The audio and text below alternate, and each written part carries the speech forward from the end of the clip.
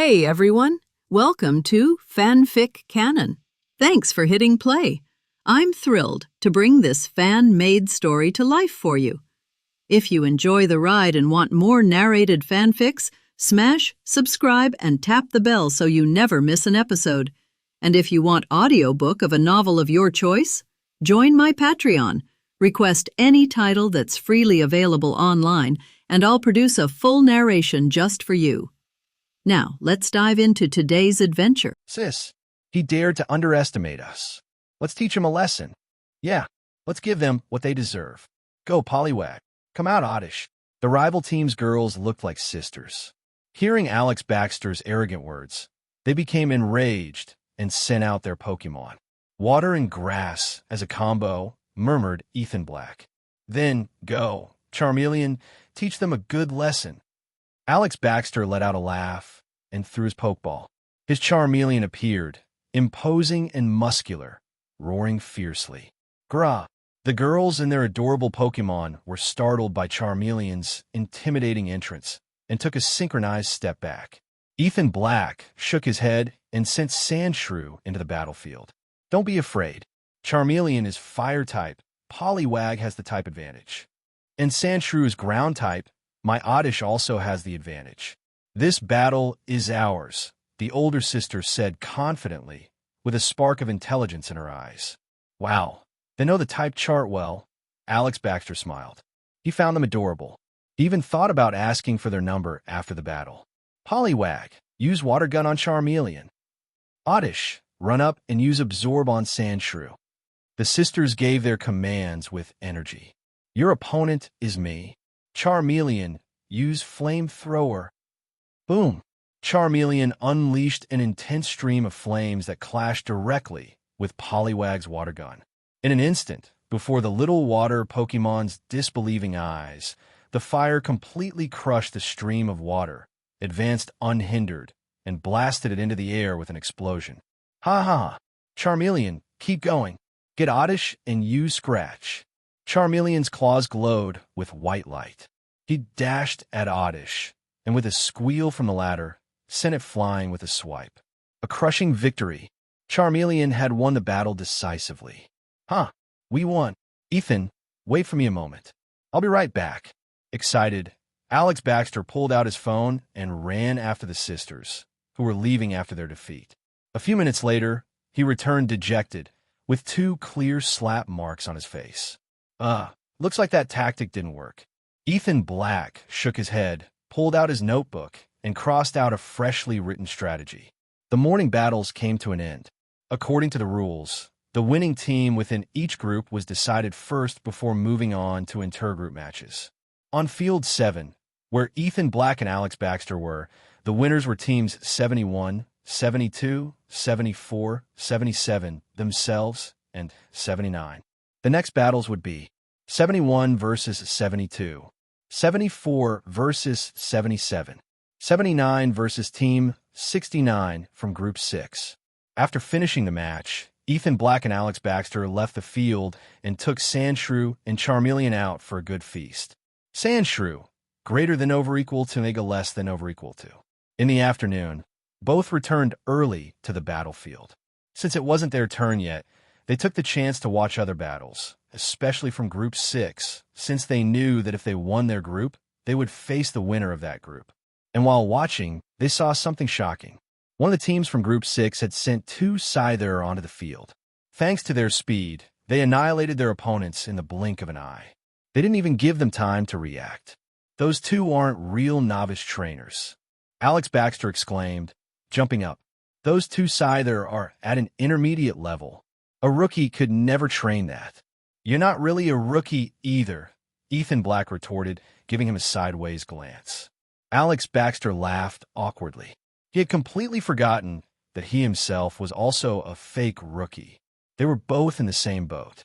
The real question was, who was the noob and who was the scrub? By type advantage, my Charmeleon should be able to handle a Scyther, Alex Baxter reflected. But those 2 Scyther fight with great synchronization. They definitely have a special bond. If we face them, we'll need to be very careful, Ethan Black said seriously. A special bond? Alex Baxter squinted, watching them suspiciously. Ethan Black nodded and checked the time. It was already 3 p.m. and their match was about to begin, so they headed to Field 7. When they arrived, the previous match had already ended, and it was the intermission. Soon it would be their turn to enter the field. From the preparation area, Ethan Black saw their new opponents, a couple who were laughing together, clearly very close. TCH, flaunting their love like that. How annoying. Alex Baxter huffed with jealousy. Leave this battle to me. You stay back. Don't reveal your strength yet. All right, I'll leave it to you, Ethan Black said with a shrug. He had already seen that couple battle, and they weren't especially strong. Even though a 2-versus-1 would be tough for Charmeleon, it wasn't impossible. And if Charmeleon lost, Sandshrew could take care of the rest. Trainers, send out your Pokemon and prepare for battle. Double battle, 2 versus 2. Each trainer will use one Pokemon. When both Pokemon of a team fall, the battle ends. The 4 trainers stepped onto the stage. At the referee's signal, they threw their Pokeballs. Charmeleon and Sandshrew came out for Ethan Black and Alex Baxter. Their opponents send out a male Nidoran and a female Nidoran, a Pokemon couple as well. Seriously, even their Pokemon are a couple. This is the last straw, Alex Baxter exclaimed furiously. Be careful, they're poison type. Don't get poisoned, Ethan Black warned. Relax. I'll show them the power of angry singleness. Begin the battle. Nidoran female sign / Nidoran male sign. Use Poison Sting. Charmeleon, use Flamethrower. As soon as the referee gave the signal, both teams shouted their commands. In an instant, the 2 small Pokemon of the rival team spat poisonous needles that crossed in the air, fusing into a brilliant purple burst that shot directly at Charmeleon. They had already seen the previous battle of Alex Baxter and Ethan Black, and they knew the trainer of Charmeleon was quite arrogant. That's why they planned a divide-and-conquer strategy, focusing their offense on him. Charmeleon, facing 2 opponents at once, didn't show even a trace of fear. He roared and unleashed a powerful flamethrower to counter the attack. Boom! Both attacks clashed in the air with a loud explosion. Although Charmeleon's level was clearly superior, he couldn't completely overpower the combined attack. The poisonous needles managed to push the flamethrower back slightly before exploding in midair, filling the field with a dense cloud of smoke. Good chance. Charmeleon, run in and use Scratch. Taking advantage of the smoke cover, Charmeleon launched his attack. His claws glowed with white light as he lunged at his rivals. Endure it and counter with Fury Attack. Bam! Bam! Bam! The 3 Pokemon clashed in close combat, blow after blow. In terms of raw strength, Charmeleon had a clear advantage, but the 2 Nidoran coordinated extremely well. The battle was evenly matched. Wow, these 2 Pokemon must have been together for a long time. You can't get that kind of coordination overnight, Ethan Black remarked, impressed. Alex Baxter frowned, annoyed by that synchronicity.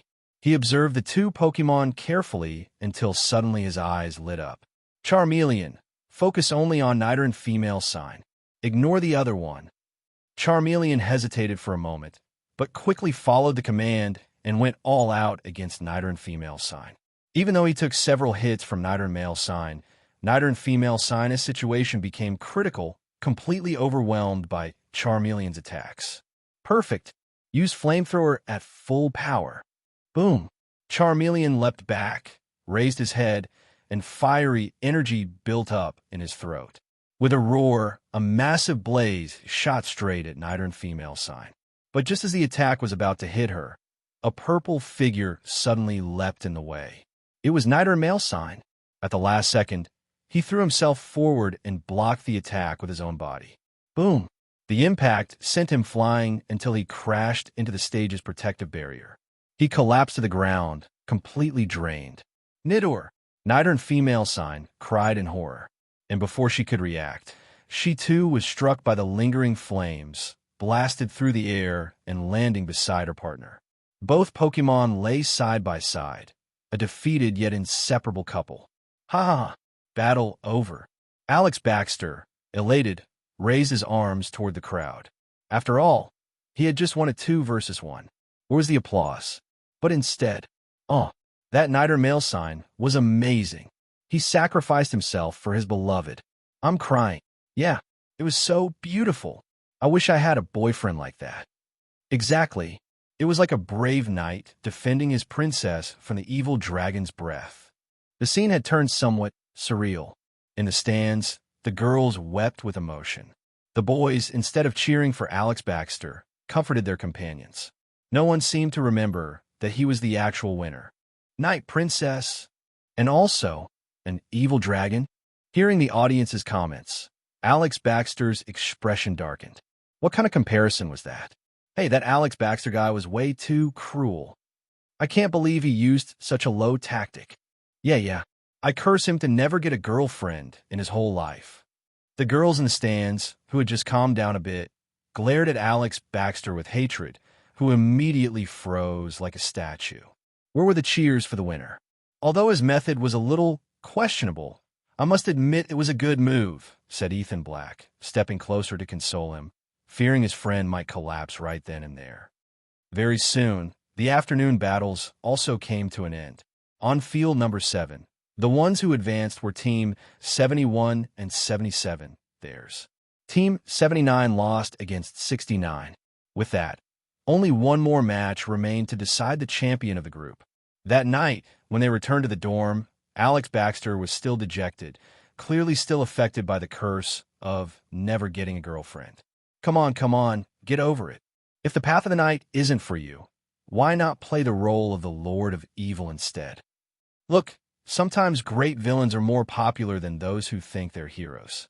Ethan Black tried to cheer him up with his clumsy comfort. A Lord of Evil? But my dream was to be a knight riding a great dragon, said Alex Baxter, head hanging low, glancing at his confused Charmeleon, letting out a long sigh. He already had the dragon, but it seemed fate hadn't made him a knight. Relax. I think most people admire the strong. If you can't be a knight, how about becoming an unbeatable tyrant? Alex Baxter.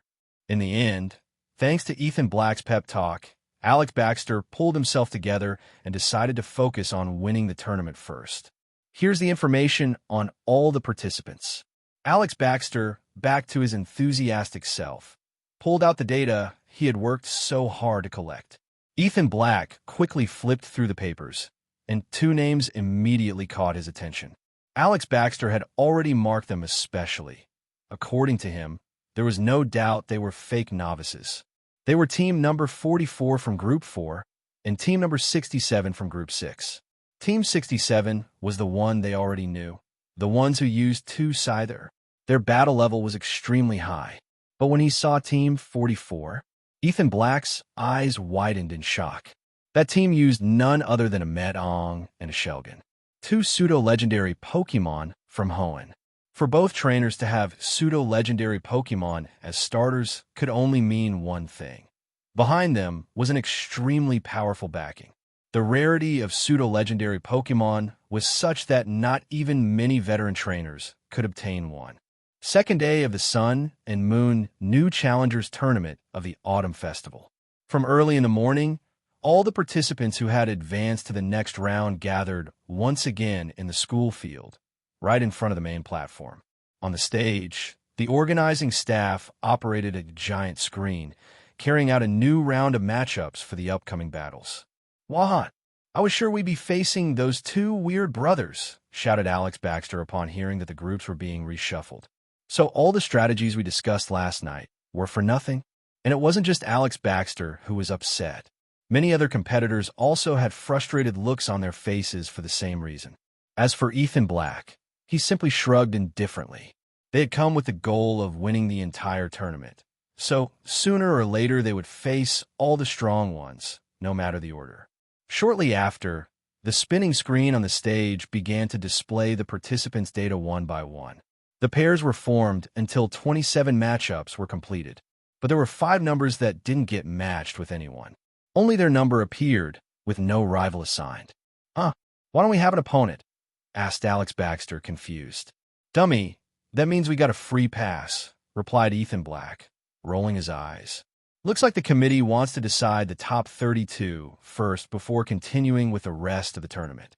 And indeed, Just as Ethan Black had deduced, they advanced automatically to the top 32 without fighting that round. Alex Baxter, greater than over equal to omega less than over equal to.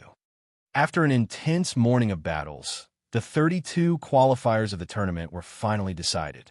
Just as Alex Baxter had predicted, the two teams he suspected of being fake novices advanced with ease, sweeping through their opponents. Precisely because of that, both teams gained a huge number of admirers, and many were already saying that would be the final. Unbelievable! The final? Exploded Alex Baxter upon hearing it. So what are we then? Chopped liver. I see it as something good, replied Ethan Black calmly.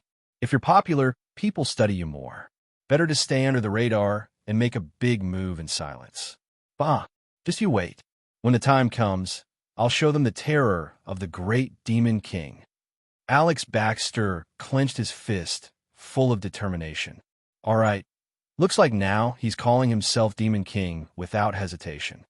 In the afternoon, all the trainers gathered once again in front of the stage, since they still didn't know who they would fight against. The screen displayed 16 groups, and as the names flickered, they were being assigned to each one. Very soon, Ethan Black and Alex Baxter's opponent appeared, number 88. What a strong number, 77 versus 88. Without a doubt, the power of numbers was at play again.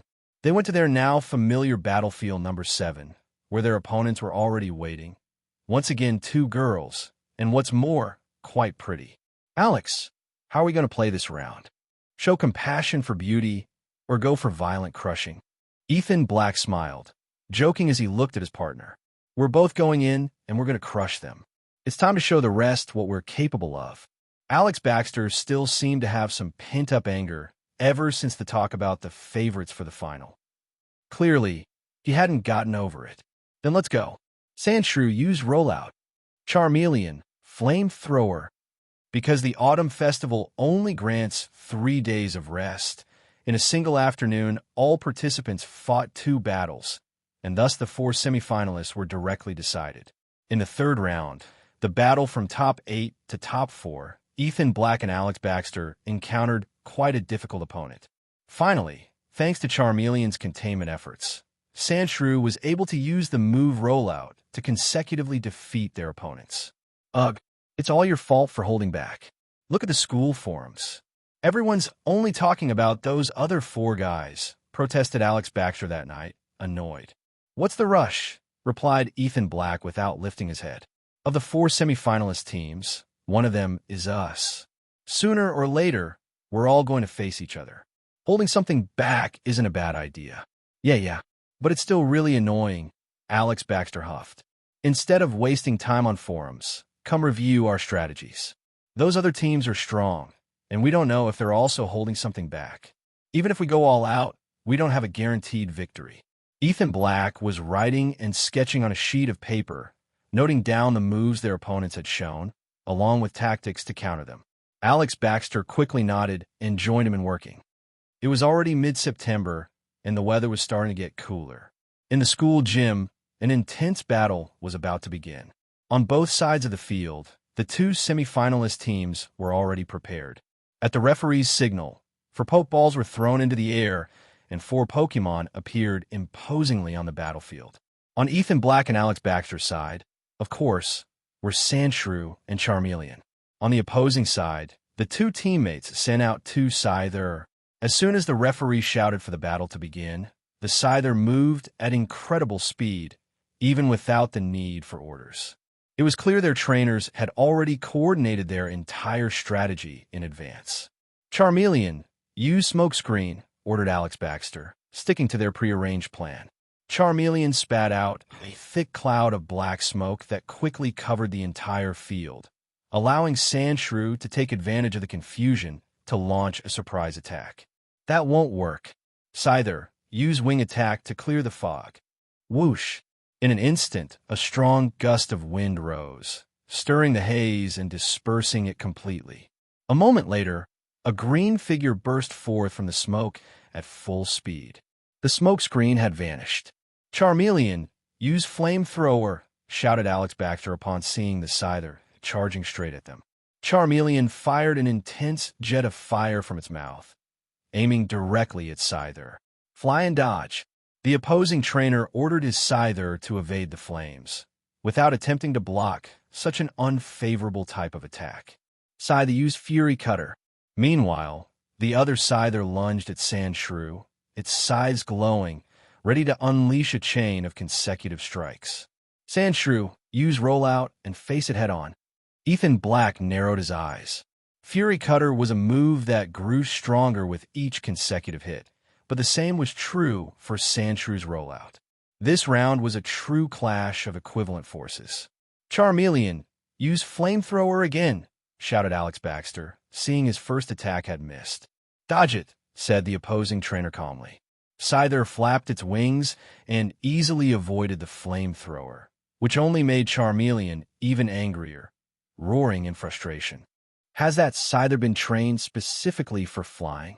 Ethan Black narrowed his eyes as he observed the Scyther soaring with agility through the sky. In his memory, although Scyther could fly, its flight ability shouldn't have been so remarkable. Yet that one in particular displayed an impressive mastery of the skies, and its previous wing attack had been overwhelming, a clear sign it had been specially trained in its flying type. Scyther was a bug/flying type Pokemon, and it seemed that one of the trainers had enhanced the bug side, while the other had enhanced the flying side. Quite interesting, in Ethan Black's opinion. Boom, boom, boom. Ethan Black's attention returned to Sandshrew's side. The opposing Scyther's Fury Cutter had already accumulated several rounds of boosts, and likewise, Sandshrew's Rollout had also grown significantly in power. The intensity of the clash between both Pokemon grew greater and greater. Enough playing around. Scyther, use Air Slash, the opposing trainer suddenly commanded. In midair, Scyther came to a halt. With its sides, it began slashing at the wind, creating multiple blades of air that shot forward at high speed. Charmeleon, dodge them, ordered Alex Baxter, annoyed by the opponent's taunt but keeping his composure. Boom, boom, boom. The wind blades violently tore through the ground, raising a dense cloud of dust and earth. Scyther, use Double Team, the opposing trainer then shouted. Taking advantage of the smoke screen, Scyther activated Double Team. When the dust settled, more than a dozen identical Scyther appeared on the field, all charging toward Charmeleon. Seeing the enemy finally come down from the sky, Charmeleon's pent-up rage finally found an outlet. It spat out a stream of fire that swept across the field, burning away the illusions until the real Scyther was revealed. Grah! Charmeleon roared, its claws glowing white as it lunged directly into the attack. I'm a majestic dragon. How could I possibly fear a mere insect? Boom! But in the very next instant, Charmeleon's grin froze on its face. Through its claws, it felt an overwhelming force crash into it, and before it could react, it was violently hurled into the air, slamming against the protective barrier. What was that? How is it possible for Scyther to have such strength? Exclaimed Alex Baxter, utterly shocked. He had no idea what had just happened. That power. Could it be? Murmured Ethan Black as his expression suddenly shifted upon witnessing the scene. Sandshrew, attack that Scyther now. Realizing the situation, Ethan Black immediately ordered an offensive. But at that moment, the opposing trainer revealed a satisfied smile, as if his trap had worked perfectly. Scyther, take flight. Just as Sandshrew charged in with Rollout, Scyther evaded with a flap of its wings, rising to avoid the strike. I knew it, exclaimed Ethan Black, now with a grim expression. The two Scyther had switched places using Double Team, and the one that had struck Charmeleon was the same one that had powered itself up several times with Fury Cutter. There was no way Charmeleon could withstand such an assault. The opponent's play had been flawless. They had fallen straight into his trap. Charmeleon has lost the ability to battle. At the same time, the referee announced his verdict. Alex Baxter, with a frustrated expression, had no choice but to recall his Charmeleon. Sorry, I got overconfident, muttered Alex Baxter. It's fine. You already gave it your all. Leave it to me from here on. Ethan Black took a deep breath and handed his notebook over to Alex Baxter. His gaze sharpened with determination as he looked at the rival duo. "Oh, so you want to face the two of us alone? And how do you plan to do that?" The two trainers on the other side gave mocking smiles as they looked at him. "We'll see." Sandshrew, use rapid spin, ordered Ethan Black with a faint smile. Scyther, use air slash. One of the Scyther sliced the air with a blade of wind upon seeing Sandshrew spinning rapidly on the field. "Sand attack!" shouted Ethan Black, his eyes firm. A gust instantly rose up, transforming into a sand tornado that completely blocked the air slash. Thanks to recent training with Professor Harris, Sandshrew had greatly improved the speed of its rapid spin, allowing it to counter the offensive move with precision. As Ethan Black nodded in satisfaction at his partner's progress, cheers erupted from the stands. "What was that? That move looks incredible. Is that some kind of new ground-type move? Its power is brutal. It blocked a direct attack, and it seems both offensive and defensive. Way too strong." The entire audience erupted in astonishment and excitement, captivated by a move they had never seen before. "Scyther, keep using Fury Cutter. Don't stop," shouted the opposing trainer, narrowing his eyes. Although the combination of rapid spin with sand attack looked impressive, he fully trusted in the cumulative strength of his Scyther's Fury Cutter. "Sandstorm," ordered Ethan Black sharply. But just as Scyther was about to strike the sand tornado with Fury Cutter, the whirlwind collapsed on its own, exploding in a violent release of energy. Boom! A massive explosion shook the field. The closest Scyther was blown into the air, struck head-on by the fury of the sandstorm move. The whirlwind burst in every direction. Sand, stones, and wind ravaged the battlefield, hammering the protective barriers with a deafening rain of impacts. When the dust finally began to settle, the Scyther could be seen collapsed on the ground, completely covered in a layer of sand and stones, unable to move. Was that a defeat? Ethan Black blinked in surprise. He had only intended to activate the weather effect with Sandstorm, but the result was even better than expected. The Scyther that had been hit directly by the storm had completely lost the ability to battle. And its partner, though still standing, was panting heavily. Using both sides to shield itself from the impact, its wings drooped weakly, making it clear it could no longer fly. The devastating power of that attack left the entire stadium in absolute shock. Everyone was left speechless at the sight of Sandshrew standing firm on the field, after having unleashed a failed version of Sandstorm, which had nonetheless created an overwhelming impact. This is insane. Rapid spin combined with sand attack can even be used like that in the end. Terrifying, truly terrifying. Meanwhile, on the field, the faces of the Scyther trainers were as dark as storm clouds. At first, they thought that after eliminating Charmeleon, a 2-on-1 would guarantee them victory. But who would have thought that a single move from their opponent would be enough to leave one defeated and the other gravely injured? Is it just me? Or does that failed version of Sandstorm look stronger than the original? Maybe we could develop it. Perhaps Sandshrew can improve the sand attack move. Sand Whirl, rapid spin plus sand attack. As an official combined move? Sounds pretty good. Ethan Black observed the field, holding his chin as he analyzed possibilities. Scyther, that powerful move couldn't have come without a price. Let's attack now. Use quick attack. While Ethan Black was still thinking of ways to perfect the combined move Sand Whirl, the rival team took the chance to launch counterattack. Scyther, already fast on its own, reached an astonishing speed after activating quick attack. In the blink of an eye, it was right in front of Sandshrew. But Sandshrew reacted instantly. It began spinning on itself, covered in metallic energy, activating its shield-like version of Euroball. Clash! Screech! Scyther's blade slammed violently against Sandshrew's spinning body, producing a deafening sound. Then, by an unexpected force, it was hurled backward at an even greater speed than its own attack, crashing into the protective barrier and getting deeply embedded in it.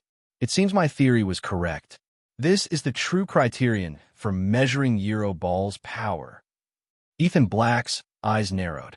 In the video games, Euro Ball is described as a move that hits harder the slower you are compared to the enemy. But in reality, that rule doesn't apply the same way. Ethan Black deduced that the real power is determined by the opponent's speed when they ram into you. The faster they come at you, the more damage they suffer when colliding with Euro Ball. Just like now, Scyther used quick attack and charged head-on, becoming the victim of its own speed. It was likely that the principle of counterattack through inertia was involved as well. I should discuss this with Alex.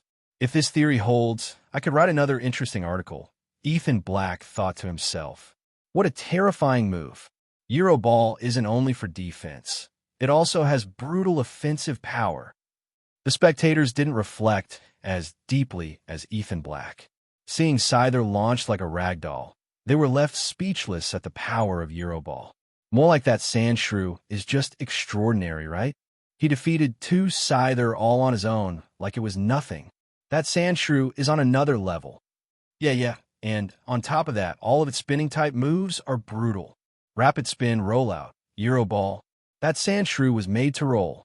Amid the applause and the excited murmurs of the crowd, the referee finally announced the result. Ethan Black and Alex Baxter advanced without surprises to the grand final. Just as the moon has phases, battles have winners and losers. In the final moments of the Autumn Festival, the final match of the Sun and Moon New Challengers Tournament became the main event. As protagonists of both the tournament and the evening gala, Ethan Black and Alex Baxter appeared dressed in formal attire. "Why the hell do we have to play the villains while they get to be the knights?" shouted Alex Baxter backstage, disgusted at seeing himself in his Demon King costume. "Is it because they have more influence? This is unfair." But even though he grumbled, when the host announced their entrance, Alex Baxter adjusted his villain outfit and went out with as much demonic attitude as possible. In front of them, Lucas Silver and Marcus Foster, dressed as knights, were already waiting. They spun their Pokeballs confidently between their fingers. "Trainers, send out your Pokemon. 2 versus 2 battle. Each trainer will use a single Pokemon. The match ends when both Pokemon on one team lose the ability to fight." The referee, dressed in ceremonial robes and waving a symbolic scepter, signaled the start of the grand final.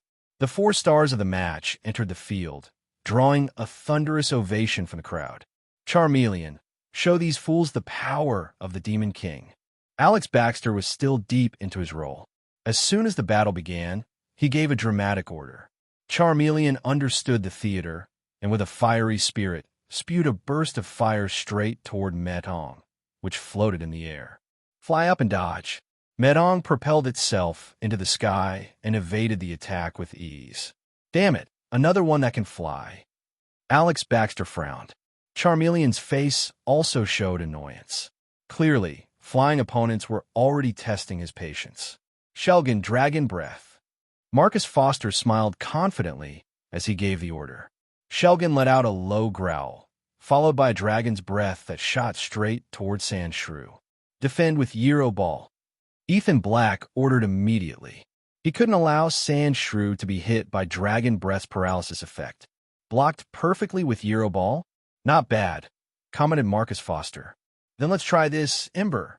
Shelgon fired several small balls of fire that drifted toward Sandshrew. Not using flamethrower? He must be setting a trap, thought Ethan Black, narrowing his eyes. He knew that Shelgon had used flamethrower in past battles. Switching to Ember gave it away. Surely they wanted Sandshrew to keep spinning so the Ember flames would cling to him, wrapping him in a vortex of fire. These two, with their pseudo-legendaries, that definitely belong to some powerful organization that has explored secret kingdoms.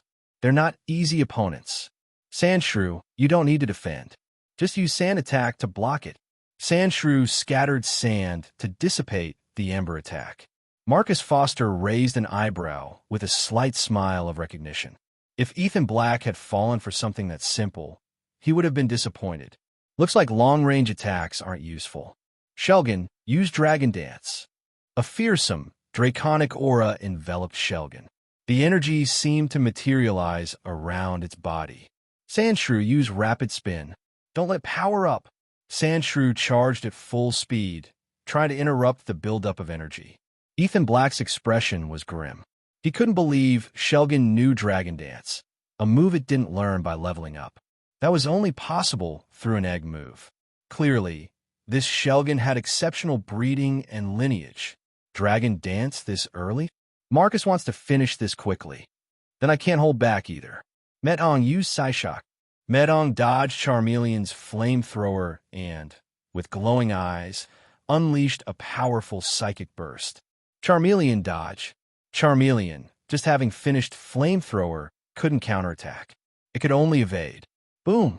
The psychic-type move exploded against the ground, generating a shockwave that sent Charmeleon flying. Damn it! Alex Baxter clenched his teeth. They had a type advantage, but their opponents could fly, slippery as eels he couldn't strike. Metang! Metong taunted from the air, further infuriating Charmeleon, who fired a series of useless flamethrowers at his elusive rival. Boom! Meanwhile, Sandshrew managed to hit Shelgin with rapid spin, but its defense was so high that it withstood the blow without flinching, all while Dragon Dance's energy continued to wrap around it. Sandshrew used Scratch. Sandshrew stopped and slashed fiercely with its claws. Shelgin used Headbutt. Shelgin endured the hits, finished its power-up, and retaliated with a headbutt charged with white energy, sending Sandshrew flying. Shelgin, empowered by Dragon Dance, was an unstoppable wall. Sandshrew used Rollout. You gonna power up with Rollout? Then we'll keep powering up too. Dragon Dance again. Shelgin, with its high defense and increasing strength, became Sandshrew's greatest natural enemy. Ethan Black found himself without clear options. And to make matters worse, on the other side of the field, Charmeleon was also being overwhelmed by Metong. This isn't getting us anywhere. Ethan Black let out a slight sigh. They were being completely countered. And on top of that, he had the disadvantage of being a close-range fighter. Damn it, Charmeleon, don't give up. Use Flamethrower again, shouted Alex Baxter, refusing to accept defeat. Charmeleon launched Flamethrower, but as expected, Metong dodged it effortlessly. Meanwhile, Shelgin, after completing its second power-up with Dragon Dance, withstood 2 more rollout attacks, and with a powerful headbutt, sent Sandshrew flying once again. There's no way. That Metong is psychic type. Its reflexes are way too fast. Charmeleon can't even hit it. Alex Baxter was desperate after several failed attempts. I'm not doing well either, sighed Ethan Black. After 2 uses of Dragon Dance, Shelgin could sweep through an entire team. Truly, these pseudo-legendary Pokémon lived up to their name. They were unstoppable. What's wrong? Are you going to surrender? Lucas Silver mocked, seeing their frustrated expressions. Ha ha. From the sky, Metong joined the mockery, flying in circles and making provocative gestures. Charmeleon, furious, roared nonstop. He was about to explode with rage. That's it. We've lost, Alex Baxter muttered, resigned. Then let's give you. Boom. Just as Ethan Black was about to surrender, a powerful energy burst across the field, and a dazzling white light lit up the entire arena. What? Ethan Black immediately looked over. Charmeleon was wrapped in the light of evolution. Its body elongated, its neck grew, and wings emerged from its back. A majestic orange figure was taking shape within the glow. Grared! A draconic roar echoed through the stadium. Charizard shot into the sky like an arrow, and, taking advantage of Metang's confusion, instantly seized it with its claws. Metong was startled by the sudden grip, and before it could react, Fush! A brutal flamethrower engulfed it, scorching every inch of its metallic body. Is that Charizard? Charmeleon evolved. The stadium erupted in euphoria. Everyone watched Charizard in the sky in absolute awe. Damn it! Did it have to evolve right now? Metong, get out of there and use Psyshock. Lucas Silver turned pale with rage and desperation. Metong, sensing the imminent danger, tried to gather psychic energy, but it was too late. Charizard released one claw, raised it with force, and a green emerald claw of dragon-type energy instantly formed. Slash! Dragon Claw. Metong was slammed into the ground like a meteor, creating a massive crater on the battlefield. Boom! Without giving it a chance to breathe, Charizard blasted flamethrowers straight into the crater, filling the stadium with a blazing light and suffocating heat. The crowd was petrified. Meton! Lucas Silver cried out, his heart sinking. What the hell is that Charizard doing? Shelgon, use Dragon Breath. Marcus Foster reacted just in time. Charizard had already descended to the ground and was about to strike Meton again with Dragon Claw. Boom! Dragon Breath hit Charizard right before he could attack, making him roar in pain and fury. But instead of stopping, Charizard tore through the attack with a slash, dispersing the energy into a dense, vibrating cloud of smoke. Silence. Until, whoosh, a sharp whistling sound cut through the air. Charizard shot out of the mist at full speed, and with Dragon Claw, struck Shelgon so hard it slammed into a wall. But Charizard didn't stop. He took flight again, charging Dragon Claw once more, determined to follow up with another attack. Rhydon, stop him! A Pokeball opened right in front of Charizard, releasing Rhydon. Boom! Rhydon stretched out both claws and stopped Charizard's attack cold. Grrrr! Charizard, eyes blood-red with rage, roared furiously. He began charging another flamethrower in his mouth. Bam! But before he could unleash it, Rhydon landed a crushing punch straight into him, knocking him out instantly. Charizard hit the ground with a heavy thud. The entire stadium fell into absolute silence. What just happened? The crowd stared wide-eyed at Rhydon, then at the unconscious Charizard. They couldn't make sense of it. Meton, Shelgon, Charizard. The trainers were the first to react, rushing into the field to check their Pokemon's condition. After confirming they were alive, they quickly used healing potions and returned them to their Pokeballs, taking them urgently to the stadium's medical area. Was this the end of the battle? Looks like it. That Charizard went berserk and took out Meton and Shelgon all by himself. The audience, still processing what had happened, erupted into comments and debates. Everything revolved around Charizard, who, after evolving, unleashed a brutal power that both impressed and terrified everyone. Pokemon Center of Ironvale City's Pokemon University. After finishing the battle, Alex Baxter immediately took Charizard to be treated. Relax, Charizard will be fine, said Ethan Black, handing a cup of coffee to Alex Baxter while looking toward the treatment room with a complicated expression. It was evident that when Charizard evolved, it had learned the move Outrage, and that was why the scene in the battlefield had unfolded like that. However, although that move was powerful, it also caused heavy strain on the Pokemon. All the more considering that Charizard had just evolved and wasn't ready to endure the side effects. Sigh, Charmeleon is too stubborn, said Alex Baxter painfully, clutching his hair. It hadn't been long since he evolved from Charmander, and now he forced himself to evolve again and on top of that used the move Outrage. I'm afraid his body won't be able to handle it. Actually, I'd already noticed something was off with him. During these battles, he's been bottling up an inner rage. I should have paid more attention. Don't worry. If Charizard managed to learn the move Outrage, it means dragon blood runs through his veins. His body is much stronger than we think. He'll be fine. Ethan Black sat down beside him, trying to comfort him. At the same time, his gaze flashed with a faint memory. That scene of Charmeleon forcing himself to evolve mid-battle reminded him of Ash's Charizard in the anime. Ding, ding, ding. At that moment, the bell rang to indicate the treatment was over. Seeing the emergency room light switch from red to green, both Alex Baxter and Ethan Black sighed in relief and hurried over. Doctor, how's my Charizard? Alex Baxter rushed ahead, nervously asking the doctor. Charizard is no longer in danger, the doctor replied as he removed his mask. But his body wasn't ready to evolve.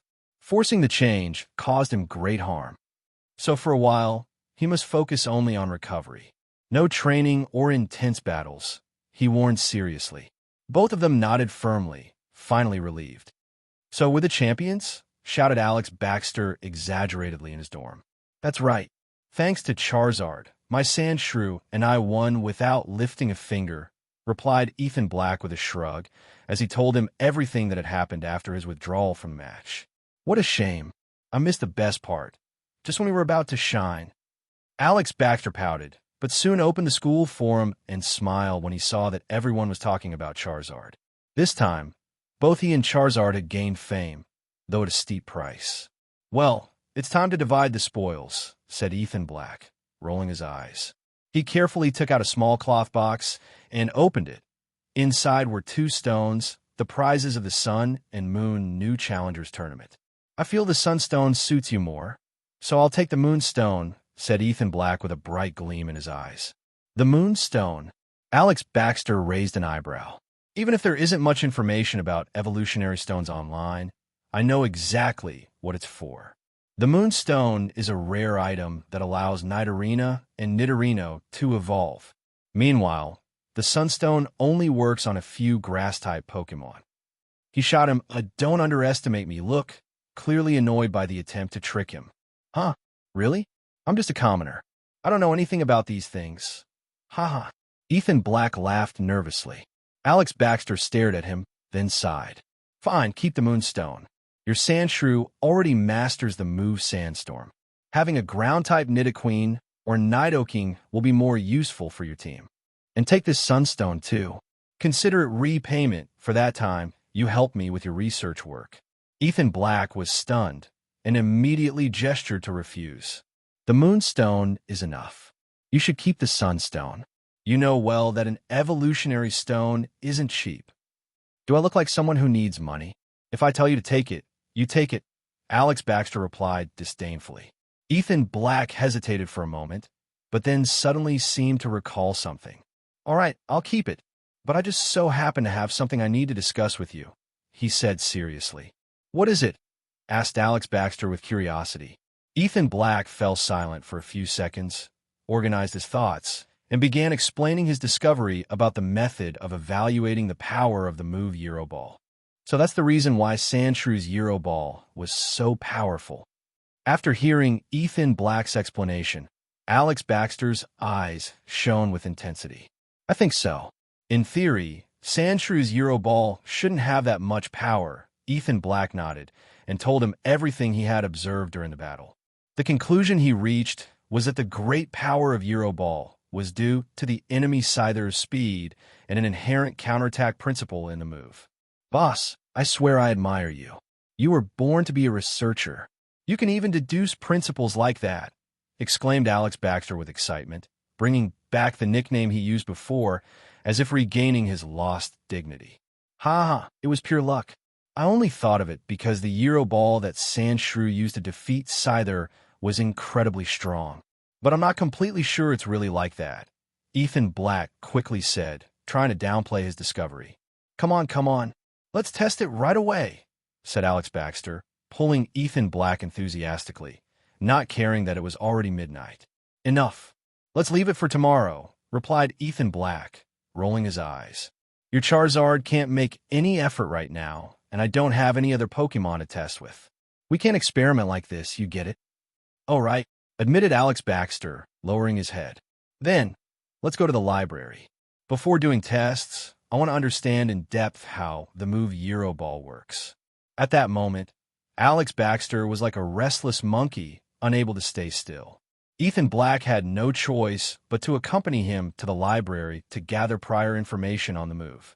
Fortunately, thanks to the extra points earned from the Sun and Moon New Challengers Tournament at the Autumn Festival, Alex Baxter had recovered the credits he had in the red, so he was able to enter without trouble to research. In the library, as soon as they arrived, Alex Baxter went straight to the 3rd floor to the Steel-type move section.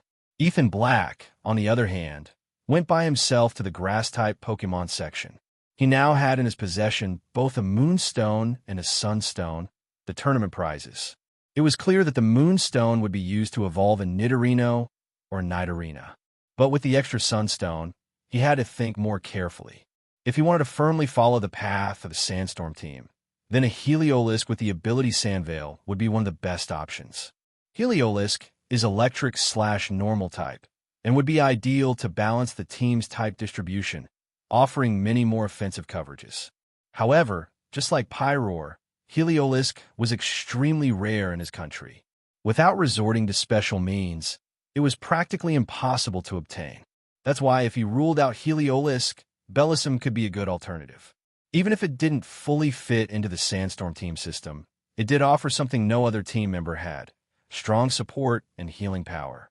In particular, its hidden ability, Healer, allowed it to cure status conditions of its teammates, something very useful.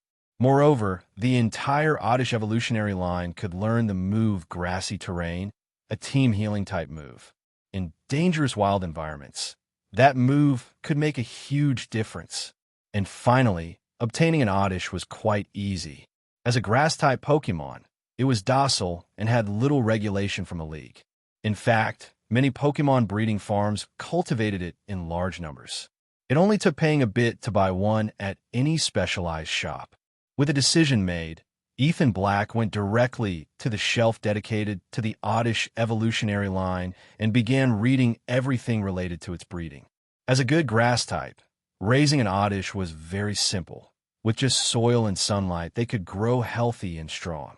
Moreover, by their nature, they learned absorption-type moves from the very beginning, capable of extracting nutrients from other beings.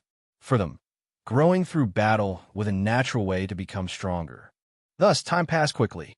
Both were completely immersed in the ocean of books until dawn the next day. Even as they left the library, Alex Baxter's face was still full of excitement. Evidently, a whole night soaked in knowledge had given him much inspiration. After having breakfast at a breakfast shop, several men dressed in black suddenly appeared at the entrance. "Young master, these are the small Pokemon you asked us to bring yesterday," said one of the men in black, respectfully approaching Alex Baxter as he handed him 2 Pokeballs. "Thank you, Uncle Juan." "Ah, and this is Charizard's Pokeball. I'm leaving it in your care too," replied Alex Baxter, receiving the Pokeballs happily. "Don't worry, young master.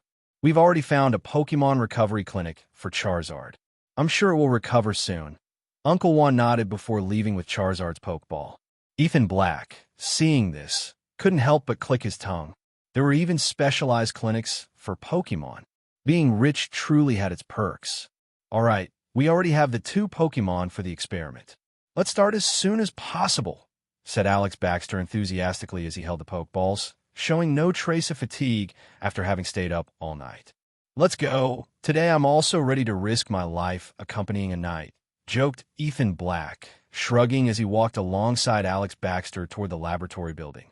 Once there, Ethan Black used Professor Harris's assistant card to open an experiment room. Normally, students had to pay to use the laboratories, but Ethan Black could use them for free. Yes, another benefit that could make anyone die of envy. "Come out, Magneton and Donphan," exclaimed Alex Baxter upon entering, throwing the Pokeballs. Magneton and Donphan appeared in a flash of white light. Apparently, Magneton hadn't seen Alex Baxter in some time. Upon recognizing him, it quickly approached, rubbing its metallic body affectionately against its trainer's cheek. Donphan, on the other hand, was calmer. It had already been with Alex Baxter during previous rotation experiments, and only a few days had passed since the last time they had seen each other. "Ethan, for this experiment, Donphan will cooperate with Sandshrew. And you, Magneton, during this time you'll continue training the move Rapid Spin, so we'll have more data for comparison," instructed Alex Baxter with logic and clarity. "Sandshrew, I'm going to need you during this time," Alex Baxter then told Sandshrew. "As a reward, besides your usual daily food, I'll take care of all the treats. Tell me whatever you want to eat," added Alex Baxter enthusiastically. "Sandshrew, greater than over equal to omega less than over equal to. So, I'll leave Sandshrew in your care these days," said Ethan Black, rolling his eyes as he saw how the little Pokemon let itself be swayed by food. He then took a book he had brought from the library and sat in a corner to read. Once everything was ready, Alex Baxter began the experiment. Skillfully, he went to the equipment room and soon found a helmet to measure the power of moves, which he placed on Donphan's head. Sandshrew first used the move Rapid Spin. "I want to measure the recoil force under normal conditions." Once the research started, Alex Baxter seemed like a completely different person. With various instruments in his hands, he had the air of an expert Pokemon researcher. Sandshrew nodded at the order and began spinning rapidly in place. Then, Under Alex Baxter's instructions, Donphan used the move tackle and charged forward. Boom! An explosion was heard. Donphan's body was repelled by the rapid spin, and the numbers on the helmet's measuring device began fluctuating violently. Alex Baxter hurried to jot down the data. He then asked Sandshrew to use the move Euroball, adjusting the rotation speed to make it almost identical to rapid spin. Donphan used tackle again. This time, it was shaken with such force that it took several steps back, while the measuring device numbers fluctuated even more violently, several times more than before. "What a powerful recoil force!" exclaimed Alex Baxter with his eyes shining with excitement, and immediately asked Donphan to charge with greater speed. Boom! Another explosion. Donphan was sent flying by the impact, lifted into the air, and barely managing to stabilize itself. The measuring numbers, as expected, showed an intensity even greater than before. Alex Baxter, more and more excited, plunged into a frenzied series of experiments, measurements, and deductions. During that time, Ethan Black came over to take a look, but upon seeing the formulas written on the paper, he felt as if he were looking at ghostly scribbles. He didn't understand a single thing. Thus, another peaceful week went by. Ethan Black, as always, remained immersed in the library, tirelessly absorbing the nutrients of knowledge, while beginning to refine Sandshrew's future training plan. During the recent battles, he had noticed that although Sandshrew could use the move Sandstorm regularly, its use of weather was still very limited.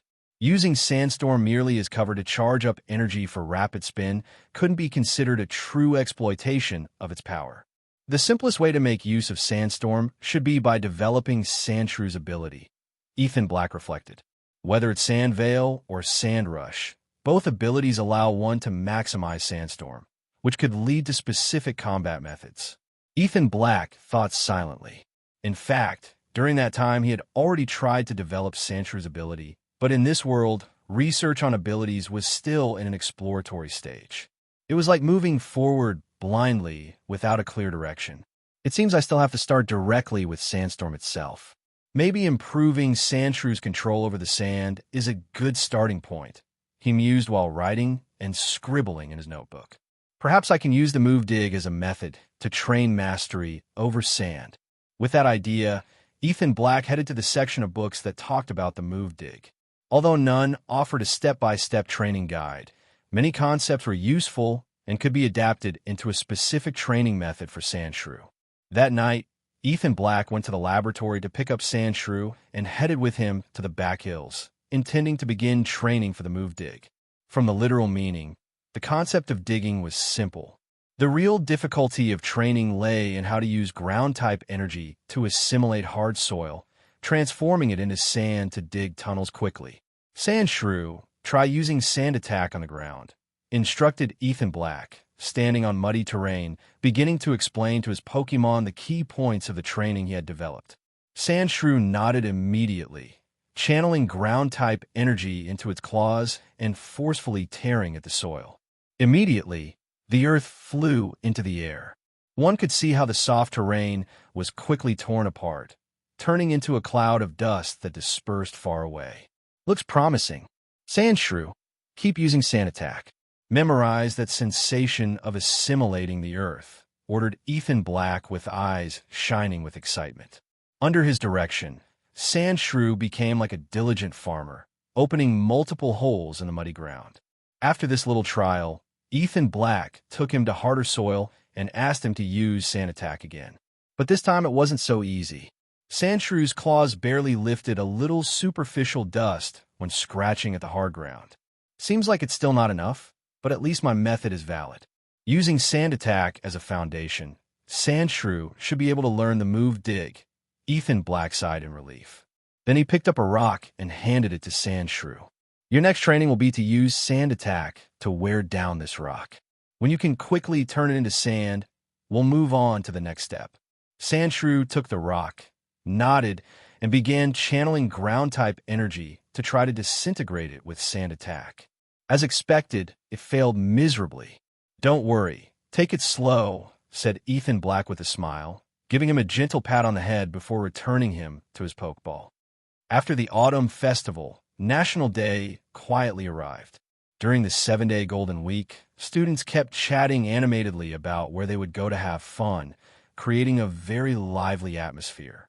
Amidst that bustle, Professor Harris discreetly drove a car, taking Ethan Black and Alex Baxter out of the school. After half an hour's drive, the car slowly entered the mountains behind the school, finally stopping in a valley surrounded by mountains on 3 sides. Roar! Shortly after the car stopped, a roar echoed from deep within the valley. Soon, a ride-on appeared walking from afar, accompanied by a small rhyhorn. "Ha ha! Long time no see," greeted Professor Harris to the ride-on, throwing a pokeball. With a flash of white light, his own ride-on appeared with an imposing roar. Roar! As soon as it came out, the little rhyhorn affectionately ran up to rub against its body, causing a tender expression to appear in Rhydon's eyes. Evidently, the Rhydon that emerged from the valley was the mate of Professor Harris's Rhydon, and the little Rhyhorn was their offspring. "Jonathan, you finally arrived." "Rhydon and Rhyhorn couldn't wait any longer," said an old man dressed like a farmer, slowly walking out of the valley while kindly greeting Professor Jonathan Harris. "Ha! It's Mr. Williams," replied Professor Harris, stepping forward respectfully to greet him. "These two are the boys you told me about from the school, right?" added Mr. Williams, nodding and then glancing at Ethan Black and Alex Baxter. Both boys quickly hurried to greet him. If even Professor Harris was so respectful toward him, then this old man must really be an important figure. "Follow me, then," Mr. Williams instructed, turning calmly to guide them. As they followed him deeper into the valley, a white mist suddenly rose up, growing thicker and thicker until it completely obscured everyone's vision. As quickly as it came, the mist also vanished. Ethan Black opened his eyes wide and froze for a moment. His pupils dilated slowly as he stared in disbelief at the scene before him. Before his eyes stretched a lush green meadow, dotted in the distance with a few hills. There was no trace at all of the steep cliffs they had seen earlier. "Could this place be the so-called Resource Kingdom?" exclaimed Alex Baxter, surprised, seemingly having figured out what was happening. "Resource Kingdom? And what's that?" asked Ethan Black, blinking with a rookie expression. "Secret kingdoms are generally divided into temporary and permanent," explained Alex Baxter. "The Resource Kingdom is a type of permanent secret kingdom, characterized by having no dangers and being filled with resources." His eyes gleamed with a strange light. "Now I understand why the Pokémon University of Ironvale City has developed so quickly. It turns out they have a Resource Kingdom as support. Large families also usually have access to kingdoms like this, and not to mention the Pokémon League's central headquarters. It's directly established inside a Resource Kingdom like this." Thanks to Alex Baxter's explanation, Ethan Black understood the enormous importance of this place. The most remarkable thing was the high concentration of energy it contained. Training Pokémon here yielded results twice as effective with half the effort. "You're not mistaken. Welcome to the secret kingdom of the Pokémon University of Ironvale City," said Professor Harris, stepping closer with a smile while gazing at the clear sky in the distance. Compared to the outside world, this environment was simply perfect, so pure that there wasn't even a single particle of pollution. "We'll be here for an entire week for our research. Make the most of it, as this is a unique opportunity," said Professor Harris with a smile. Just then, a roar rumbled from afar. The ground trembled as a great cloud of dust rose. Dozens of Pokémon were running closer. It was an army of Pokémon, mostly ground and rock types. It was obvious they were all Professor Harris's Pokémon, raised freely inside this secret kingdom. "Are these Professor Harris's Pokémon? Each one looks so strong," exclaimed Ethan Black, impressed by the sight of the Pokémon cuddling up to and doting on the professor. With a smile, he also released Sandshrew. Alex Baxter did the same, releasing Donphan and Magneton. "Come on, it's still early. Let's first stop by my house to settle in," said Professor Harris, bidding farewell to Mr. Williams before mounting a Pokémon together with Ethan Black and Alex Baxter, heading toward the distant meadow. In the center of the plain stood a row of numbered villas. Professor Harris's Pokémon army stopped in front of a particularly luxurious one. All right, let me go inside and tidy up a bit. Wait here a moment. I'll be right out, he told them while calming his Pokémon and entering the villa with the boys. The environment inside the secret kingdom was so pure that not even a speck of dust floated in the air. Despite Professor Harris having been away from his home for some time, it remained perfectly clean. He placed the luggage in the living room, then gave them a brief tour of the villa, inviting them to make themselves at home. Professor Harris, these shelves, can I read these books? Asked Ethan Black, unable to take his eyes off the library and the study. Of course. All those books are the results of my research. Read them freely, replied Professor Harris with a smile. He had observed Ethan Black's dedication closely during this time. He knew he had great talent, and if not for the fact that he didn't show an inclination toward scientific research, he would have already considered taking him as a disciple. Upon receiving permission, Ethan Black let out a cheer of joy and plunged into the books. His eyes skimmed over the titles, mostly scientific articles and monographs. Since Professor Harris was a specialist in rock and ground-type Pokémon, most of his works focused on these types. In one corner, Ethan Black even discovered a breeding guide for the Rhydon evolutionary line. He eagerly pulled out the book and began reading it.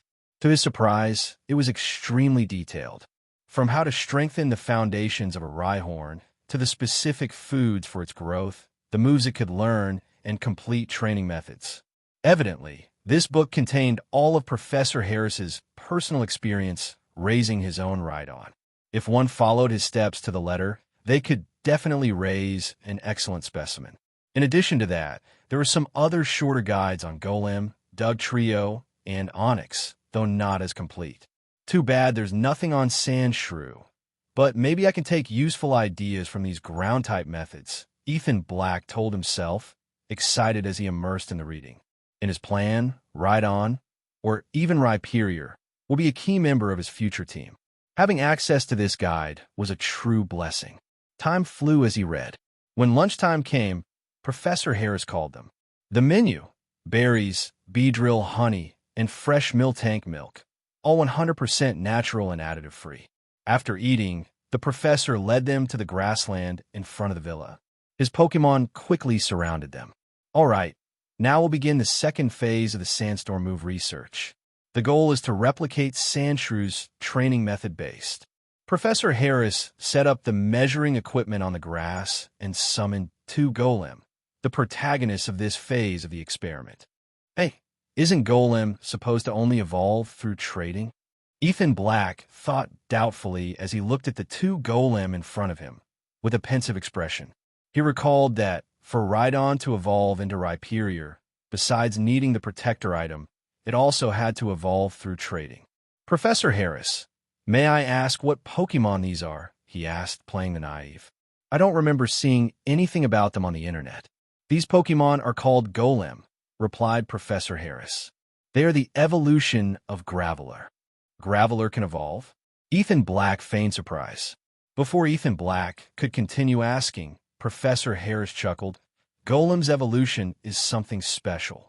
It can't be achieved simply through training, which is why there's very little information available online. For Graveler to evolve into Golem, it requires the power of space. That really left Ethan Black surprised. Power of space? What did that mean? The so-called power of space refers to space rifts. When a Pokémon passes through a space rift, there's a certain chance it can surpass its limits and evolve. Though, why exactly this happens is still an unsolved mystery. Professor Harris's eyes gleamed with enthusiasm. As a Pokémon researcher, those mysteries were his greatest motivation. Space? Now that I think about it, during trade evolution, the process is done through a transfer machine. I suppose that also involves a spatial alteration. If that's the case, it makes sense that evolution through space rifts doesn't guarantee 100% success. And besides, in the Pokémon world, there are also wild Golem, which means Graveler's evolution isn't limited exclusively to trading, Ethan Black thought. He quickly accepted Professor Harris's explanation. After all, knowledge was in the hands of a privileged few. Most common people only had access to basic knowledge. Everything related to evolutionary stones or special methods was tightly controlled by the great powers. However, the information that Rhydon could evolve with the protector item, not even those great powers knew about that. As a traveler from another world, Ethan Black had a great advantage here. All right, let's begin our research. Sandshrew, show first how you use Sandstorm. Golem, you pay attention to, ordered Professor Harris as each one assumed their role. Sandshrew rushed forward and performed his already familiar combination of the move Rapid Spin with Sand Attack, creating a powerful sandstorm that enveloped everything. Perhaps due to the superior energy in the dimension, this time Sandshrew executed the move much more easily, and the storm remained active for an entire minute. Did you see that clearly, Golem? The two Golem nodded. Then use Sand Attack. One of the Golem raised its arms and, under Professor Harris's command, released a powerful blast of sandy wind that began spinning behind it, quickly forming a great sand whirlwind. With only the move Sand Attack, that Golem had created a sand whirlwind with power comparable to Sandshrew's combination of Rapid Spin and Sand Attack. Remember that feeling? Try to create a sandstorm. Boom! The whirlwind burst apart forcefully, scattering sand everywhere. But, though powerful, it failed to become a sustained sandstorm. Just as I suspected, although Golem can form a whirlwind, the rotational speed doesn't reach that generated by the move Rapid Spin, said Professor Harris with a sigh. Your Golem can't learn the move Rapid Spin? Asked Alex Baxter, confused. Even his own Donphan had already mastered it. I've tried many times, but none of my Golem have been able to learn it. Not even Geodude or Graveler can. I'm afraid their evolutionary line doesn't have that capability, explained Professor Harris with resignation. A Pokemon that can learn both Sand Attack and Rapid Spin at the same time? Ethan Black thought, reflecting seriously. He remembered that, during the rise of the Trap Breaker team in a game, he had thoroughly researched all the Pokemon specialized in breaking strategies. But even with that knowledge, he couldn't think of any Pokemon besides Sandshrew that could learn both moves. Could it be that Sandshrew is the only one capable of learning both Sand Attack and Rapid Spin? He thought, surprised by his own conclusion. That would mean the combination of Rapid Spin with Sand Attack and the resulting Sandstorm move could be considered an exclusive combined move of Sandshrew. Maybe I'm remembering wrong, he told himself. But at least here, Professor Harris's Golem can't learn the move Rapid Spin. And except for Donphan, none of his other Pokemon seem able to either. But Donphan can't learn Sand Attack, so that complicates things. Ethan Black glanced at Professor Harris's group of Pokemon and confirmed his suspicions. Perhaps his knowledge came from the world of video games, but apparently it also applied here. Golem, let's try once more, ordered Professor Harris, still unwilling to give up. But the result was the same. The Golem formed a whirlwind, but failed to reproduce the effect of combining Rapid Spin with Sand Attack. In terms of power, perhaps its whirlwind was even stronger, but in rotational speed, it was nowhere close. And from the experimental data, it was clear that rotational speed was the key. Only a whirlwind with sufficient speed could gather energy from the surroundings, affect spatial laws, and change the weather of an entire area. Seems there's no other choice. I'll have to see if there's any Sandshrew with good potential in the league, Professor Harris finally said, sighing in resignation. He had so many Pokemon, and yet not a single one was capable of learning both moves at once. In the moments that followed, Professor Harris had each of his Pokemon attempt to use the move Sand Attack, but without exception, all of them failed. There's nothing else to be done for now. Focus on your individual training. I need to step out for a while, he finally said, sighing in resignation. At this point, his only option was to go out and look for another Sandshrew or Sandslash. However, finding a suitable one wouldn't be an easy task. The hardest part was the energy control while performing another move, a double focus technique that not just any Pokemon could master. Great! I got a free day, exclaimed Alex Baxter, excited. I'll use it to train Magneton and Donphan. If I can get them to learn the move Euro Ball thanks to this place's rich energy that would be perfect. After several days of research and Professor Harris's guidance, his project with the move Euro Ball was already showing significant progress. Training moves? Thought Ethan Black. I could also take this chance to keep working on the move dig. Thanks to Alex Baxter's reminder, Ethan Black reacted. Soon, his eyes landed on Professor Harris's Doug Trio. When it came to digging, Doug Trio was one of the top experts, a Pokémon literally born for that purpose. Decision made, Ethan Black called Sandshrew, and together they approached Doug Trio. To his surprise, Professor Harris's Doug Trio was quite approachable. When Sandshrew offered to share some of his snacks, the deal was sealed and he became his teacher. Learn well. If you master the move dig, I'll give you 10 times more snacks as a reward, promised Ethan Black, thrilled with the progress. Sandshrew, 0. Indeed, the strategy worked. After the promise, Sandshrew raised his arms and struck a strongman pose, showing he would train with all his might. Ethan Black smiled as he saw Sandshrew follow Doug Trio to an open field to begin training. Then, his gaze shifted and landed on the Rhydon family in the distance. That morning he had skimmed through the breeding method for that evolutionary line, and now he wanted to see it in action, hoping to find something he could adapt for himself. Boom, boom, boom. In the distance, the young Rhyhorn was ramming into a huge boulder over and over, while Professor Harris's Rhydon supervised with arms crossed, taking on the role of a strict father. At the side, the female Rhydon, with the face of a compassionate mother, watched uncomfortably, gritting her teeth as if at any moment she might intervene to stop the training.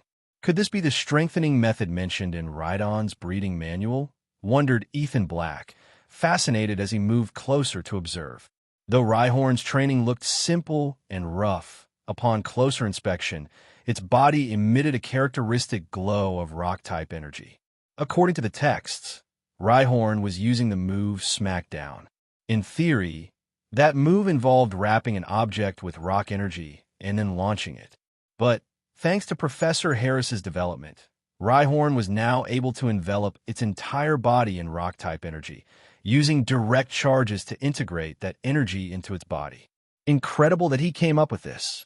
Professor Harris really is a genius, though it seems this method only works for the Rhydon line. Even if other Pokémon learn Smackdown, they don't seem able to replicate this effect. Ethan Black scratched his head, frustrated.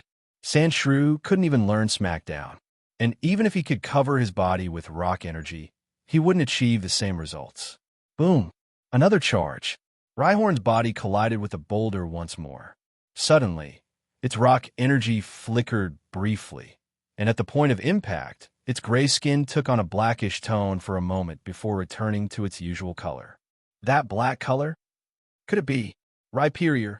And could it be that Rhyhorn, through this method, is trying to awaken the hidden power in its own genes? Ethan Black's eyes gleamed as he saw that black flash on Rhyhorn's skin.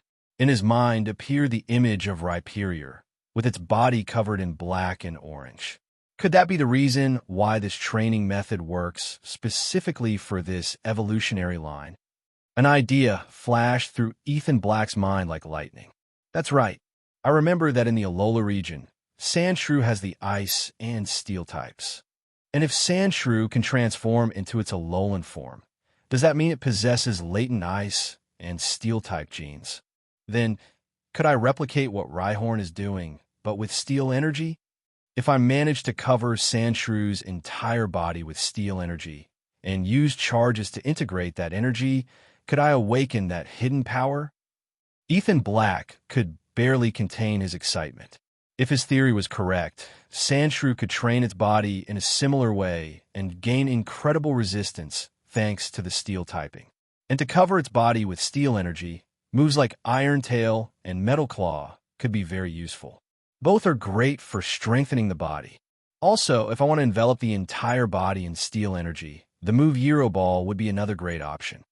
Although Euro Ball is based on rotation to accumulate steel energy, if I develop it properly, I could make that energy wrap around the entire body. Ethan Black was becoming more and more excited. However, according to the books, covering the body with energy wasn't enough. The key step was learning how to manipulate and absorb it effectively. Even so, this already represented a viable direction. If he could fully develop this method, Sandshrews' strength could grow explosively. Phew, the idea sounds amazing, but putting it into practice will be very difficult. It's best not to get too carried away just yet. First, I need to strengthen Sandshrews' basic physical condition, and I already have some plans for that. Once he learns the move dig, I can move on to the next phase. Taking a deep breath, Ethan Black calmed his excitement.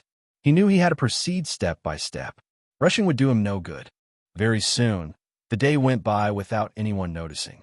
Sandshrew truly had talent for playing with sand. In that privileged environment, and with Dugtrio's direct teaching plus Ethan Black's corrections, he had already managed to execute the move dig in a basic way. The next day, Professor Harris returned in a hurry, holding a pokeball in one hand and a book in the other. "Professor Harris, you're finally back. Did you find a Sandshrew or Sandslash that fits what you were looking for?" asked Alex Baxter, running to meet him. "Yes, I found a Sandslash capable of using Sand Attack while using Rapid Spin at the same time," nodded Professor Harris, though his brow furrowed slightly as he looked at the pokeball, showing a hint of regret. It was clear he had paid a high price to obtain such a special Sandslash. "Professor Harris, could that book be?" asked Ethan Black, whose heart skipped a beat upon seeing the other object in his hands. "Here, take a look. It's the breeding method for the Sandshrew evolutionary line," said Professor Harris, rolling his eyes as he handed over the book. "I'm starting to suspect you made this request on purpose, just to see me suffer searching for that guide." Professor, I'm just a civilian. I had no idea that only Sandshrew could use Sand Attack and Rapid Spin at the same time. Maybe other Pokemon can too, who knows?" said Ethan Black, scratching his head awkwardly. Last night he had reviewed the topic in more detail, and seemed to recall that Kabuto, a fossil Pokemon, might also be able to do it. But since those Pokemon had not yet been seen in the present world, nor were they even registered in Professor Harris's Pokédex, the truth was that this combination seemed exclusive to the Sandshrew evolutionary line. I know. You got away with it," said Professor Harris, resigned but with a sly smile. "But on one condition, you'll be the one to raise this Sandslash. I no longer have the energy to raise more Pokemon. I'm just an old, tired bone." "Oh, of course," replied Ethan Black happily. Although caring for a Sandslash would cost him more time and effort, it also represented a chance to gain valuable experience, something that would eventually serve him when his own Sandshrew evolved. Seeing that he accepted, Professor Harris nodded in satisfaction and tossed the Pokeball. Poof! A muscular figure appeared on the field. It was a Sandslash with pale yellow skin, a white belly and snout, covered in hard brown spines protruding from its back. Its huge claws shone faintly like sharp blades. Ethan Black observed him carefully. This type of normal Sandslash was usually called brown spines by trainers. If his Sandshrew, who was shiny, evolved, the spines that grew on his back would be a deep red, hence the nickname Red Spines. "Sha!" squealed Sandshrew, who trembled upon seeing Sandslash and hid behind Ethan Black. After all, Sandslash was the natural king of its species, and his presence inspired respect or fear in the younger ones. "Ethan, how about we have a Pokemon battle?" Professor Harris suddenly proposed. "I'd like to evaluate this Sandslash's strength, which would be useful for our research." "Good idea. Come on, Sandshrew. If you win, I'll treat you to the nighttime snacks for the whole month," shouted Alex Baxter, cheering him on. "Sha!" Sandshrew hesitated, his ears twitching, uncertain. Well, I'll add another month of snacks. But no more, got it?" said Ethan Black, smiling. "Sha!" Sandshrew instantly leapt out from his hiding place, full of enthusiasm, ready to fight. Could this little glutton have been faking it from the start? Thought Ethan Black wryly, noticing the complete change in attitude. "Anyway, get ready to battle. I'll be the referee," announced Alex Baxter, positioning himself between both Pokemon. Professor Harris and Ethan Black took their places at the sides of the field. "Let's begin. Sandslash, fight on your own. I want to see what you're capable of," ordered Professor Harris. Sandslash glanced at the other gathered Pokemon, all imposing. He nodded solemnly, determined to show off in this fight. Sandshrew, do it for the snacks and treats, shouted Ethan Black. Sandshrew, 0, victory at all costs. All right then, let's start. Sandshrew, use rollout. Ethan Black squinted as he looked at Professor Harris and his Sandslash. Upon seeing the move, Sandslash also used rollout, eager to teach his young rival a lesson. Boom! They both clashed brutally with the move rollout, creating waves of rock-type energy. The result? A total draw. Neither side gave in. I knew it. This Sandslash still doesn't know the move defense curl, nor how to boost rollout, murmured Ethan Black. Even so, his raw strength is tremendous. Not even with Sandshrew's boosted rollout was he able to surpass him. The situation looked tough. Sandslash was clearly superior in power. Defense curl and rollout together? Professor Harris asked, thoughtful as he watched the boys. These two youngsters really surprised me.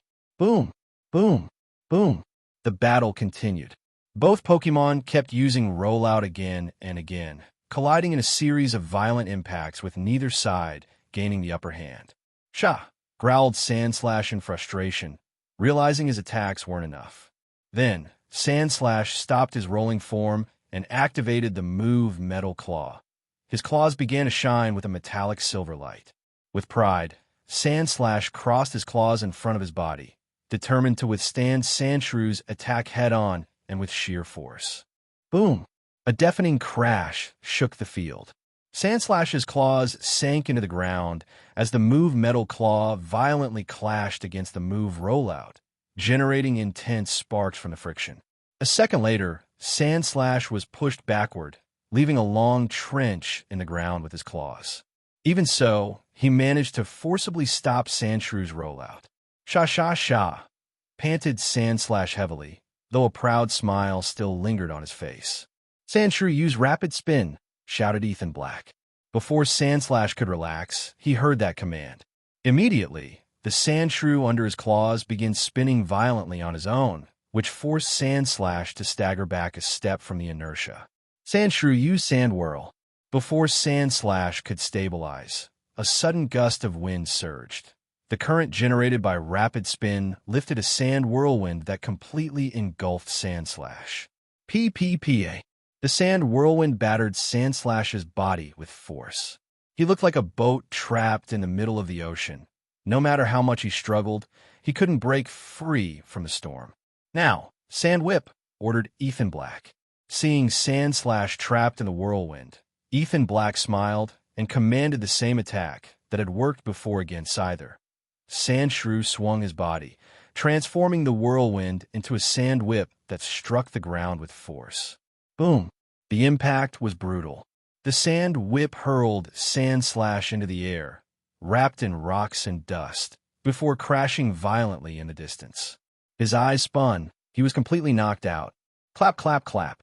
A truly spectacular battle, said Professor Harris with a gleam of admiration in his eyes as he watched Sandshrew defeat his evolved form. It was because Sandslash got too overconfident. If he had received your commands, Professor, Sandshrew wouldn't have stood a chance, replied Ethan Black, shaking his head. After all, if Professor Harris had chosen that Sandslash, it was obvious he had an outstanding level. What caused him to lose was his own overconfidence. That's how Pokemon battles are. Only when trainer and Pokemon work together can they reach their full potential, nodded Professor Harris, approaching his Sandslash to give him a healing potion. Shot. Sandslash opened his eyes, clearly dejected. In his old group, he had always been the leader, and now he had been defeated by a mere Sandshrew. That is the wisdom of the trainer. We have training manuals and strategies that will help you grow stronger, said Professor Harris. Sandslash looked at Professor Harris, then at Sandshrew, who was being praised by Ethan Black. Finally, he nodded in resignation, setting aside his pride. Professor Harris also smiled in satisfaction. The purpose of the battle had been achieved. Afterward, Professor Harris gave Sandslash more detailed treatment, carefully recording all of his data. And so another day passed. Ethan Black took the opportunity to read the breeding manual of the Sandshrew evolutionary line, trying to create a training method suitable for his own Sandshrew. Although the manual was very complete, Ethan Black felt that something was still missing. The next morning, with Sandslash already recovered, the second phase of the Sandstorm project officially began. In an open field, Sandshrew began demonstrating how to combine the move Rapid Spin with Sand Attack, forming the combined move, Sand Whirl. Since Sandslash was already able to use both moves simultaneously, learning the combined move turned out to be simple. In no time, he mastered the combined move Sand Whirl fairly well. But bringing that combined move up to the level of the move Sandstorm was another story. Even with the data from the original Sandshrew and the supportive instruments, Sandslash couldn't synchronize the rhythm of his Whirlwind with Sandshrew's. This combined move is way too hard. If it ever becomes an official move, I'm sure it'll be classified as one of the most complex, commented Alex Baxter, stunned. To use the combined move Sand Whirl, the first step was to perfectly master both Rapid Spin and Sand Attack. Then, one needed the ability to use both moves simultaneously, manipulating normal-type energy and ground-type energy at the same time. And that was no easy feat. In fact, very few Pokemon in the world could pull it off. And once the combined move was mastered, you still had to control factors like power, rotation speed, energy concentration, and even alter spatial laws. Only with all of that combined could the true move, Sandstorm, be executed. Thus, training for this move was on the level of legendary moves like Teleport. Huff! There's no way. Could it be that this move can't be replicated? Professor Harris's brow furrowed. This block in research visibly irritated him. Ethan, tell me again how exactly Sandshrew learned the move Sandstorm, suddenly asked Professor Harris. Ethan Black once again recounted everything that had happened during the process. So, Sandshrew learned it spontaneously while trying to protect you? Professor Harris frowned deeper. Now that I think about it, when we fought in the Pokemon Island Adventure Club, he also executed the move Sandstorm without me ordering him to, added Ethan Black. Oh, that time too? Could it be triggered by intense emotions? Or maybe Sandshrew possesses some kind of latent energy. Professor Harris seemed to have caught on to something. He quickly called Alex Baxter, and both began an intense debate. Ethan Black leaned closer to listen. Among their whispers, he caught words like airflow, thermal gradient, and in the end, he heard something that shocked him, psychic power. Psychic power? Ethan Black blinked, turning to look at his Sandshrew, who was happily drinking a nutrient juice. There was no way that Glutton had psychic powers, right? After all, the only psychic-type move he could learn was rest. Time flew by, and in the blink of an eye, the 7 days were gone. On the last day of the National Day holiday, Ethan Black was lying on the grass, jotting down with a pen everything he had learned during that time. First, thanks to already having the breeding method for the Sandshrew line, and with the help of Professor Harris's resources, Sandshrew's physical condition had improved remarkably. According to the professor's measurements, he had already firmly reached the intermediate strength level. It could be said that, at present, Sandshrew could face the ringleaders of the Pokemon Club using only his physical strength without relying on moves. Next, with Dugtrio's instruction and the energy of the Secret Kingdom, Sandshrew had finally mastered the move Dig. Although still a bit unrefined, he had fully learned it. Now it was just a matter of continued practice. In addition, under Professor Harris's guidance, Sandshrew had also become much more skilled at using Sandstorm, achieving nearly 100% effectiveness. Thanks to mastering Sandstorm, Professor Harris managed to collect a complete set of data, through which he established the basic parameters for using the move, the necessary power output, the rotation speed, and the level of energy condensation. However, even with all that, Professor Harris's Sandslash had not managed to successfully perform Sandstorm, leaving the professor completely frustrated. Up until now, Professor Harris had been unable to identify the cause of the problem. Seeing that his own Sandslash would not be able to execute the move anytime soon, the professor decided to leave the Secret Kingdom and drive the two of them back to Ironvale City. They passed through the outskirts and soon entered the urban area, until, to Ethan Black's surprise, the car stopped right in front of the Pokemon Island Adventure Club. Half an hour later, Ethan Black stood somewhat dazed on the club's dual platform. In front of him, Ryan Grant held a pokeball, his face dark and grim. That very morning, Ryan Grant had received a call from his father, who had forced him to return from the capital. At first, he thought something serious had happened at home, but upon returning, he was informed that he was to take part in a Pokémon battle, and that he was required to use specifically his Ursaring, which was still in training. And now, seeing his opponent, he discovered it was none other than that weak trainer with the green Sandshrew whom he had easily defeated in the past. It seems Professor Harris wants Sandshrew to face that Ursaring again, to see if this time it manages to activate Sandstorm in the same situation. Ethan Black thought, glancing at Ryan Grant, who also wore an unpleasant expression. Are these experts so desperate for research that they're even betting on such a slim probability? Not even a trace of doubt holds them back.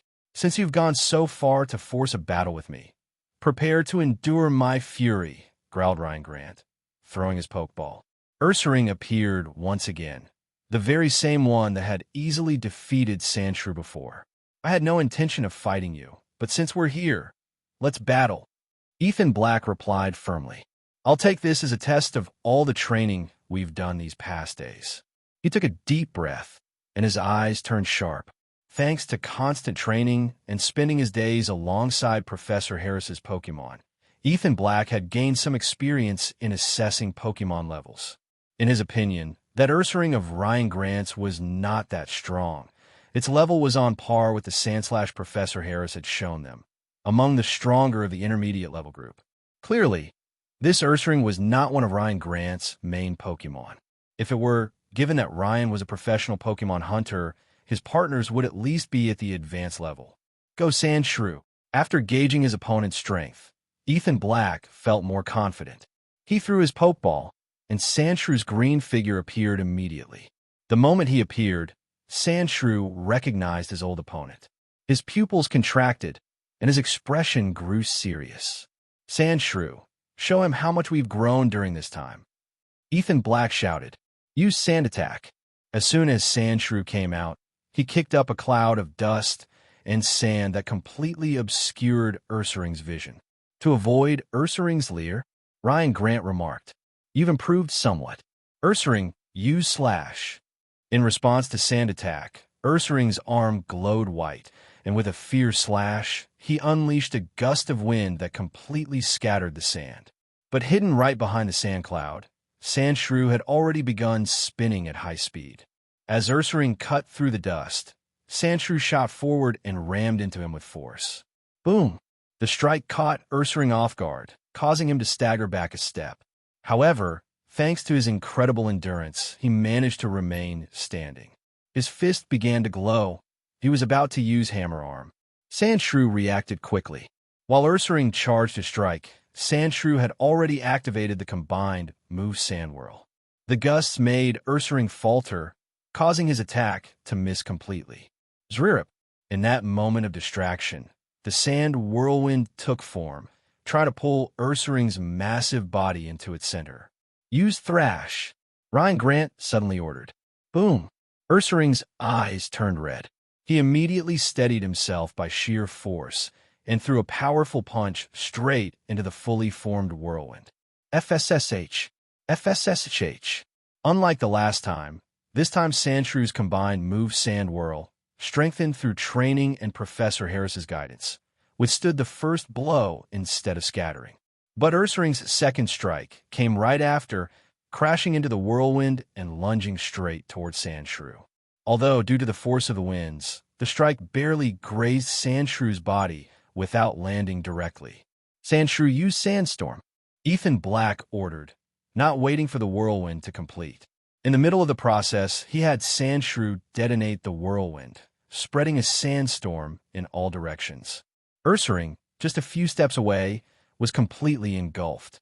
Tada. Despite his enormous strength, Ursaring was forced several steps back until he finally managed to steady himself.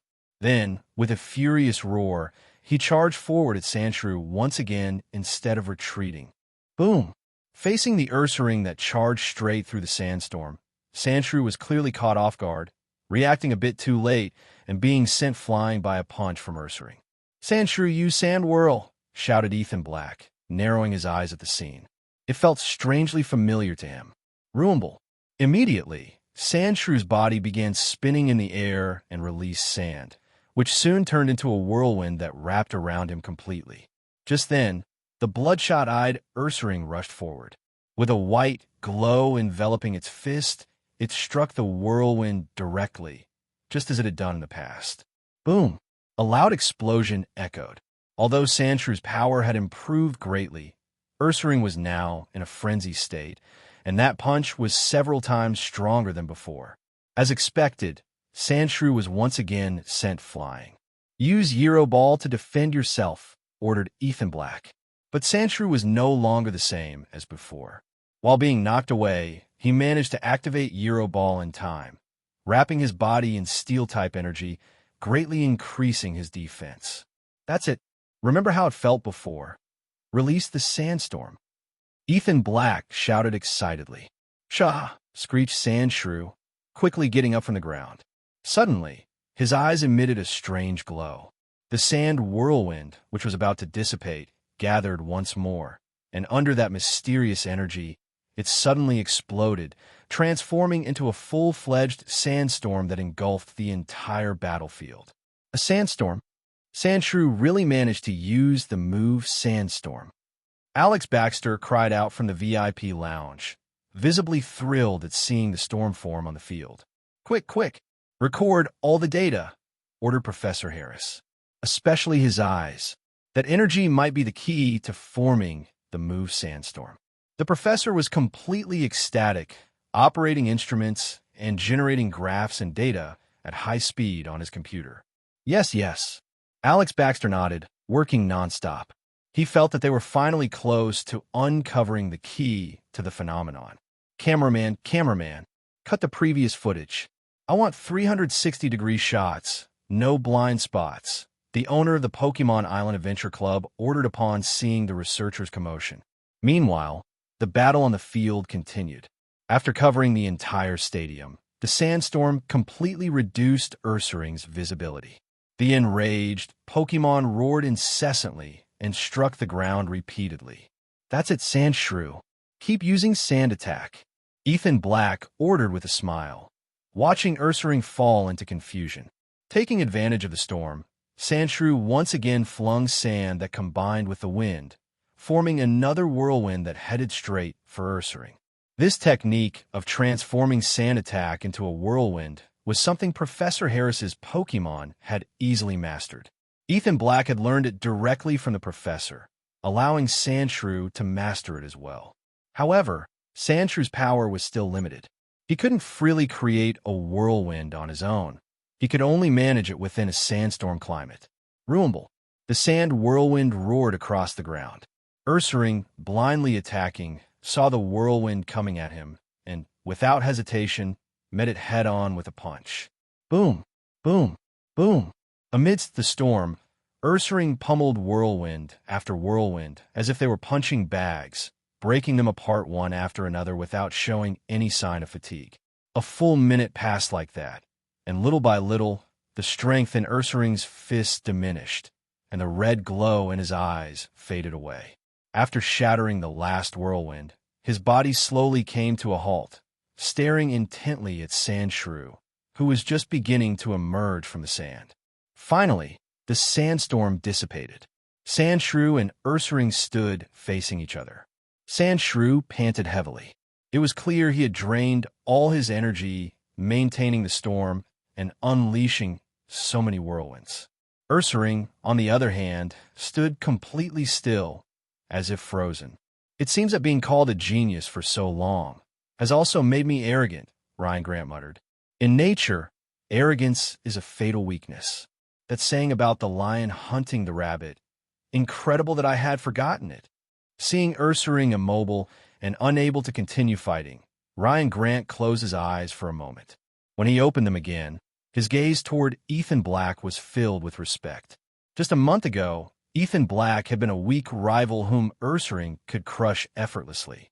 But now, he had grown to this level.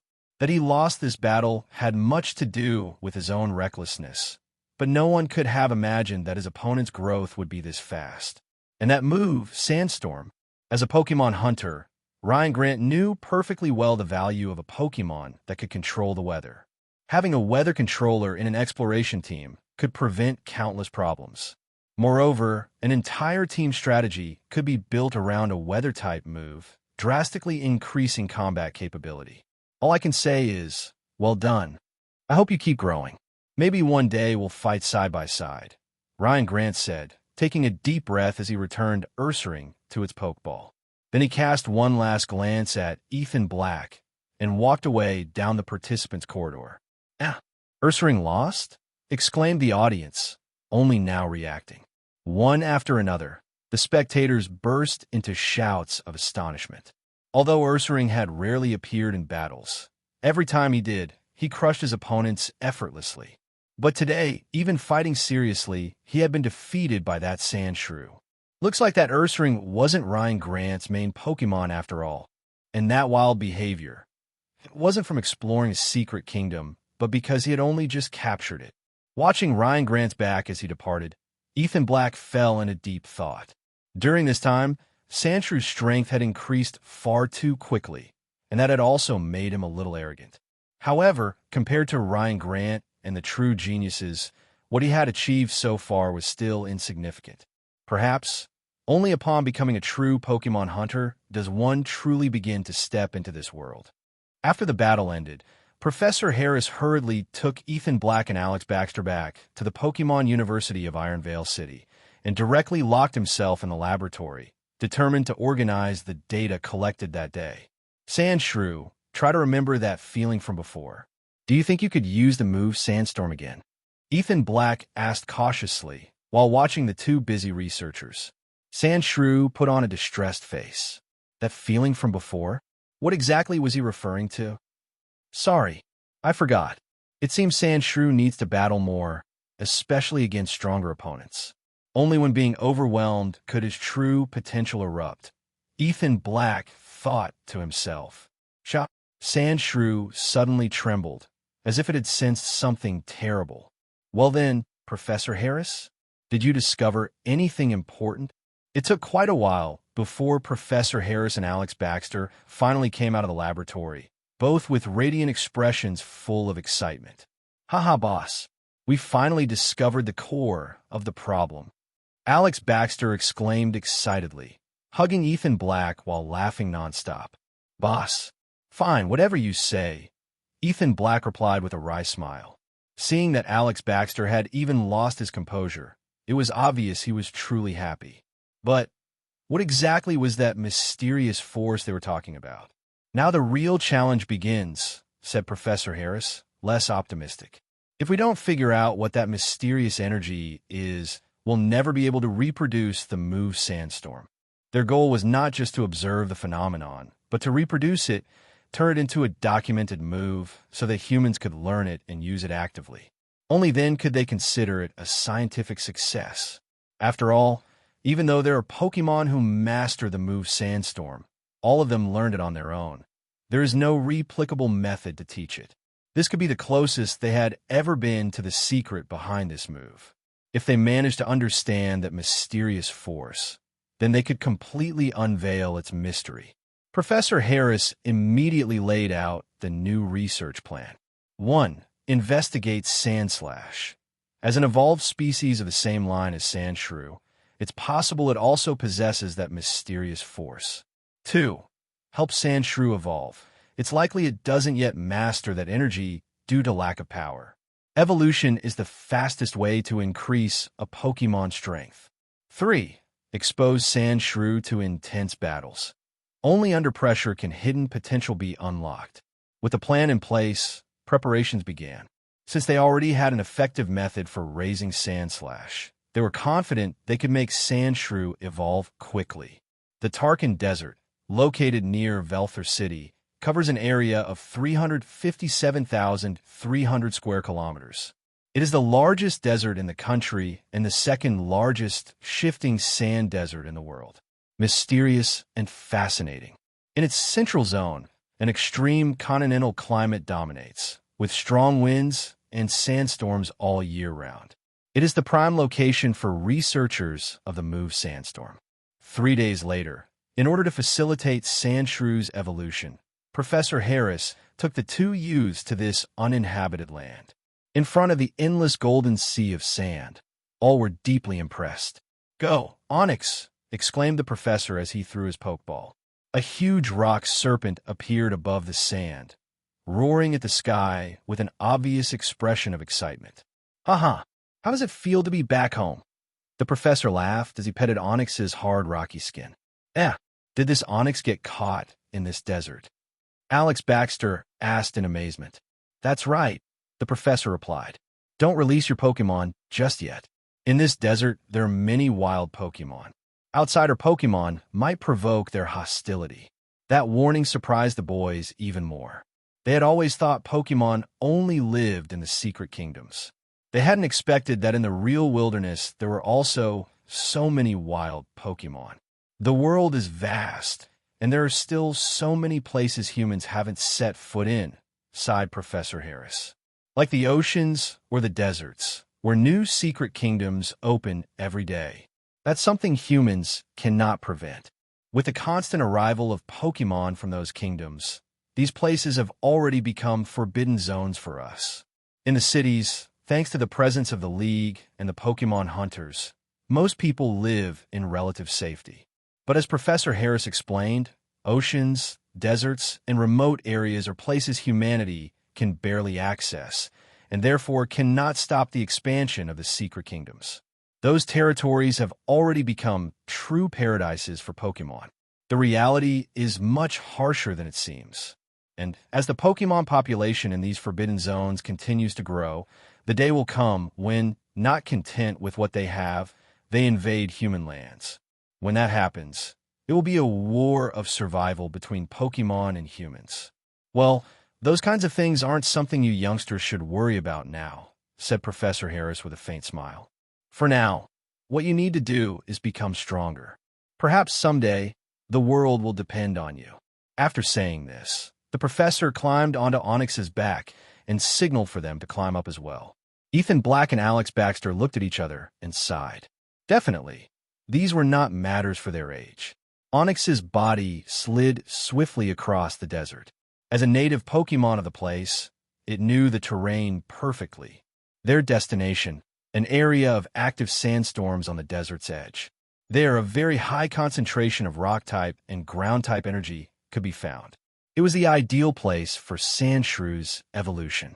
Pokémon evolution represents a transformation to a higher level, and the environment where it occurs has a great impact on the result.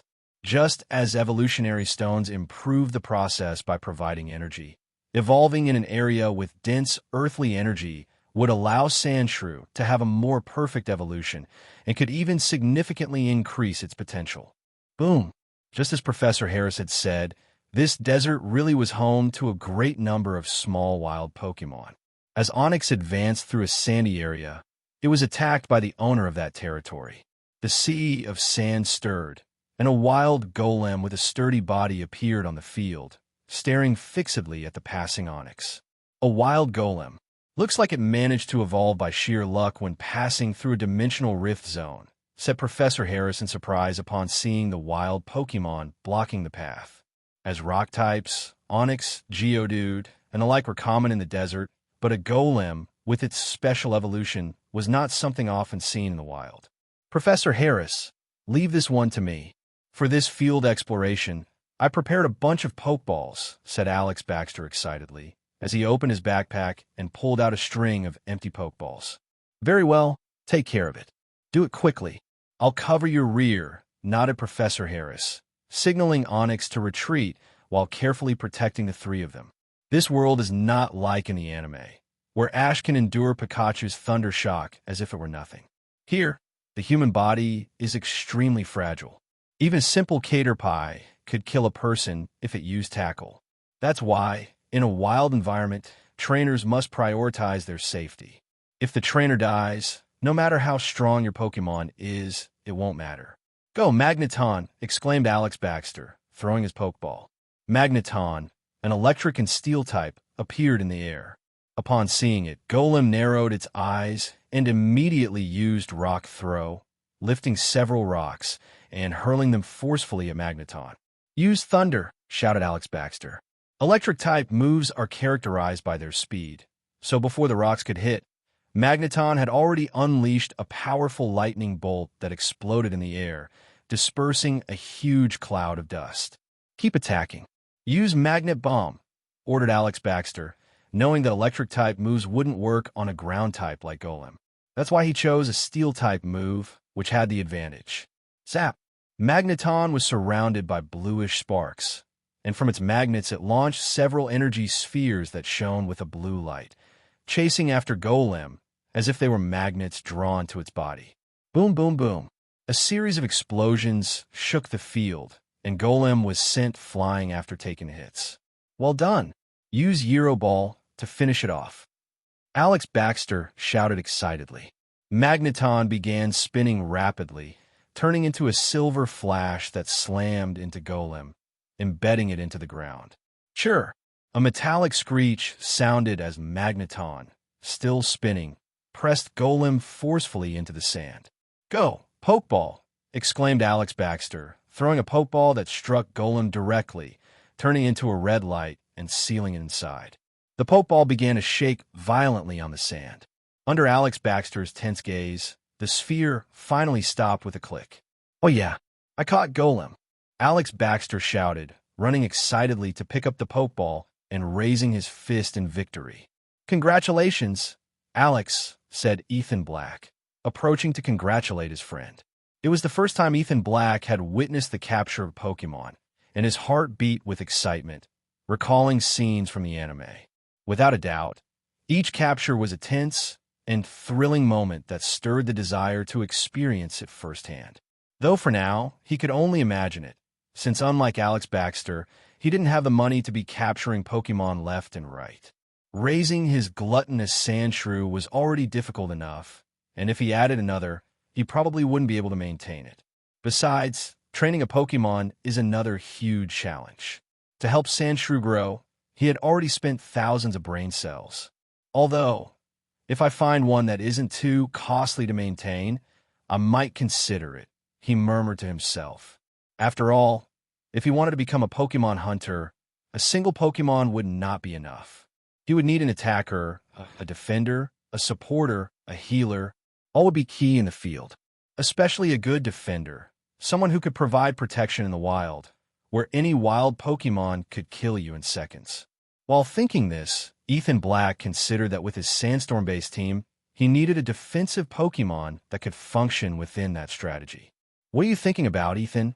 asked Alex Baxter, returning with the Pokeball. Nothing. I was just thinking what Pokémon I'd choose if I were to form a full team," Ethan Black replied with a bit of doubt on his face. "Then choose whatever you want. Take this. If you see one you like, capture it," said Alex Baxter with a laugh, tossing a Pokeball to Ethan Black. "Not all of us have as much money as you. If I catch one more, I have to think very carefully about it," snorted Ethan Black as he carefully stored the Pokeball in his backpack. But Alex Baxter was right.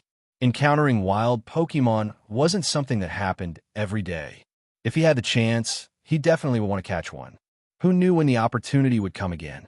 After Alex Baxter successfully captured Golem, Onyx continued carrying the three of them deeper into the desert. Along the way, they suffered several attacks from small wild Pokémon, but thanks to Professor Harris, they were never in real danger. In fact, Alex Baxter took advantage of the opportunity to capture a Sandshrew with good potential, hoping it could one day match the level of Ethan Black's Sandshrew. Finally, after half a day's journey, Onyx brought them to the edge of the desert, where there was a small area of natural sandstorms. "This is incredible. I never imagined a natural phenomenon like this could exist," exclaimed Ethan Black and Alex Baxter, stunned by the sight. The winds roared fiercely, lifting the sand into a column that rose high into the sky. "Ethan, release Sandshrew. This is the place we wanted to reach. Here is where Sandshrew will complete its evolution," said Professor Harris seriously as he observed the phenomenon. "All right," Ethan Black responded, taking a deep breath and releasing his sand shrew. Then he spoke to him with a mix of emotion and nervousness. Go, sand shrew. Evolve in the middle of this sandstorm. Sandshrew also understood this was a crucial moment for him. He nodded to Ethan Black and slowly walked toward the sandstorm, letting the stones and grains of sand strike his scaly armor, producing a constant, dry clack, clack, clack. Boom! In the next instant, under Ethan Black's excited gaze, Sandshrew's entire body was enveloped by a brilliant white light that quickly covered his emerald green figure. It's begun, said Professor Harris, who had already set up measuring instruments and was recording the energy fluctuations in the environment. As the evolution unfolded, a massive amount of ground-type energy converged from all directions towards Sandshrew's body, merging with him and accelerating his transformation. His silhouette began to change, slowly revealing the figure of Sandslash. The white light flashed and vanished in a matter of seconds, and when it cleared, what appeared before them was a shiny Sandslash with a unique appearance. Normally, Sandslash has pale yellow skin, but the shiny Sandslash had a yellowish-green tone. If you didn't look closely, it didn't seem too different. But the true change was in the spines on his back. While normal Sandslashes are dark brown, the shiny Sandslashes were a brilliant red, so intense they were dazzling. Wow, your Sandslash looks amazing. Those red spines make him way cooler than the regular brown ones, shouted Alex Baxter, visibly jealous. Ha ha! Of course, my red spine Sandslash is way more stylish than those boring brown spine ones. Ethan Black laughed proudly. Although shiny Sandslash didn't seem to have any special abilities because of its color, its appearance alone was worth it. Careful! Something's approaching, suddenly exclaimed Professor Harris. What is it? Asked Ethan Black and Alex Baxter tensely, but no matter how much they looked around, they couldn't see anything. Zaz, zaz, zaz. At that moment, several white lights burst out from within the sandstorm, turning into sharp energy needles that shot straight towards Sandslash. It's Pin Missile. Sandslash, use Euro Ball to block it. Ethan Black quickly ordered. Sandslash, now evolved, executed the move, spinning like a silver projectile that easily repelled the incoming needles. Now, find the enemy and use Sand Attack. Ethan Black commanded immediately. Sha! Roared Sandslash, coating sand with ground-type energy and hurling it violently toward the direction the attacks had come from, completely covering one sector of the storm. Zaz, zaz, zaz. Suddenly, sharp leaves appeared in the air, forming a wall that blocked all the incoming sand. But Sandslash reacted instantly. After using Sand Attack, his red-spined body blurred in the sandstorm and launched himself straight toward that wall of leaves. His huge claws gleamed white. He was using Metal Claw. Compared to when he was Sandshrew, Sandslash's claws were now several times stronger. They cut like blades, slashing through the barrier of leaves and lunging toward the figure hiding behind it. Boom, boom, boom. Ethan Black could see flashes of white light as Sandslash began a close-quarters battle with the figure concealed in the storm. The impacts thundered throughout the area. It seems Sandslash can detect that Pokémon.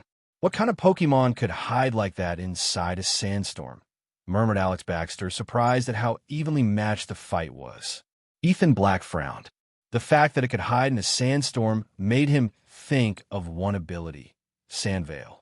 The mysterious Pokémon must have that ability, and, on top of that, it could use the moves Pin, Missile, and Magical Leaf. Boom! The battle intensified. Even though Sandslash had just evolved and wasn't fully adapted to his new body yet, the fact that this wild Pokémon could fight him so evenly was astonishing. At one point, the mysterious Pokémon also used Sand Attack, darkening the storm even more and completely blocking everyone's vision. But even if they couldn't see, the sounds of blows and collisions continued echoing powerfully inside the storm. Sandslash, use Rapid Spin. Ethan Black ordered, his voice anxious. Sandslash obeyed immediately, spinning at high speed and creating a sand tornado that absorbed all the loose sand around him. The storm transformed into a swirling vortex of sand. From within the whirlwind came a sharp cry, and they could faintly see a figure being dragged upward by the rising current, lifted into the air and trapped in the spiral of sand. Boom! In the next instant, Sandslash executed his ultimate triple attack. His body spun, and the sand tornado transformed into a whip of sand that came crashing down with brutal force. The impact raised an immense cloud of golden dust. When it dissipated, a green body lay on the sand, eyes swirling, completely knocked out. It was a cactus-like Pokémon.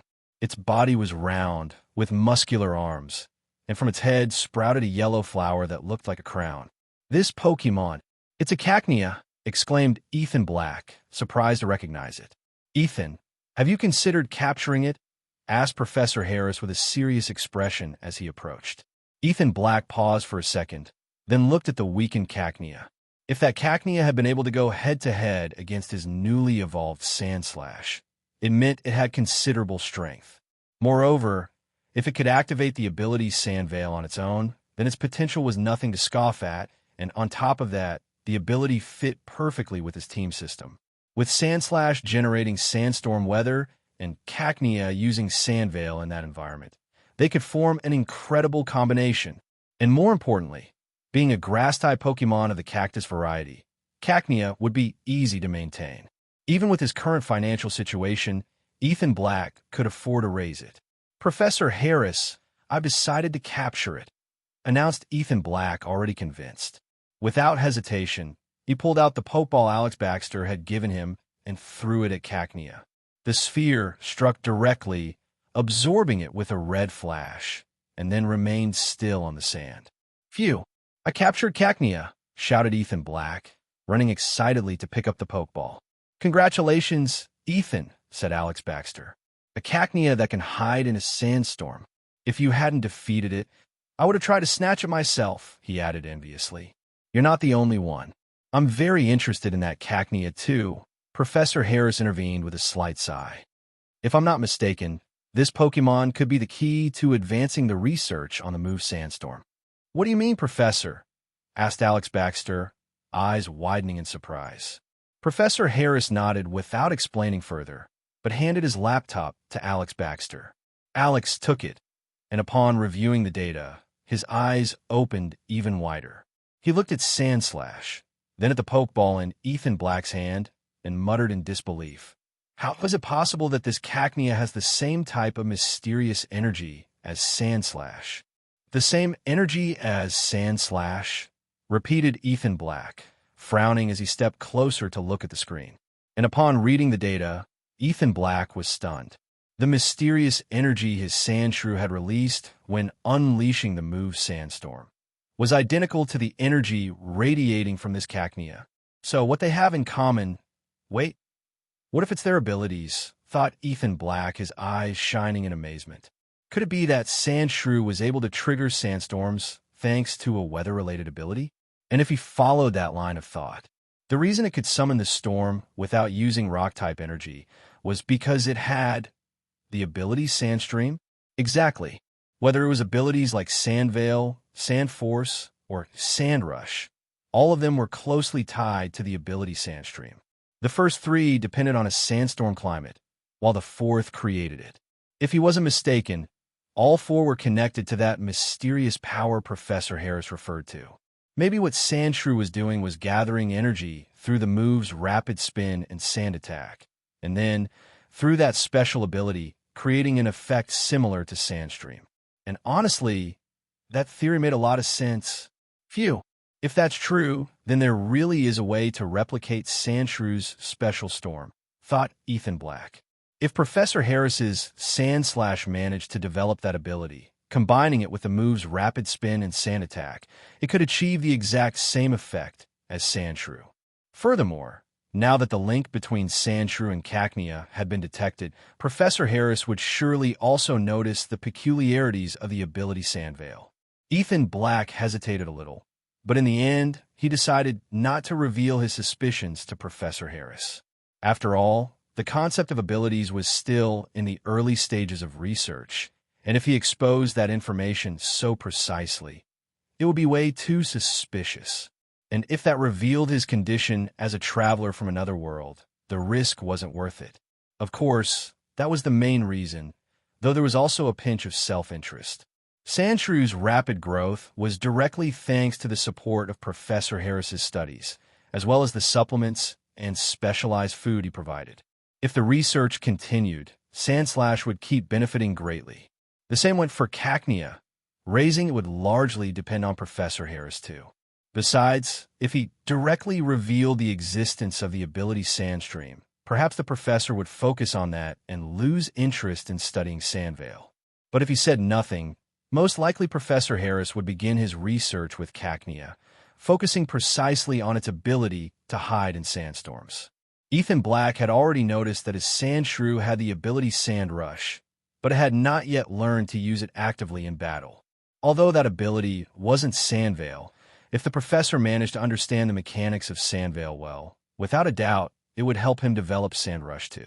And if Sandshrew had already been capable of invoking storms with weather-related abilities, combining the moves Rapid Spin and Sand Attack, then wouldn't it be possible to develop even more abilities of that style?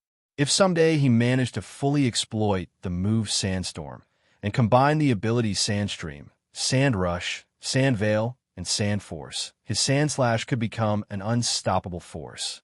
And if he could replicate that system with other Pokemon, he could form the strongest Sandstorm team of all. Just imagining it was already wonderful. Before night fell, Professor Harris took Ethan Black and Alex Baxter out of the desert. This time, not only had Sandshrew successfully evolved into Sandslash, but Ethan Black had also captured a Cacnea with remarkable potential. It had been an excellent harvest for him, but the greatest beneficiary, without a doubt, was Professor Harris. After finding a new research avenue in Cacnea, the three hurried back, eager to return to the lab as soon as possible to delve deeper into the mysterious energy that Pokemon harbored. Thus, one day later, they managed to return without incident from the Tarkin Desert to the Pokemon University of Ironvale City. As soon as they arrived at the academy, Ethan Black and Alex Baxter immediately took their new Pokemon to the Pokemon Center for treatment. "Nice to meet you. Would you like something to drink?" said Ethan Black in a very friendly way, offering Cacnea a nutritious fruit juice specially prepared by Professor Harris. Gaining a Pokemon's acceptance is the most important step after capture. Cacnea looked at Ethan Black, then at Sandslash beside him. After hesitating for a moment, it accepted the juice and took a sip. At once, its eyes curved into crescent moons, very pleased. It drank the juice in one gulp and let out a loud sigh of happiness. "What do you say? Would you like to be my partner?" asked Ethan Black, smiling as he extended his hand. Cacnea didn't hesitate this time, and cheerfully placed its hand on Ethan Black's. Since it had been captured after a fair battle and was now receiving kindness from its trainer, Cacnea quickly accepted Ethan Black as its new partner. After gaining its recognition, Ethan Black took Cacnea to register it at the Pokemon Trainers Guild. Only Pokemon that are officially registered are recognized by the League and can be legally released in certain areas.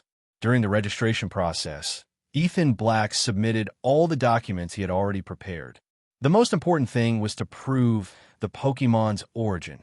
Only those obtained by legal means could be officially recognized. Although Cacnea had been captured in the wild, which technically isn't a legal method, thanks to Professor Harris's backing and testimony, they were able to pass the first stage of review. Then, the staff took Cacnea for a general checkup. The most important part was collecting its genetic information, which would be entered into the Pokemon DNA database. That way, if identification was needed in the future, a genetic comparison would suffice. During the checkup, the Pokemon Center also evaluated the Pokemon's danger level. Only those that showed no hostility toward humans could become trainers' partners. Once approved, Cacnea's data was registered in the system and officially linked to Ethan Black's identity as its trainer. From that moment on, Cacnea became a Pokemon with an owner. After completing all the procedures, Ethan Black took Cacnea to Professor Harris's lab. There, both Professor Harris and Alex Baxter already had all the instruments ready, eager to begin experiments. First, Ethan Black released his newly evolved Sandslash and asked it to use Rapid Spin. Sandslash curled up like a ball with red spikes and began spinning at high speed, leaving a reddish trail in the air. It was obvious. Evolution had brought a huge increase in power. Ethan Black noticed clearly that rapid spin was now much stronger. Even from a good distance, he could still feel the force of the wind it generated. Then, Sandslash used Sand Attack, and within seconds, a sand tornado formed. Its power and size were far greater than before its evolution. Boom! With the explosion of the tornado, the move Sandstorm immediately took hold. Instead of being exhausted, Sandslash remained calm, as if it still had plenty of energy to spare. It was clear that its evolution had also greatly increased its endurance, and now it could control Sandstorm with ease. Well done, Cacnea. Show us your camouflage ability, ordered Ethan Black excitedly. Cac. Cacnea nodded, jumped into the center of the storm, and, surrounded by that intense, mysterious energy, its figure began to blur, until it merged completely with the sandstorm, becoming impossible to detect with the naked eye. That's it. That camouflage move is clearly related to that mysterious energy, exclaimed Professor Harris excitedly, seeing how the experimental data matched his theories. During the 3 minutes that the storm lasted, Cacnea used its sand veil ability several times, allowing Professor Harris to gather a large amount of useful information. Good work. You both can rest a little, said Ethan Black, offering more nutritious juice to his 2 tired partners. He then took out his notebook and began recording new information about Sandslash, thinking of reorganizing its training. The most obvious thing was the great increase in its ability to control energy. According to his analysis, Sandslash already had a fairly good mastery of Sandstorm, and the next phase of training should focus on fully developing its Sand Rush ability. Moreover, Sandslash had already reached a new limit in its move handling. Ethan Black planned to start experimenting with new combinations and strategies. Sandslash had also learned new moves after evolving. Now it was necessary to train them and combine them with its previous ones to develop a more complete battle system. Before, Sandshrew's fighting style was based entirely on rollout, rapid spin, sand attack, and Euroball. Its offense was too predictable. But now, Sandslash's Shark Claws would be its new main weapon of attack. That had to be exploited to the fullest. At the same time, Ethan Black also began collecting information about Cacnea, recalling everything he knew about it, and planning to design a specific training system with the help of library resources. Currently, Cacnea knew 7 moves: Poison Sting, Leer Absorb, Ingrain, Synthesis Pin Missile, and Magical Leaf. Its level of mastery of these moves was so good that it would save him a lot of training time. Moreover, its moves showed it was an expert in ranged attacks. If combined with its Sand Veil ability, it would be a perfect fighter in sandstorms. And the recovery moves like Absorb, Ingrain, and Synthesis were excellent for keeping it healthy. Probably thanks to them, it had survived so well in the desert. It really is a very easy Pokemon to take care of, said Ethan Black, satisfied. With 3 powerful recovery moves and the support of Professor Harris's nutritious juice, he didn't have to worry at all about Cacnea's raising costs. Thus, time flew by, and in the blink of an eye, half a month had already passed. On November 1st, the monthly evaluation to become an intermediate-level trainer officially began. That day, Ethan Black and Alex Baxter arrived in Iron Vale City with the intention of participating in said evaluation. Perhaps because the famous Double 11, the November 11th shopping festival, was approaching, the city was livelier than usual. Seeing it, Ethan Black recalled the protector item he had seen in the Devon Company store, wondering if it would still be there after so much time. 1 million in shopping vouchers at the Devon store during Double 11, muttered Ethan Black when he saw the huge sign at the store's entrance, his eyes shining with excitement. As he went closer to take a better look, he discovered that on Double 11 day, the Devon Company Pokemon item shop would host a Pokemon battle open to all trainers who met the requirements, in a celebration that combined battling with shopping. And the winner of the tournament would receive a prize of 1 million in shopping vouchers. 1 million. Devon Company sure is going all out. This is on par with the $1 million raffles of Double 11 on Tmall. Although, Come to think of it, this tournament is aimed at intermediate-level trainers from across the country. I remember the prize pool of TI-8 exceeded 11 million. So considering the popularity of Pokemon battles in this world, that million in vouchers is totally reasonable. Right. And the protector item I saw was worth exactly 1 million too. Thinking about the price of the item, Ethan Black grew thoughtful. Clearly, the prices of those collector's items were set very deliberately. Could this competition also be aimed at promoting the sale of those items? But who in their right mind would trade 1 million in vouchers for a collector's piece?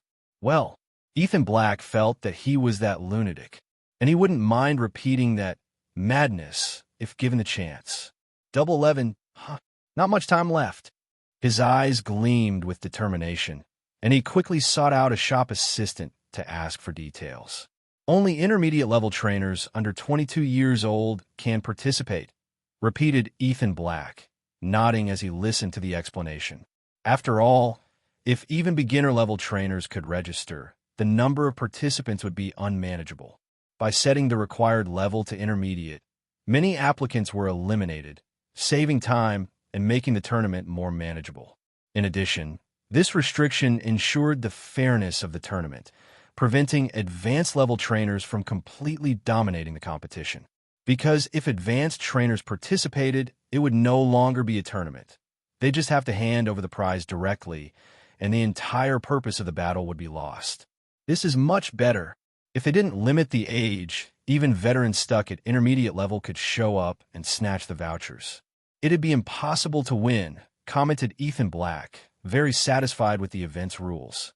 With luck, he would soon officially become an intermediate-level trainer and participate just in time in the million-voucher Double 11 competition. With that thought in mind, Ethan Black headed to the Pokemon Trainers Guild to meet Alex Baxter and register for the exam together. "Alex, your Charizard hasn't recovered yet?" asked Ethan Black, looking at the Pokeball in his hands. "It's much better, but I want it to recover completely. For the intermediate-level trainer exam, I'll use Magneton," replied Alex Baxter with a serious look. Although he had trained quite a bit with Magneton, he still wasn't entirely sure he could pass the test. "Don't worry. Our Pokemon have been at intermediate level for a while now. As long as they pass the basic physical tests and the theory exam, the rest is practically done," Ethan Black reassured him with a smile. Then he looked at his Pokeball, the one containing Sandslash. In terms of power, his Sandslash had already been at intermediate level before evolving. Mastery of Rapid Spin combined with Sand Attack generated an impressive force. With the special foods and supplements for ground-type Pokemon, its physical condition had also improved enormously. Moreover, with the synergy between Rollout, Sand Attack, Rapid Spin, Euro Ball, and Sandstorm, its level was clearly in the mid-range of intermediate level. Now, Sandshrew had already evolved into Sandslash, and with the help of exclusive breeding methods for its species, its strength was far superior to before. Ethan Black was brimming with confidence, aiming straight to win the Double 11 tournament. "You and your Sandslash are monsters," said Alex Baxter, a little jealous. "Since you captured it, barely 4 months have passed, and you've already achieved what others take years to do." He had been with his Charmander for more than 2 years, and now he wasn't even sure that his Charizard could beat Sandslash. "To be honest, I didn't expect it myself," replied Ethan Black, thoughtful. Of course, the joint effort with Sandslash was important, but the decisive factor was Professor Harris's food and supplements, and especially the exclusive breeding method for its species. That saved me from many missteps. Ethan Black said it sincerely. Specialized breeding knowledge was rare and valuable.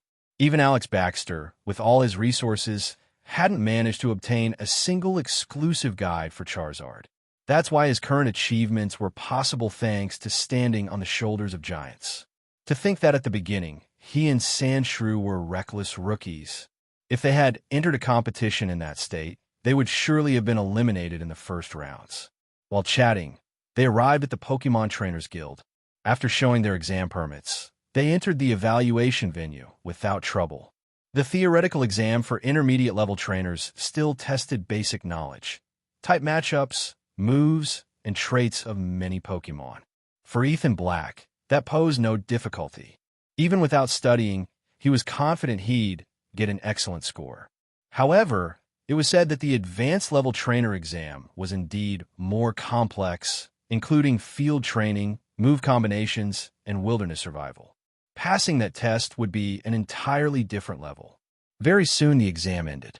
Ethan Black finished it ahead of time and walked out of the classroom with confidence. "Whoa, Ethan, you came out before me? Don't tell me you didn't finish and just turned in anyway," asked Alex Baxter as he came out, confident in his own performance. This exam had some difficulty, but for him it hadn't been a problem. That's why he was surprised to see Ethan Black already waiting for him outside. Before the exam, he had even worried about whether Ethan Black would pass the theory test, since he hardly attended classes and only read books in a library. "Relax. It was way too easy. I finished it in an instant," replied Ethan Black, giving Alex Baxter a mocking look. "What? If you know so much, why didn't you enter Pokémon University?" asked Alex Baxter, still astonished. "It's just that studying is a hassle," replied Ethan Black, shrugging, though inside he felt a bit frustrated. After all, he had traveled through time right after the university entrance exam. If he had arrived earlier, he would have loved to star in a story of overcoming obstacles and enter university as a genius from the bottom up. "Huh, how shameless. I'll give you a 10 for your way of bragging," grumbled Alex Baxter. "I like how I am now. As Professor Harris's assistant, I enjoy the perks of a graduate student," laughed Ethan Black. In the end, this was the perfect university life he had always dreamed of. No homework, no classes, no thesis. What more could he ask for? The evaluation for intermediate-level trainer organized by the Pokemon Trainer Guild was divided into 3 parts. The first, the written exam, was held in the morning. In the afternoon, the results were published, and the physical tests of the Pokemon and the practical battle portion continued. "Ah, look, I got 90 points. I'm super smart," exclaimed Alex Baxter at 2 o'clock, pulling out his phone anxiously and shouting with excitement as he saw his score. Immediately, several trainers around him gave him admiring looks. 90 points was a pretty high grade, more than enough to advance without trouble to the next round. "And you, Ethan? How much did you get?" asked Alex Baxter, raising an eyebrow and glancing sideways. But instantly, his expression froze, and his eyes widened in disbelief. 96 points? He exclaimed after a while, struggling to look away, completely confused. "What's wrong with the world?" he muttered, as if everything had lost its meaning. "Ha, it was just luck. Pure luck," said Ethan Black, scratching his head with an embarrassed smile. Not even he expected such a good score. "Luck, my ass. If the other trainers knew your real situation, they'd want to kill you for sure," snorted Alex Baxter, glaring at him in annoyance. Ethan Black hunched his neck and, to avoid more comments, pulled him along to enter the practical test area. In just over half an hour, all the trainers who passed the written exam had already gathered in a large battlefield. There were several physical measuring machines, and as long as the Pokemon passed that evaluation, they could move on to the next phase of the exam. Obviously, those who applied for the intermediate-level trainer evaluation knew very well the condition of their Pokemon. Only a few unlucky ones were eliminated. Their Pokemon were right at the borderline of being fit, and a poor performance cost them approval. Naturally, Ethan Black's Sandslash passed without a problem, while Alex Baxter's Magneton almost failed, though it barely managed to pass in the end. After the basic physical tests, the last stage of the evaluation began, the practical battle. Ha, I'm dying of laughter. "Alex, you're a joke. Your Pokemon almost didn't even pass the physical test," mocked a young man with a somewhat eccentric style who approached without restraint. "Jake Turner," said Alex Baxter as he turned, frowning as he pronounced the full name with resentment. "Correct," laughed Jake Turner. "Could it be because your Charmander never managed to beat my Squirtle? Now you come out with a Magneton just because it has an advantage over my Squirtle. But even so, your training is still lousy." Jake Turner shook his head with a disappointed look. "Trash. My Charizard just got injured right before the exam. And even if it's Magneton, I can still crush you," growled Alex Baxter, clenching his fists. Charizard? Don't make me laugh, mocked Jake Turner. I know very well your Charmander barely evolved. It's impossible for you to already have a Charizard. I've had enough. Let's fight right now. I'll give you a good lesson, snapped Alex Baxter, pulling out his Pokeball, ready to battle. With me? Ha ha ha. I got 95 points in the written. I'm second overall. And you? What rank did you get? Do you even have the right to challenge me? Said Jake Turner, looking at him with disdain. If I'm not mistaken, your opponent is me, intervened Ethan Black with a smile. And who the hell are you? Asked Jake Turner with scorn. Sorry, it's just that I scored 1 point higher than you. I came in first place, replied Ethan Black, narrowing his eyes calmly. He had observed the whole conversation, clearly noticing the enmity between Jake Turner and Alex Baxter, and how the latter always seemed to be at a disadvantage. You're the one who came in first, repeated Jake Turner, also narrowing his eyes, and an evident tension arose between them. In fact, according to the rules of the practical evaluation, the first place in the written had to face the second, and they had just been paired up.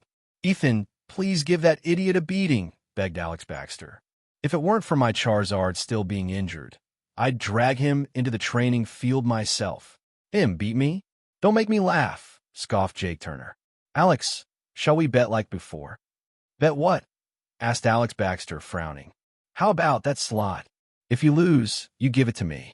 And if I lose, I'll do the same, proposed Jake Turner, clearly already prepared. That slot. Alex Baxter grew serious. That slot was something his father had obtained with much effort. What's wrong? Scared? If you're scared, forget it, taunted Jake Turner with a mocking smile.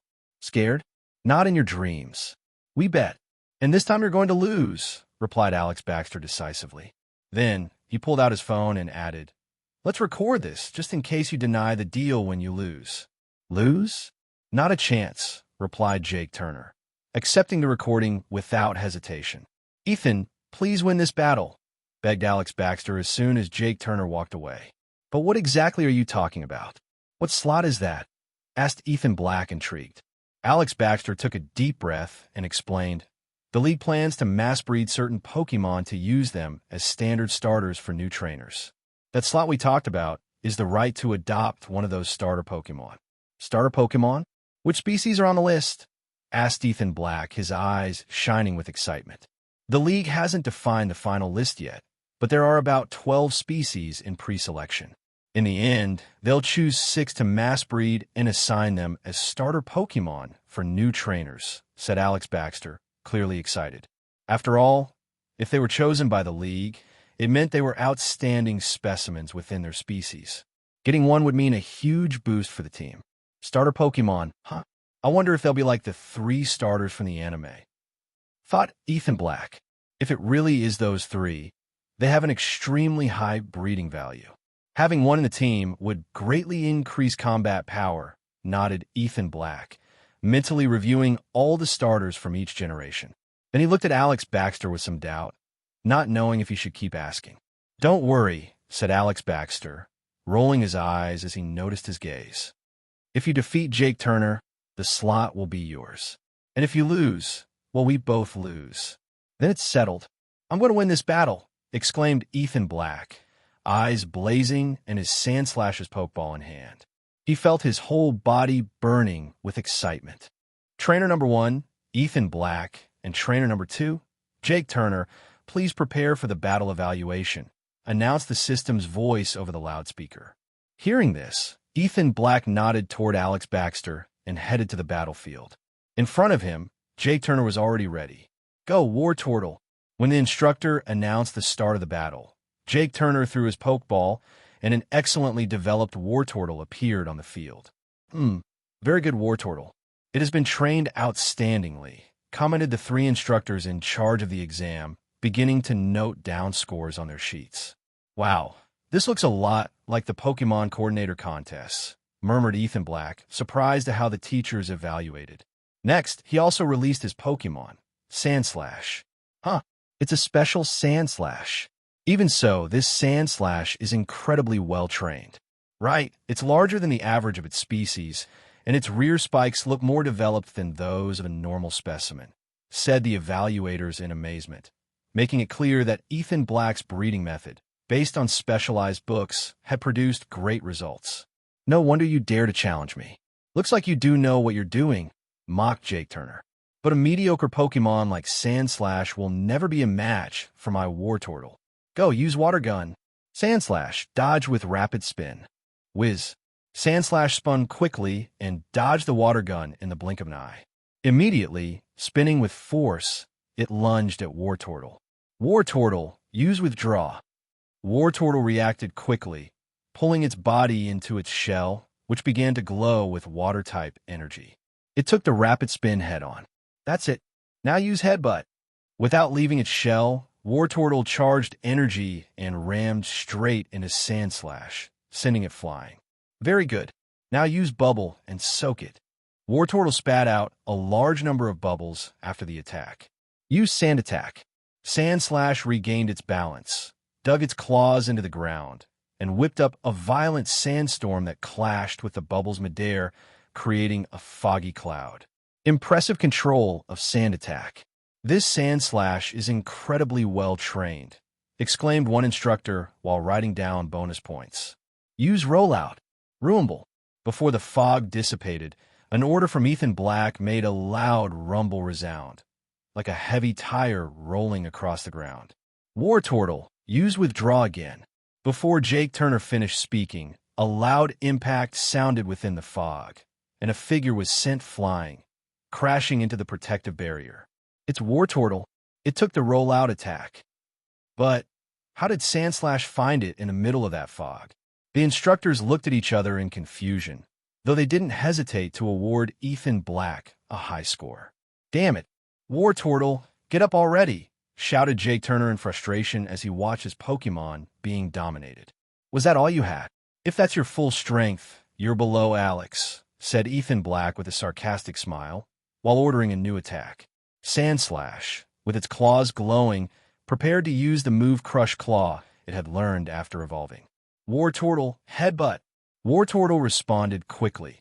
Its shell glowed with a white light and rammed directly into Sandslash. Boom! Both attacks clashed violently. Although Headbutt is a stronger move, Sandslash's brute force allowed it to match the collision. Both stepped back at the same time. Headbutt needed a charge and still only tied.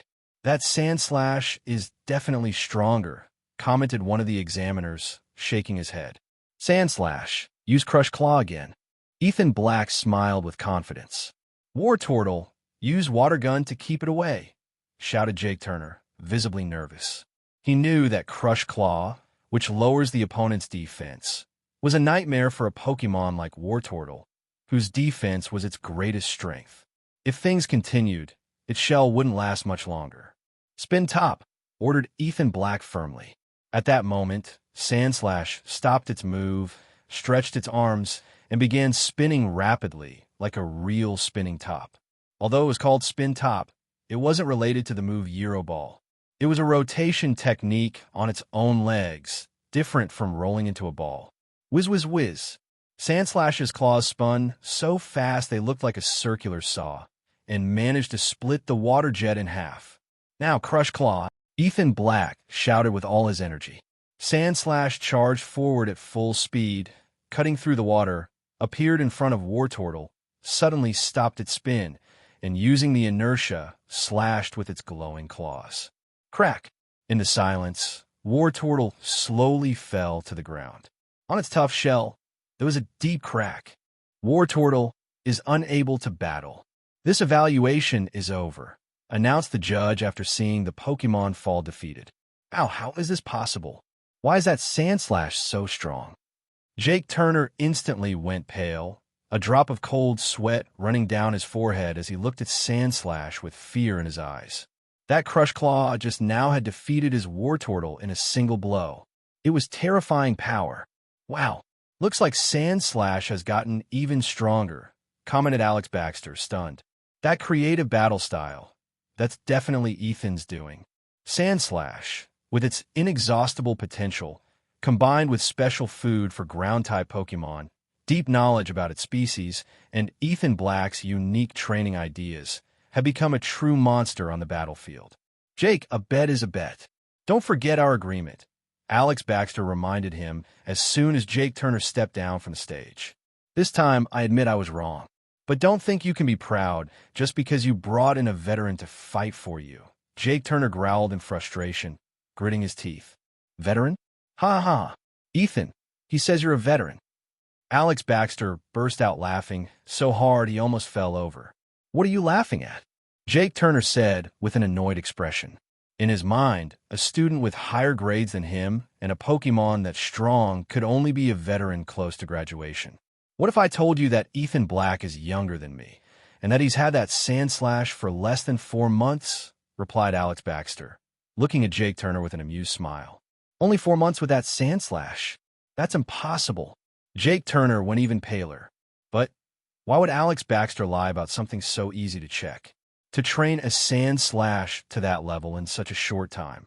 Only heirs of wealthy or influential families could do that. But even then, would someone at that level ever choose a Sandslash as their starter? Don't overthink it. It's no secret. You can go ask if you don't believe me, said Alex Baxter, knowing exactly what was going through Jake Turner's mind. Without wasting time, he pulled out a sheet of paper and handed it to Jake Turner. Here's the transfer contract for the slot. Sign it, please.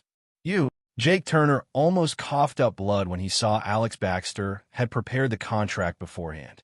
His face turned completely red. PAF. At that moment, a notebook dropped heavily to the floor. Ethan Black glanced over and saw it was Alex Baxter's certificate as a basic-level Pokémon researcher. Alex, you dropped your certificate, Ethan Black said disdainfully. It was obvious he had thrown it on purpose. Huh? Oh, thanks, replied Alex Baxter, pretending to be surprised. Good thing you told me. Losing this would be a nightmare. He picked up the certificate and began dusting it off from non-existent dirt. A Pokémon researcher certificate. Jake Turner's face turned purple with rage. He knew Alex Baxter was just showing off. Don't get so worked up. Jake Turner growled with a snort and quickly signed the contract. If he stayed another minute, he knew he would explode from fury. Safe travels. Don't bother coming back. Alex Baxter stored the contract, overflowing with satisfaction. Feels so good to act all high and mighty. Ethan Black could only shrug helplessly. Such a grudge holder. Here, Ethan, this slot is yours, said Alex Baxter, handing him the signed contract. And this is reliable? Ethan Black asked as he looked at the simple contract, making a face like, seriously? It's signed and stamped. There's no way it's invalid. Plus, we both have reputations to maintain. If we ask Professor Harris for help, that slot will officially be yours, said Alex Baxter, patting him on the shoulder to reassure him. Ethan Black nodded. Deep down, he was starting to get excited. What Pokémon had they chosen as starters this time?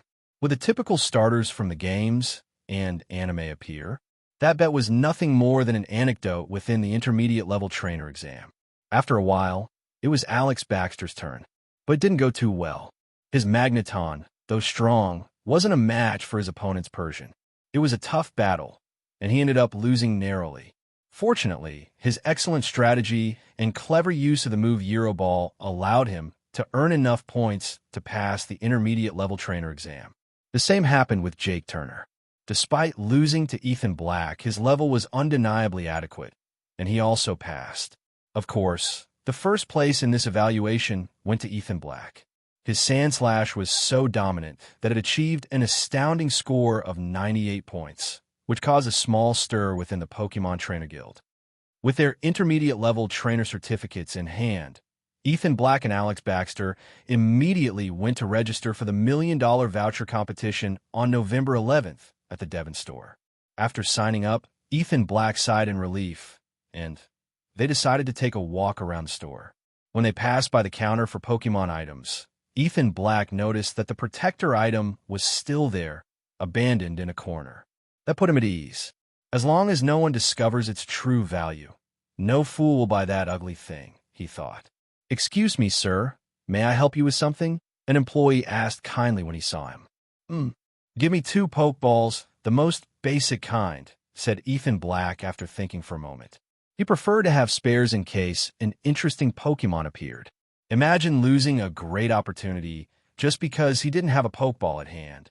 May everyone find love, and may there be no more singles. An unprecedented price war. XX Store launches unprecedented crazy prices. Enjoy to the fullest.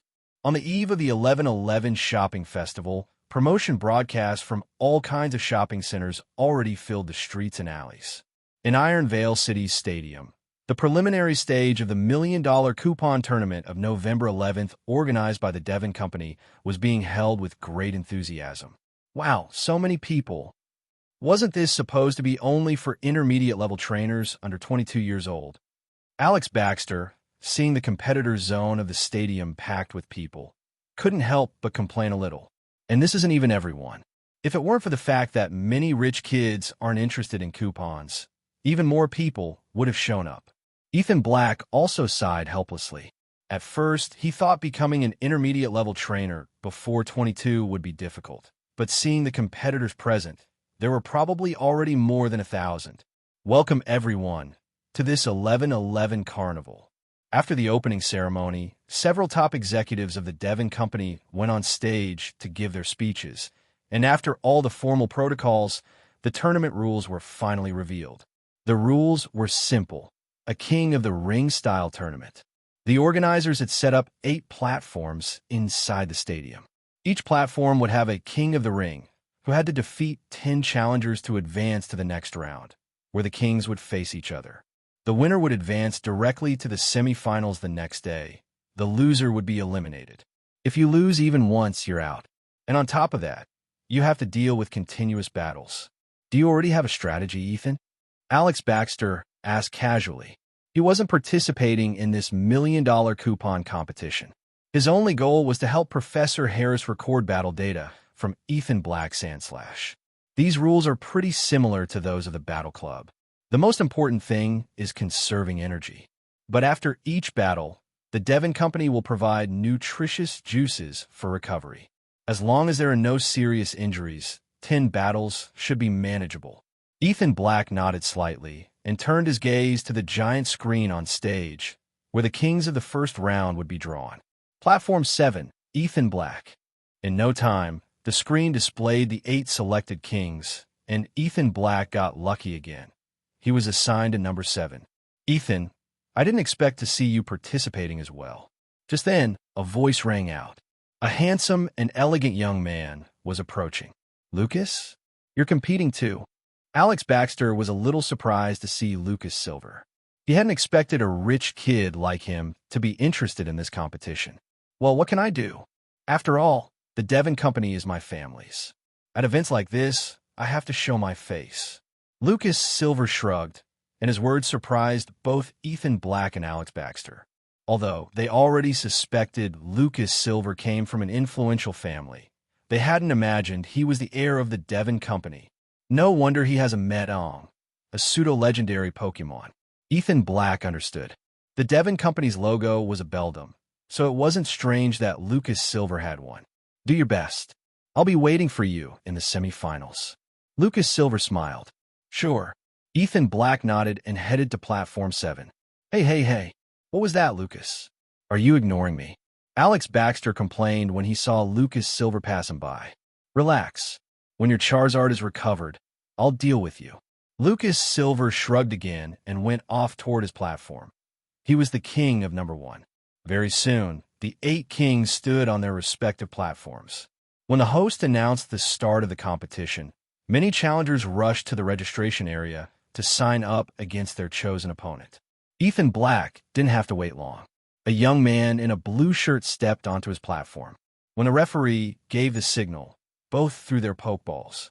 In an instant, Ethan Black's shiny Sandslash and the rival's Machoke appeared on the field. A Sandslash with red spikes. As soon as Sandslash appeared, everyone present was left speechless. Compared to the typical Sandslash with brown spikes, the shiny Sandslash with red spikes was far too eye-catching. That vibrant red made all the spectators squint. Could those spikes be stained with blood? The challenger, seeing Sandslash, tensed up. He felt an inexplicable, oppressive fear. TCH, I don't care what you are, Machoke, crush it. The challenger shouted, trying to shake off the fear. Sandslash, face him head on. Ethan Black, unconcerned with what was going on in the other's mind, ordered the direct attack. Boom! The two Pokémon lunged at the same time. Fist and claw clashed with such force that the air exploded with a loud boom. The next second, Machoke was sent flying, barely managing to land without collapsing completely. What? He pushed him back with raw physical strength alone, overpowering Machoke, a fighting-type Pokémon. The entire crowd was stunned again. It was obvious the two Pokémon weren't on the same level. Incredible! Is that really the same Sandslash? Among the competitors, a young man was watching Ethan Black in astonishment. That young man was the former ringleader of the Pokémon Island Adventure Club, who had once forced Ethan Black's Sandslash into a tough fight with his Primeape. But now, after 2 months, Sandslash's progress was terrifying, almost unbelievable. Could this be his true strength? At the same time, the ringleader of the Pokémon Nightstar Club, who used Persian, was also watching closely, fists clenched. Her past defeat still stung. Captain, that guy seems stronger than he was in the tournament. In the stands, some students in Iron Vale City Pokémon University uniforms were also watching the battle between Sandslash and Machoke. Not bad. Although he still doesn't meet our standards, he has a lot of potential. Perhaps in a short time, that Sandslash will reach advanced level. The student they called Captain nodded and, after thinking for a moment, said, "Tell Mark to face him. If he manages to beat him, consider him a candidate for the school team." The first battle in Ethan Black's tournament run was extremely easy. Machoke, as a fighting-type Pokémon, couldn't mount an effective offense when completely overpowered in raw physical strength. Under Sandslash's fierce Crush Claw, it was taken out without complications. Oh, contestant Ethan Black's Sandslash is way too strong. Machoke has been defeated with ease. Who will be the next challenger? Will anyone be able to stop the mighty Ethan Black and his Sandslash? After Sandslash's victory, the announcer shouted excitedly into the microphone, provoking a widespread ovation from the audience. Good job. We can't fall behind. Medong Yu Saishak. On Platform 1, Lucas Silver calmly smiled. His gaze sharpened immediately, and with a single order, his Medong launched a Psychic-type move that blasted its opponent right off the field. Very soon, Ethan Black's victory was like a spark igniting a fuse. Reports of battles ending came from other platforms. Except for number 4, all the Ring Kings had successfully defended their positions. As the first round concluded, a strange silence fell over the stadium. Clearly, after witnessing the strength of the Ring Kings, the challengers started hesitating. After all, each challenger only gets one chance. The first ones to go up are usually cannon fodder, while those who wait may face an opponent already exhausted, giving them a better chance to win. However, that silence didn't last long. There are always those too proud to take advantage of a weakened opponent.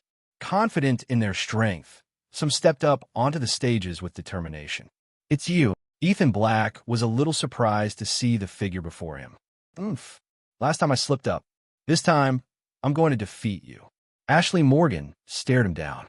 Clearly, she hadn't forgotten the humiliation of being caught by Ethan Black's Sandshrew with Rollout. As the battle began, Ashley Morgan threw her Pokeball without hesitation. Persian appeared in a flash of white light. The moment Sandslash appeared, Persian's eyes narrowed.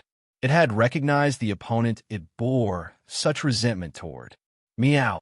With a fierce roar, and without waiting for orders, Persian charged straight in. It was so fast Ethan Black could only see a flash of white before the Pokémon was already beside Sandslash, its claws glowing threateningly as it used Slash. But Sandslash was ready. At the same instant, its own thick claws began to shine. Crush Claw. Clang, clang, clang. A rapid series of blows followed, like steel striking against steel. Use Sand Attack.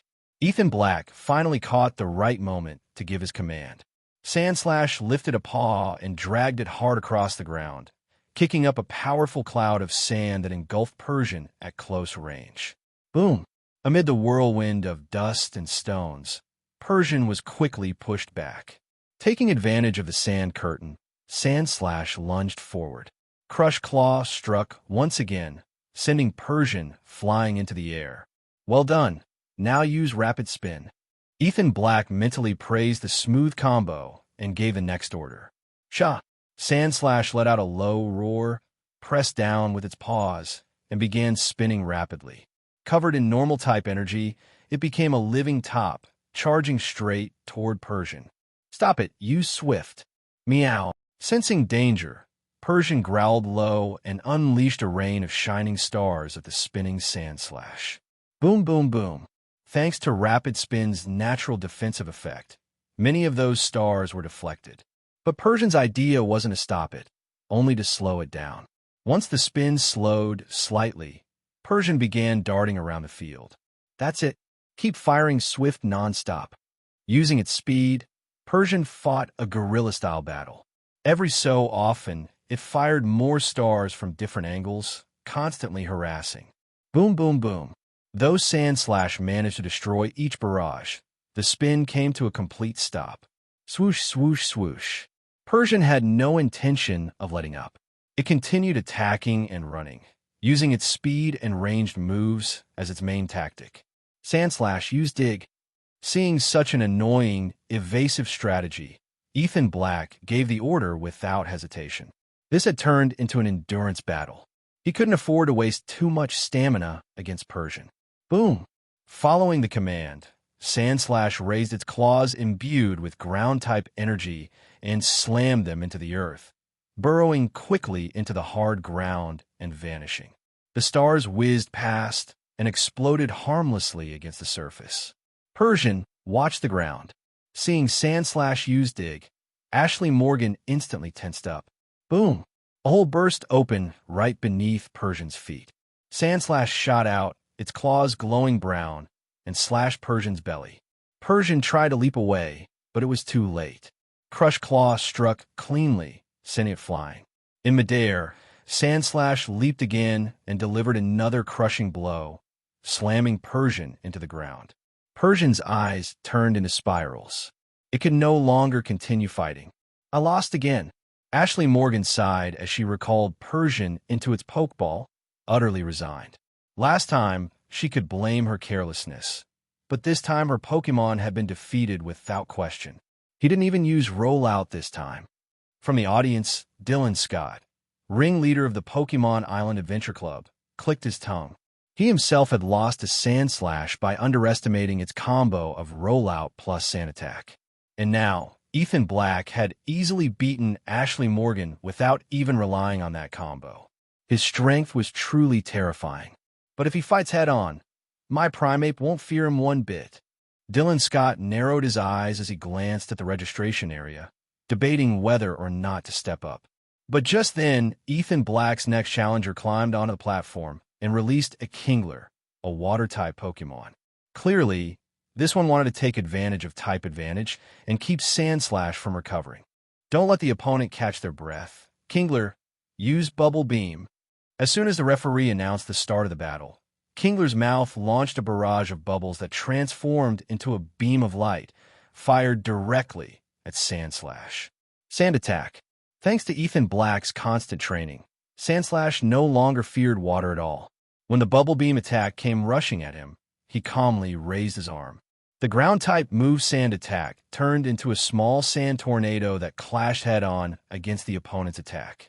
What once only created a faint sand cloud, now, after his special training in sandstorms, allowed Sandslash to condense ground-type energy into thick rocks, forming with the wind a mini sandstorm. Boom, boom, boom.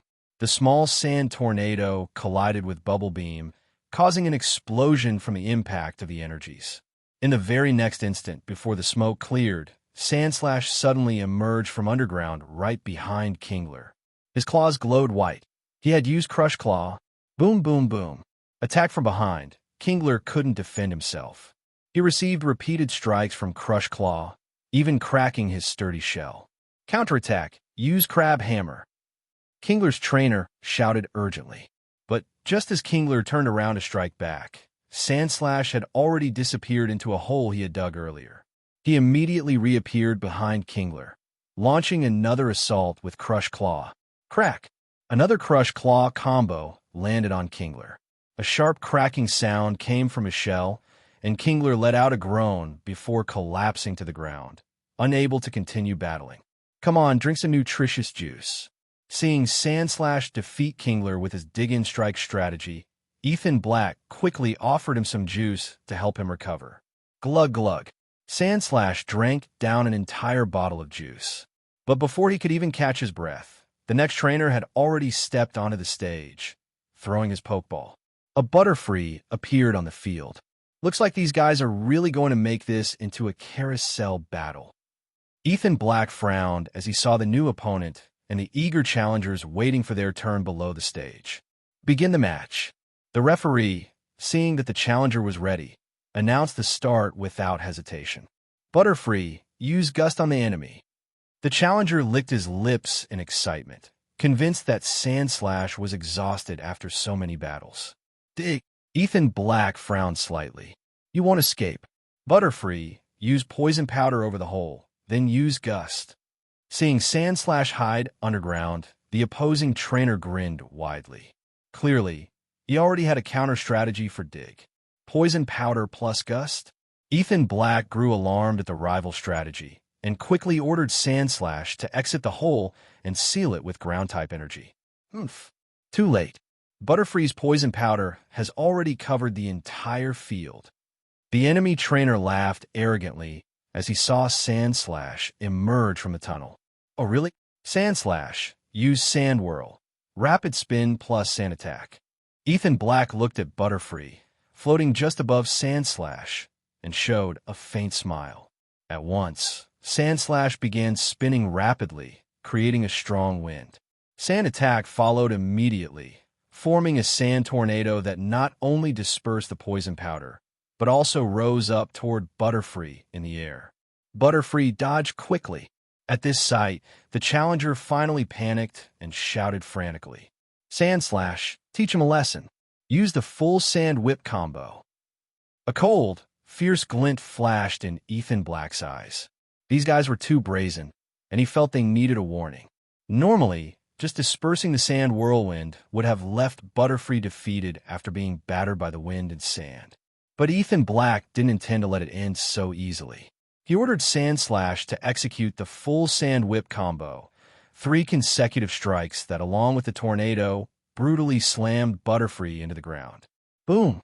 The whirlwind crashed down violently, shaking the entire battlefield. What was that? Many spectators who had never seen the combined move Sand Whirl were left wide-eyed, astonishment written across their faces. How could it have such power? Butterfree's trainer, completely shocked, rushed onto the field, ignoring the dust cloud. He quickly picked up his severely injured Butterfree and ran off to seek treatment. Is that guy warning us? Dylan Scott watched as the trainer left with his Pokémon, his eyes gleaming with significance. The other challengers also changed their expressions. Everyone understood the meaning behind Ethan Black's actions.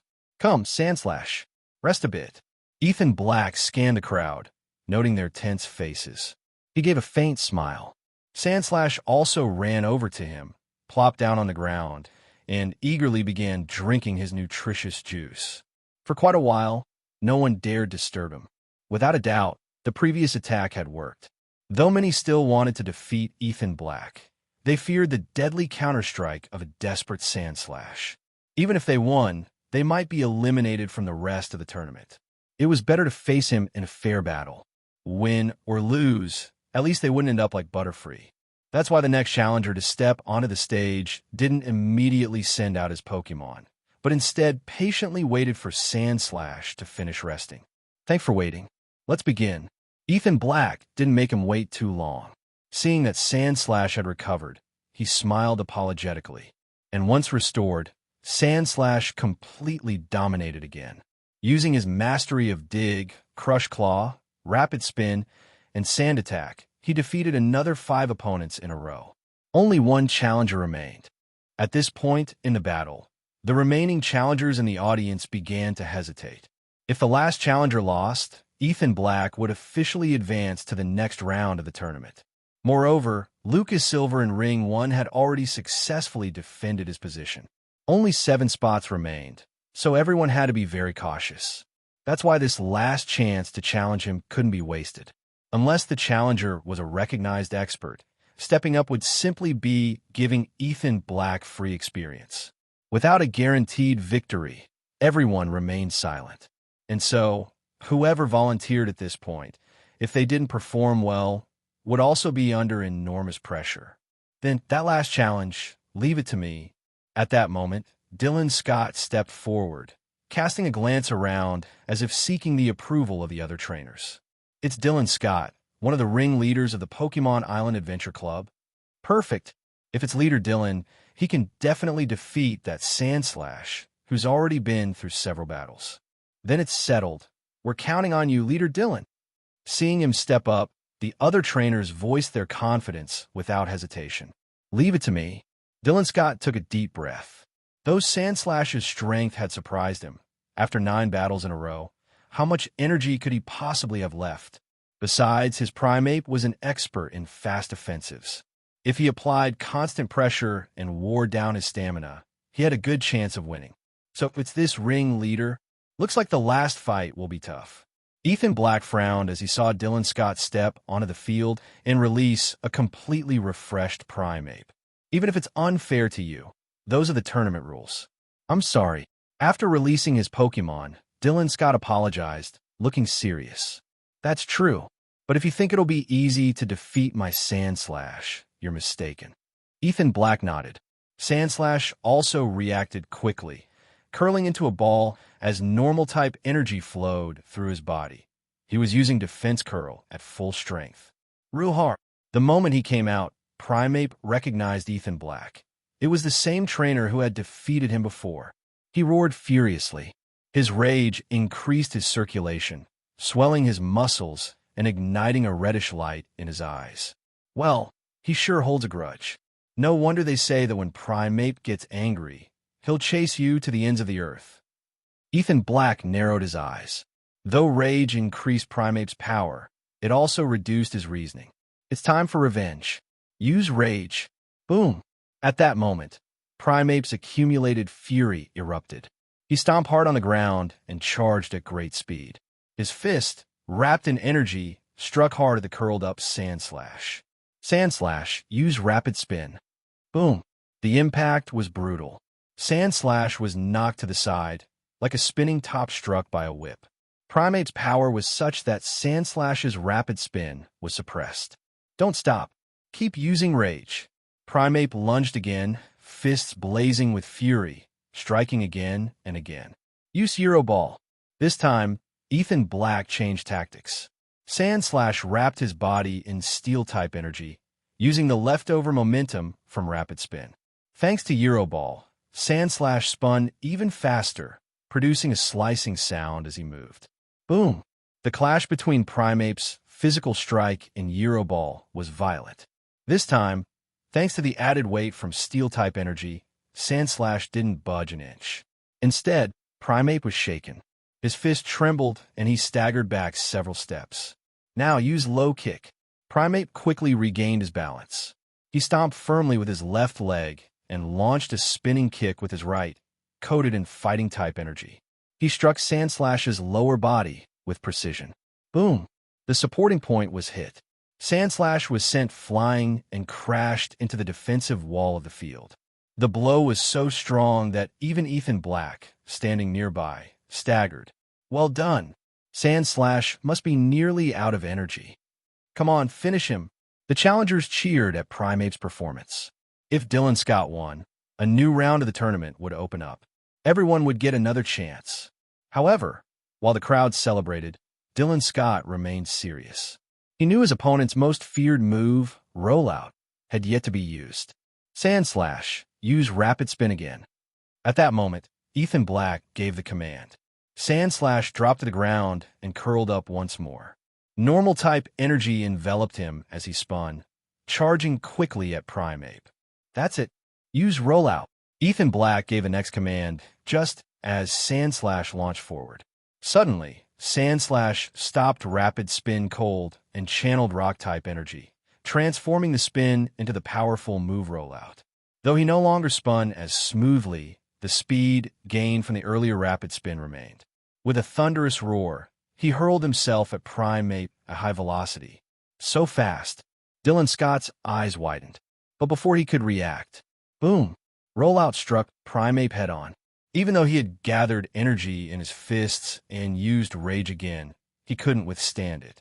He was launched into the air and slammed against the back wall. After the impact, Sandslash stopped his attack and remained in place, panting heavily. I did it. He used the speed of rapid spin to maximize Rollout's power. Ethan Black clenched his fist with excitement. Even after Sandslash's evolution, Ethan Black never abandoned his development of Rollout. Originally, he wanted to combine rapid spin and Rollout into a single combo move, Spin Drive. However, it turned out to be far harder to train than expected. While Sandslash could combine Rollout with Sand Attack, that didn't mean he had mastered the control of multiple moves simultaneously. If the move involved wasn't Sand Attack, but another one, Sandslash couldn't perform multiple moves at once. That's why Ethan Black chose a stage combination, first increasing speed with rapid spin, then activating Rollout. That way, using the gained speed, he could maximize Rollout's power, just as he had now. The same principle applied to the earlier combination of rapid spin and Euroball. But this combo also had a drawback.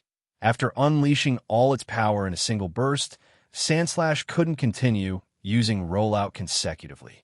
That's why this combo only worked as a one-time explosive move. It seems that, when we return, it will be time to discuss more thoroughly with Alex the principles behind Defense Curl and Rollout, thought Ethan Black. If we can fully understand how both moves work, maybe we could develop the combined move Spin Drive. After all, both Defense Curl and Rapid Spin involve the use of normal-type energy, and it was thanks to Defense Curl that Sandshrew learned Rapid Spin. If we can use Rapid Spin as a substitute for Defense Curl. While watching the field, Ethan Black sank into thought. He had come up with a new training method for the combined move Spin Drive. Maybe it wouldn't work, but at least it was a viable possibility. If they succeeded, Sandslash's power would increase even further. Roar! Just then, a roar snapped him out of his concentration. From within the rubble, Primeape's figure suddenly leapt up. Roaring in rage, his eyes were completely bloodshot, locked furiously on Sandslash with murderous intent. He hasn't gone down yet, and from the looks of it, he seems even more dangerous. Ethan Black frowned as he saw Primeape's red eyes. And in the very next instant, before Dylan Scott could give a command, Primeape had already charged. His fist, cloaked in tangible fury, was far stronger than before. His rage had intensified to the point of becoming almost solid. Back to that berserker state again? Ethan Black shook his head slightly. Without needing command, Sandslash had already started using Dig. It was a well-practiced strategy. If the opponent went berserk and attacked without thinking, Sandslash would simply flee underground. As long as he avoided that critical moment, the battle was as good as won. However, Primeape had completely lost his reason. Seeing Sandslash vanish underground, he also dove in to chase him through the tunnel, as if he truly would follow him to the ends of the earth. What? Primeape, get out of there right now. Dylan Scott went pale. Entering a tunnel created by the enemy was a disastrous decision. If Ethan Black ordered Sandslash to seal the exit with Dig, Primeape wouldn't just lose the battle. He could even be buried alive. I surrender. Desperate, Dylan Scott shouted with pleading eyes. He was clearly afraid Ethan Black would order the tunnel sealed, and between winning the battle or saving Primeape, he chose the latter without hesitation. Come out, Sandslash. Ethan Black nodded slightly and shouted toward the battlefield. At that instant, a large hole opened and Sandslash leapt out. And right behind him, Primeape emerged roaring, his eyes still crazed, lunging once again at Sandslash. Euroball. Ethan Black reacted immediately, ordering a defense. Boom! Primeape's attack struck Euroball with force. But this time, there was no immediate explosion. Instead, both energies entered a tense balance, violently clashing against each other. What is this? From the highest section of the stands, Alex Baxter was the first to react. He quickly adjusted his instruments and began carefully recording the energy reactions on the field. According to his readings, the energy of rage was pounding against Euroball, while the latter responded with its recoil force. A balance had formed, as fine as it was dangerous. As time passed, the energy accumulated within Euroball began compressing, like a spring being pushed to its limit. At any moment, that spring could either explode or rebound with equal force. Alex Baxter smiled with excitement. He had never before so clearly witnessed the recoil force of Euroball. Perhaps, at last, its true secret would be revealed. We can't let this continue. Sandslash, retreat into the tunnel. Ethan Black and Dylan Scott both turned pale. If the battle went on like this, no matter who won, both Pokémon could end up severely injured. Sandslash also understood the danger. Following the order, he tilted his head slightly. The tunnel entrance he had dug earlier was still right behind him. With extreme caution not to break the energy balance, Sandslash stepped back. Swish! Once at the tunnel's mouth, Sandslash gathered his strength and pushed himself down underground again. Boom! Losing its point of resistance, Primeape was launched by the force of his own attack. He went flying and crashed violently against the field barrier. The unleashed energy was so intense that an explosion erupted on impact. Primeape! Without hesitation, Dylan Scott jumped from the stands and rushed to his partner. The medics, already prepared, ran over, placed Primeape on a stretcher, and hurried him to the Pokémon Center. Sandslash emerged from the tunnel, dropped onto his back on the ground, and began panting heavily. Though still conscious, he no longer had the energy to continue. He was completely exhausted, but he had fulfilled his duty. Dylan Scott was his final opponent in the ring defense tournament. Oh, we have a winner. After 10 intense battles, Sandslash held out until the end. Congratulations to Ethan Black, the second trainer to successfully defend his ring, officially qualifying for the afternoon tournament. The announcer, seeing the danger had passed, sighed in relief. Wiping the sweat from his forehead, he lifted the microphone and enthusiastically announced the result, unleashing a wave of cheers. Sandslash had completely won over the crowd, especially with his last confrontation against Primeape. The intensity of the clash left everyone amazed, and the applause came pouring in. But Ethan Black didn't stop to bask in his victory. After returning Sandslash to his Pokeball, he ran after the medics toward the Pokémon Center.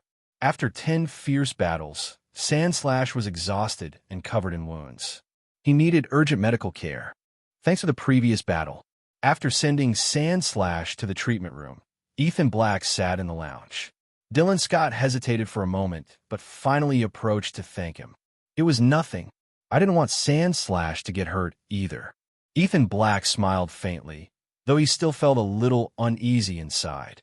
Luckily, he had noticed the tunnel behind Sandslash just in time. If he hadn't, even if his Pokémon had come out victorious from a clash, he wouldn't have escaped unscathed. How's Primeape? At Ethan Black's question, Dylan Scott breathed a sigh of relief. From his expression, it seemed Primeape wasn't in danger. All right, I want to give you this as a token of gratitude. Dylan Scott seemed to remember something. He pulled a notebook from his backpack and handed it to Ethan Black. What's this? Ethan Black was surprised as he flipped through the pages. It's a training manual on fighting-type Pokémon. Yes, it's a notebook my master gave me, with fundamentals on physical conditioning and hand-to-hand combat techniques for fighting types. Though it's basic material, I hope it will be useful to you, Dylan Scott explained with a smile. This is exactly what I needed. Lately, I've been thinking about how to improve Sandslash's close combat. This notebook is a real treasure. Ethan Black was truly grateful. Dylan Scott, as the fighting-type leader at the Pokémon Island Adventure Club and a specialized trainer, had solid foundations in training fighting types. It was no wonder he held such an important position. Moreover, the notebook was a legacy from his master. The information it contained wasn't just ordinary. Although Sandslash had improved greatly in physical strength, he still lacked technique in close combat. This notebook, with its training methods for hand-to-hand fighting, would undoubtedly be of great help. You're welcome. I'll be leaving the city soon, but if we have the chance, I'd love to battle you again. Dylan Scott smiled easily. You're leaving the city? Ethan Black was surprised. Yes. In fact, I'm a disciple of the Iron Fist Dojo in Braveton City. I was working as a trainer at the Pokémon Island Adventure Club only to gain experience. Now that my time is up, it's time to return. The Iron Fist Dojo in Braveton City. Hearing that name, Ethan Black was even more surprised. That dojo was famous throughout the country. He hadn't imagined Dylan Scott came from there. That's right. Braveton City is well known for its fighting-type training. If one day you want to catch one, you can contact me. I know the area very well. I can definitely help you find the one you're looking for. Dylan Scott spoke proudly. The two exchanged contact information and promised a future battle. Time flew by. After more than half an hour of treatment, Sandslash had recovered his strength. Ethan Black spared no effort and treated him to a feast as a reward. Still, something felt strange. Alex Baxter had disappeared. He wasn't answering his phone, and no one knew where he was. However, with the afternoon tournament about to begin, Ethan Black decided to leave the matter for after the competition. 3 p.m. The afternoon tournament officially began. After the morning tournament, more than 1,000 participants had been eliminated. Only 8 ring leaders remained, which demonstrated the efficiency of the system. The Devon Corporation really knew how to maximize the spectacle without wasting time. With the announcer's call, the 8 leaders stepped onto the stage. According to the tournament rules, the first 4 to successfully defend their rings could choose their opponents from the other 4 remaining. Thus, Lucas Silver, as the first successful defender, chose his rival, the 5th-ranked contestant. The latter's face immediately turned dark. Clearly, he hadn't expected to be targeted by the proud Lucas Silver. Next came Ethan Black's turn, the second to defend successfully. Ethan Black looked at the 3 remaining rivals and quickly fixed his gaze on the last one. From what he knew, this leader wasn't the original occupant of that position. As the rounds advanced, challengers had started to pile up in the few remaining rings. That last ring had witnessed chaotic battles. After a dozen leaders and several hours of intense combat, that trainer managed to prevail and become the new leader. However, his Pokémon had been gravely injured in the last fight. And since only an hour had passed since then, no matter how much treatment he had received at the Pokémon Center, a full recovery was impossible. Once everyone had chosen their rivals, the tournament formally began. Lucas Silver's battle was, as always, overwhelming. His Medon easily crushed a rival golem, who barely lasted a few seconds. Ethan Black couldn't help but be surprised. If it hadn't been for his previous battle, where Charmeleon evolved in a Charizard and activated Outrage, landing a surprise blow against Medon, that duel would also have been very difficult to win. After Lucas Silver's victory, it was Ethan Black's turn. His opponent appeared scowling from the start, and through his Pokeball, a battered Golduck appeared. Golduck, huh? What a shame. Ethan Black smiled as he released a completely rested and perfectly healthy Sandslash. The audience erupted in murmurs. Seeing the condition of both Pokemon, some even started shouting that Ethan Black was shameless. But Ethan Black only smiled and ignored them. As long as he could win easily and avoid Sandslash getting injured, it was all worth it. He didn't consider himself a saint. Although he had principles, those didn't include giving up an advantage within the rules. Rules were rules, and he hadn't done anything outside of them. What was shameless about that? The battle was quick. Injured as he was, Golduck couldn't withstand Sandslash's rollout. He took several consecutive hits until he fell and lost the ability to fight. Night. In a luxurious private room of a hotel in Ironvale City. So you were gone all day, and it was because you were hiding here writing your thesis? Said Ethan Black as he took a drink and glanced at Alex Baxter, who was frantically writing at the table. Boss, I really owe you one today. My thesis on the principles of power evaluation of the move Euro Ball is about to see the light of the world, replied Alex Baxter, winking. The gesture made Ethan Black's skin crawl. Dignity? Where had Alex's dignity gone? You keep it that. I'm going to review the data on tomorrow's opponents, said Ethan Black, quickly distancing himself from the excited Alex Baxter and picking up the reports he had compiled on the semifinalists. Among them, Lucas Silver was an old acquaintance. His Medong was one of the favorites to win the championship, but Ethan Black had already devised a strategy. The result would only be known in the moment.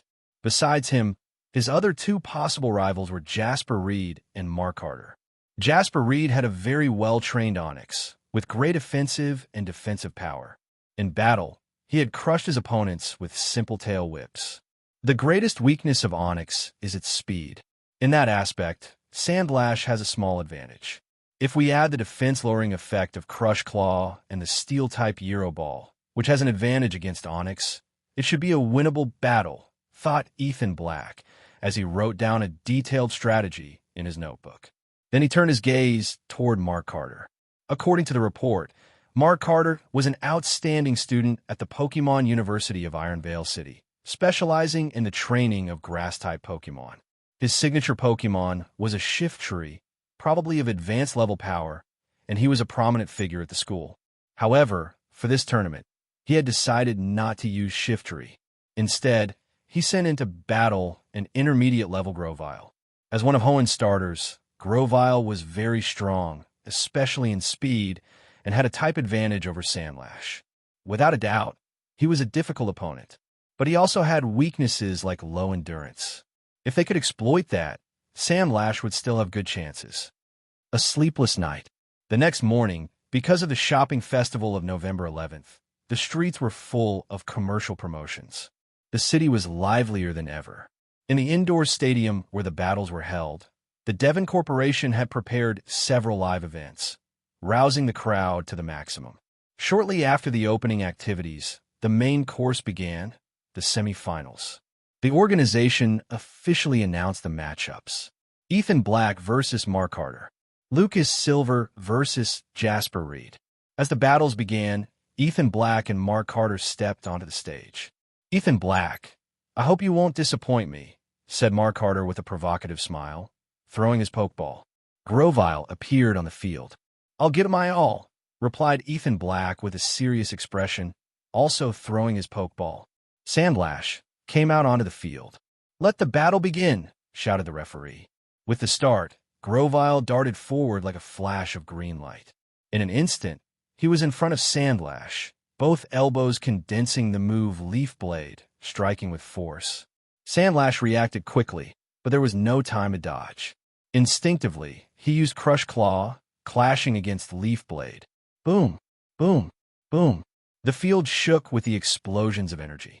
Under Grovyle's fierce assault, Sandlash could only defend passively, falling into disadvantage. "He's too fast." Ethan Black, though prepared, hadn't expected Grovyle to be this agile. The two Pokemon were fighting at such speed that Ethan Black barely found the chance to give orders. Boom! Grovyle seized a gap in Sandlash's defense, slashing with Leaf Blade and sending him flying. "Use Defense Curl," shouted Ethan Black immediately. But before Sandlash could execute the move, Grovyle was already in front of him again, landing another brutal blade that smashed him into the ground.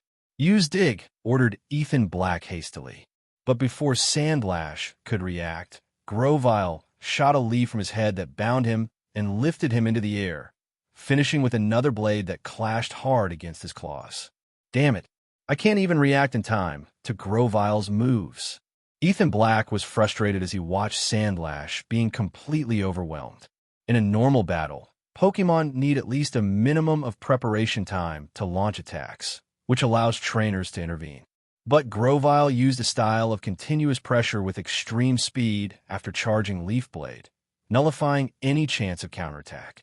Sandlash couldn't even gather energy for new moves and could only use the Crush Claw he already had charged. The battle boiled down to a clash of moves. Leaf Blade versus Crush Claw, and with Grovyle's speed advantage, he dominated the fight. If this continued, Sandlash would be defeated without having been able to use a second move. "I can't let this go on. We need to break Grovyle's rhythm," thought Ethan Black. Then he gave an unexpected order. "Sandlash, speed up your slashes. Faster, faster. Try to use that move." Upon hearing this, Sandlash also focused his gaze. Suddenly, the normal-type energy in his claws intensified, covering his arm in a trail of claw-like shadows that lunged straight at Grovyle. Boom! In an instant, Grovyle hadn't expected his opponent to explode with such force. Completely unprepared, he was hurled violently through the air. That move! It's the move Fury Swipes. Seeing Sandslash's attack, Mark Carter also showed an expression of surprise. On the other hand, Ethan Black's face lit up with overflowing joy.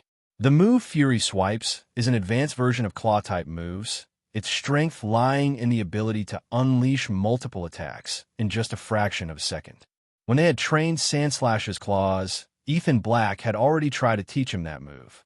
He never imagined Sandslash would end up using it spontaneously in this situation. Sandslash now. Use Sandstorm. Ethan Black didn't let the chance slip by and gave the order immediately. Boom! Sandslash also understood he couldn't let that key moment go. His body began to spin at high speed, combining the spin with the move Sand Attack, generating a dense cloud of dust and sand that turned into a whirlwind. Sandstorm. This isn't good. Stop it quick. Use Bullet Seed. Upon hearing Ethan Black's command, Mark Carter's face immediately changed. He knew that if the sandstorm was completed, it would be fatal for Grovyle, who already had obvious physical disadvantages. Grovyle sensed the urgency in Mark Carter's voice and channeled all of his grass-type energy. From his mouth, he fired countless points of pale green light, like a laser cannon shooting directly into the whirlwind. But this Sandslash was no longer the same as before. He had complete mastery over the whirlwind. With a roar, the storm absorbed and blocked every attack for Bullet Seed. Boom! The next instant, the whirlwind exploded violently, marking the complete formation of the sandstorm. A wave of sand covered everything. Grovyle, we have to finish this quickly. Seeing the sandstorm take form, Mark Carter's face darkened. He gave the order urgently. Grovyle sped up again, heading straight for Sandslash in the midst of the storm. His silhouette blurred as he pierced through the gale.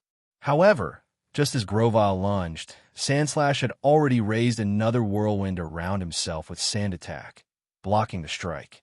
At the same time, using the storm's power, Sandslash unleashed waves of sand that pounded Grovyle's body without pause, leaving him staggering like a boat about to capsize in the middle of a sea storm. This is already over. Incredible that Sandslash has mastered the move Sandstorm.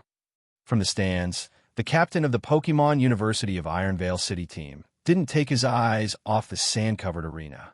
His face reflected a mix of astonishment and doubt. Truly surprising, another teammate commented. The move Sandstorm is still one that hasn't been fully researched. How could Sandslash have learned something like that? In their eyes, Sandslash didn't stand out in power or potential. But if he had mastered the move Sandstorm, the story was completely different. Boom! In the arena, Grovyle, battered by the abrasive gale, was already on his knees, exhausted and panting. Yet, in his gaze, the determination to not give up still shone. Grah! Suddenly, a brilliant green light burst from his body. A powerful energy spread around him, pushing the storm back and even partially dispelling it. That's the ability Overgrow. I can't believe it. This Grovyle has already awakened his ability and mastered it perfectly. Ethan Black was stunned. Although for most ordinary people abilities were an unknown concept, the major organizations had long been studying them. After all, abilities could greatly enhance a Pokémon's total strength and enable advanced strategies. It was impossible for them not to pay attention. Very well done. Use Leaf Blade.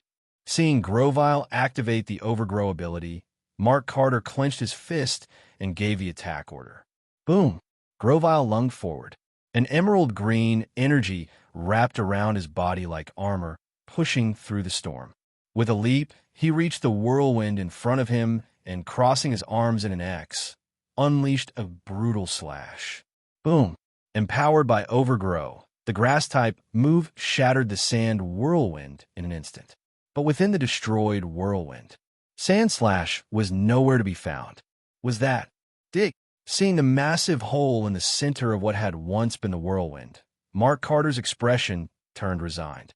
He pulled out the Pokeball and recalled the exhausted Grovyle. He knew that, even though Grovyle had activated Overgrow, his energy had already reached its limit. After that last failed offensive, continuing was useless. All right, I'll concede it. You've won.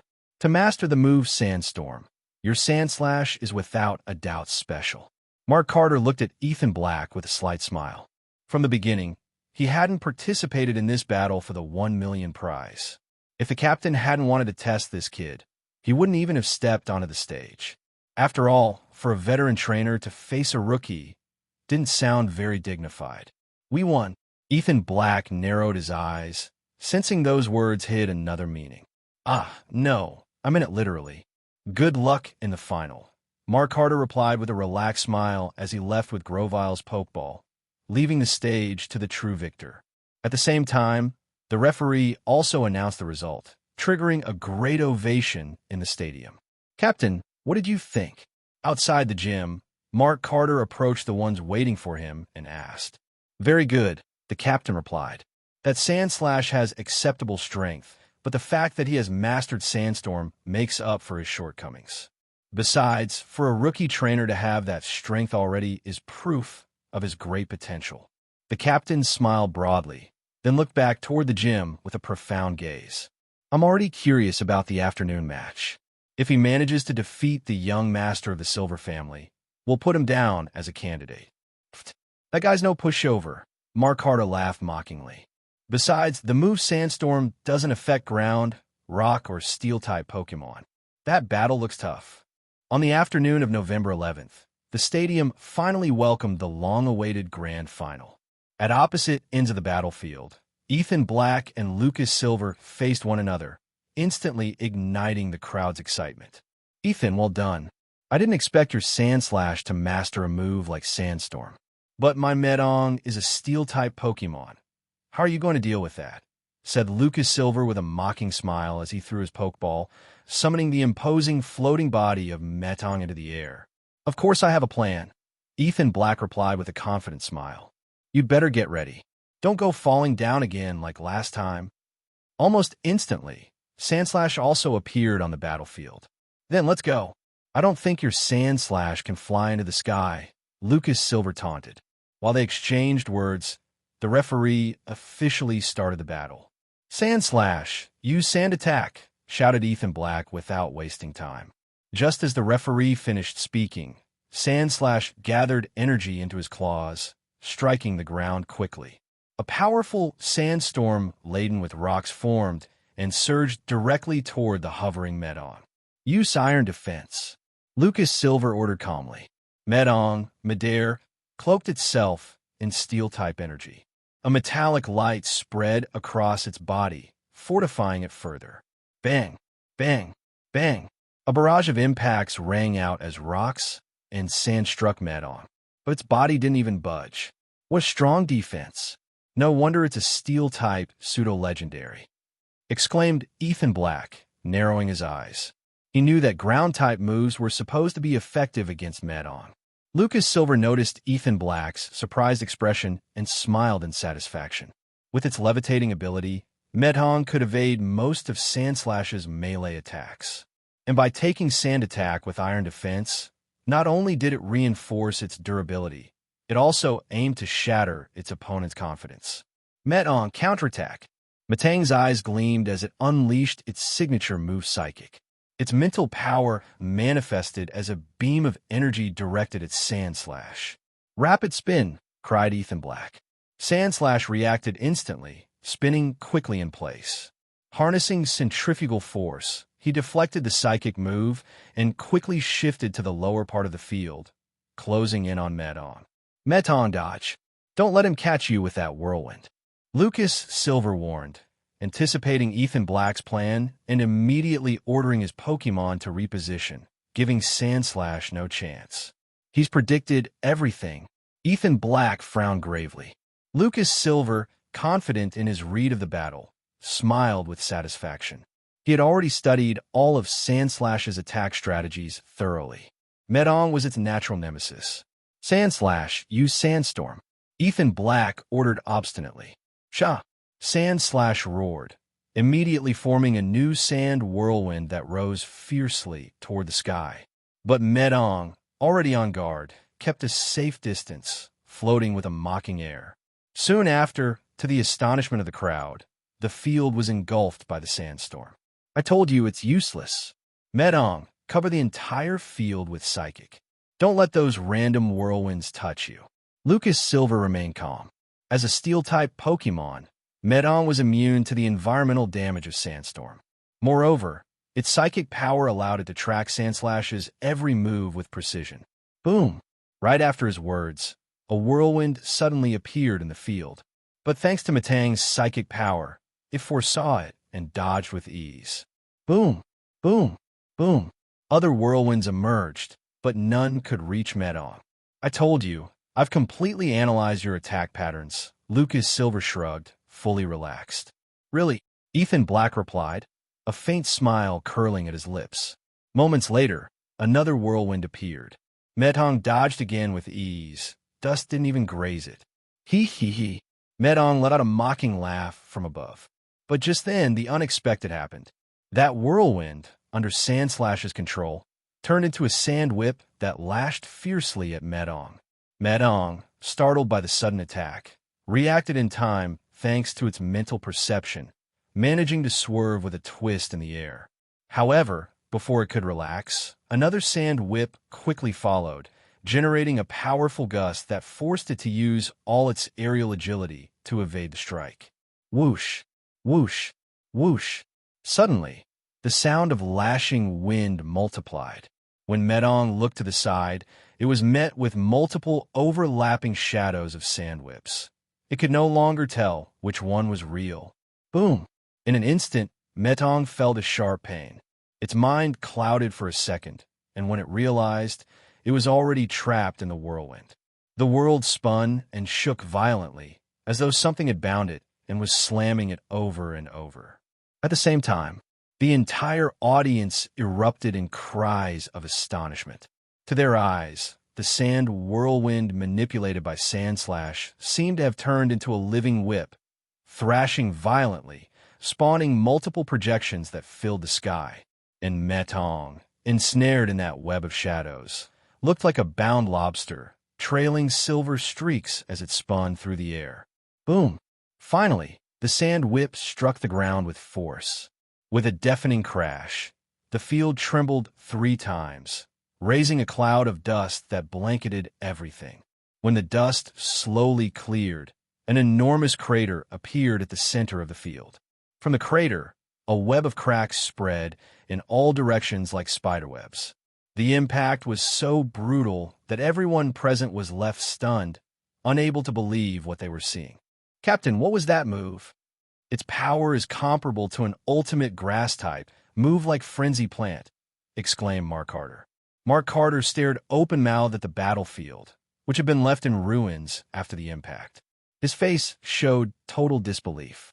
It's still an evolution of the sand whip, just a different way of using it, replied the school team captain with a slight nod of his head. Suddenly, he removed the pendant from his neck and spun it gently in his hand before throwing it forcefully into the air as he said, "This is the first form of the sand whip, the direct whip. Its power alone is already impressive.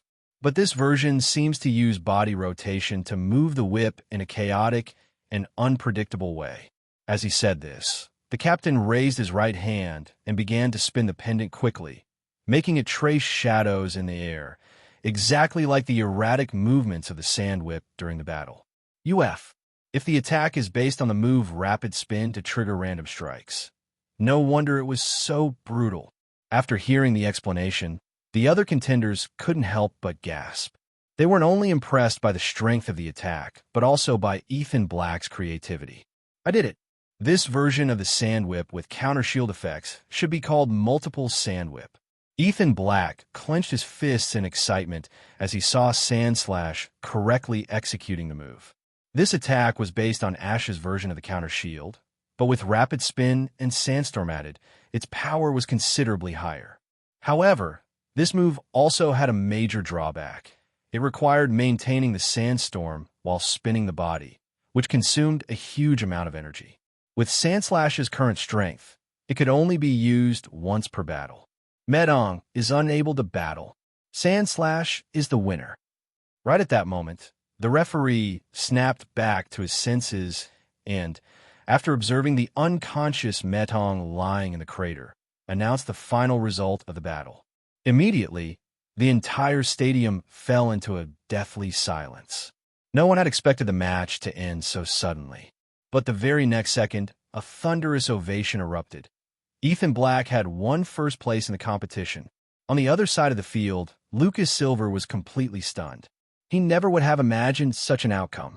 Last time, Ethan Black's Charmeleon had suddenly evolved and defeated his Medong by surprise. But this time, Sandslash couldn't even fly and still managed to turn the tables. Are these two kidding me? After a long sigh, Lucas Silver finally spoke. His gaze toward Ethan Black now held a trace of admiration. After the previous tournament, he had investigated Ethan Black and discovered that he was just a civilian with no backing at all. For someone with no connections to come this far, there was no doubt Ethan Black's talent was monstrous. "Congratulations," he said with a smile, stepping forward to shake his hand. "Thanks," replied Ethan Black, somewhat surprised, but returning the smile. At that moment, a huge cheer burst across the stadium. That handshake was the perfect finale for the competition. "You were amazing, Ethan. That move you used to defeat Medong was insane," exclaimed Alex Baxter as they returned to the hotel. "Hee, I told you to be fine, didn't I? By the way, how's the thing I asked you about going?" asked Ethan Black with a smile. "Don't worry, I already talked to my family. Since we do business with the Devon Corporation, the million voucher you won works perfectly for us. I already gave notice. They should be bringing you the money soon." That reassured Ethan Black. He had won the 1 million voucher precisely to buy the protector, but if he used it directly at the store, it would draw too much attention. He didn't want to attract curious or malicious eyes, so he decided to exchange it for cash. Fortunately, Alex Baxter's family solved it without complications. When they arrived at the hotel, Alex Baxter dove straight into his books. According to him, he would finish his thesis that very night. Ethan Black encouraged him enthusiastically, then patted the pocket where he kept a nameless bank card with $1 million on it. "Good luck, Alex. I'm going to take Sandslash out for something to eat." Sandslash, greater than over equal to omega less than over equal to. After saying goodbye, Ethan Black slung his backpack over his shoulder and left the hotel. However, instead of heading to a restaurant, he went into a public restroom. "Sandslash, surprise face. Sandslash, first we have to do something important. Then we'll eat." Inside the restroom, Ethan Black pulled out a cap, mask, and different clothes he had already prepared and quickly disguised himself. He looked in the mirror to make sure he wouldn't be recognized, and then headed to the Devon store. Once inside, he wandered around a bit before approaching the counter for Pokémon items. After a brief inspection, he focused on his true goal, the protector item. "Are you going to buy this item, sir?" the sales clerk asked curiously, noticing his strange appearance. That counter usually displayed collectible items, aside from Pokeballs, and almost no customer ever showed interest in them. "This piece of metal looks interesting. Maybe my Steel-type Pokemon will like it," replied Ethan Black in a deep voice, handing over the nameless bank card. The clerk accepted it, surprised, and when she swiped it through the reader, the balance was displayed immediately. But when she looked up to confirm it, Ethan Black had already disappeared. Back in the restroom, he quickly removed the disguise and carefully hid the protector inside his backpack. Then he waited a while until a group of young people entered and discreetly blended in with them to leave without raising suspicion. Once outside, he headed to a late-night food stall. This should be under control now," he muttered nervously. Even though no one had yet discovered the true value of the protector, he preferred not to take any risks. After all, it was an extremely rare item capable of evolving a Rhydon. A sleepless night. The next morning, Alex Baxter woke Ethan Black up early. He told him he had finished his thesis the night before and planned to go that day to the Pokemon Researchers Guild of Iron Vale City to submit it. Although Ethan Black was still very sleepy, he couldn't resist Alex Baxter's insistence. Reluctantly, he left his warm bed without even having breakfast, and they went straight to the Pokémon Researchers Guild. Sandslash, I'm hungry. Soon, Alex Baxter drove to a huge building with the appearance of a museum. Ethan Black looked up in awe. In his previous life, that place was the famous Iron Vale City Museum. But now, it had been transformed into the Pokémon Researchers Guild. Upon entering the building, Alex Baxter went straight to the front desk, as if he knew the place well.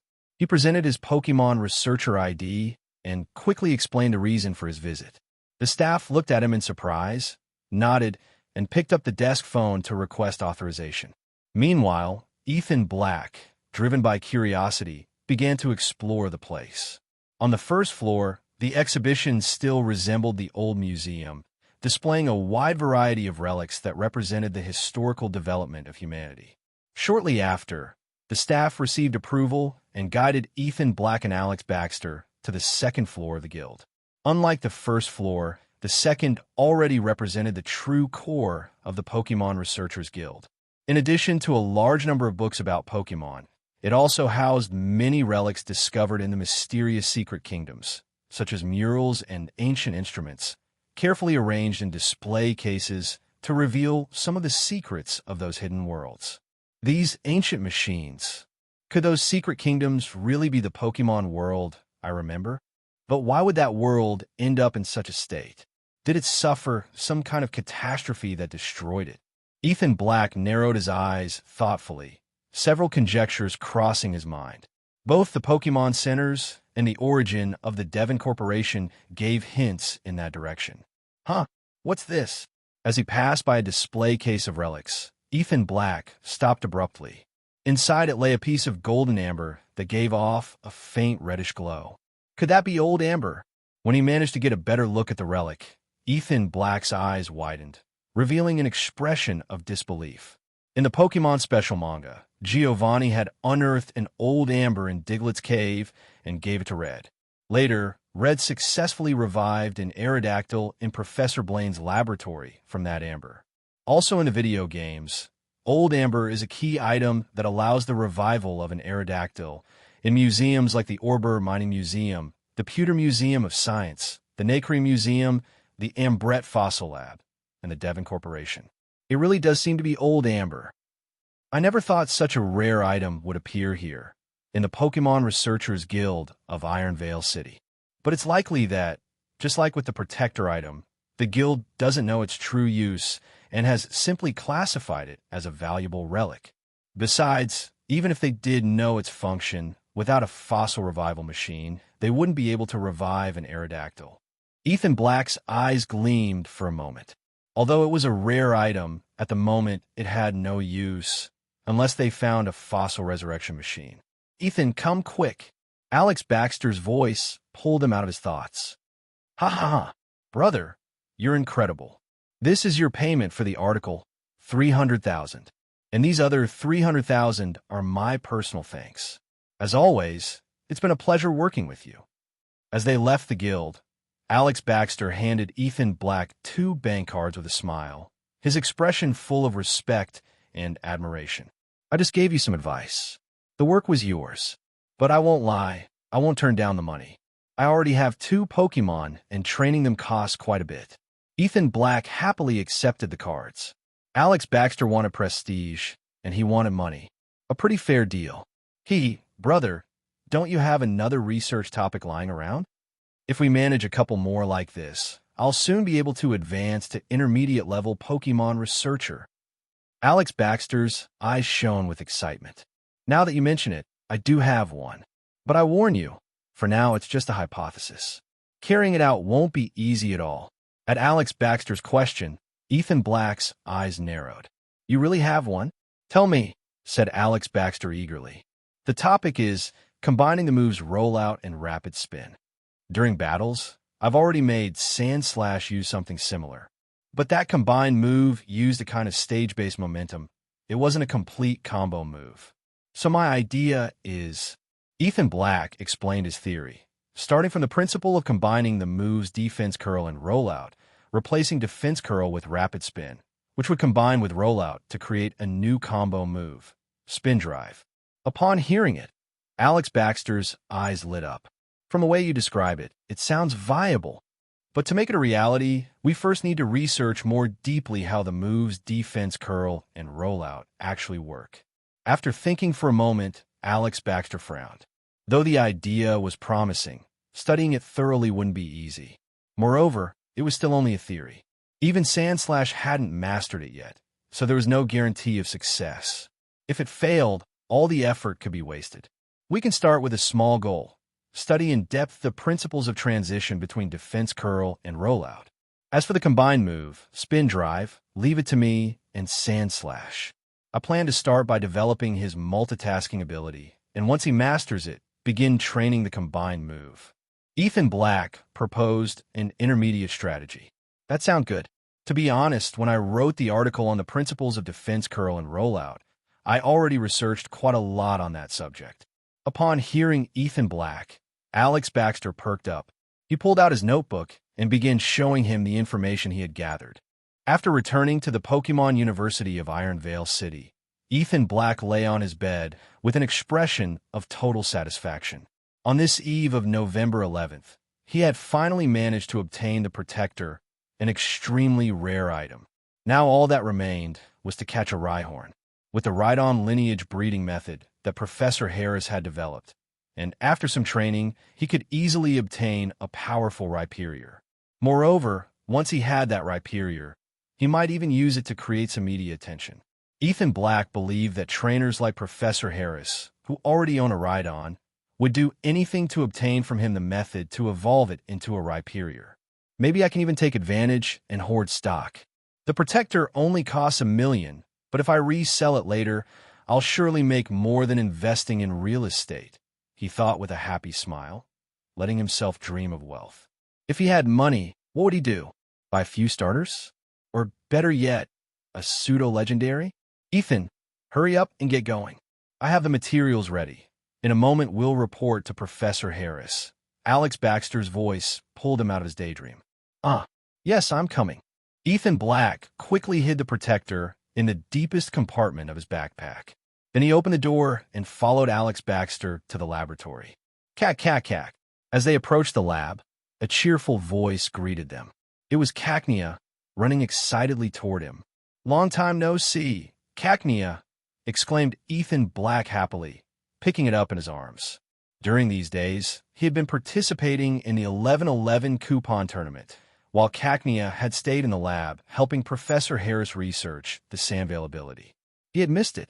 Professor Harris, here is all the data on Sandslash from the tournament, said Alex Baxter, handing over the information. Well done. Please come in. Professor Harris's face showed signs of fatigue. He had probably been working day and night researching Cacnea's ability. Ethan, now that you're back, have Sandslash use the Sandstorm move again. I need to verify this data, said the professor quickly. All right. Ethan Black replied without hesitation and called Sandslash.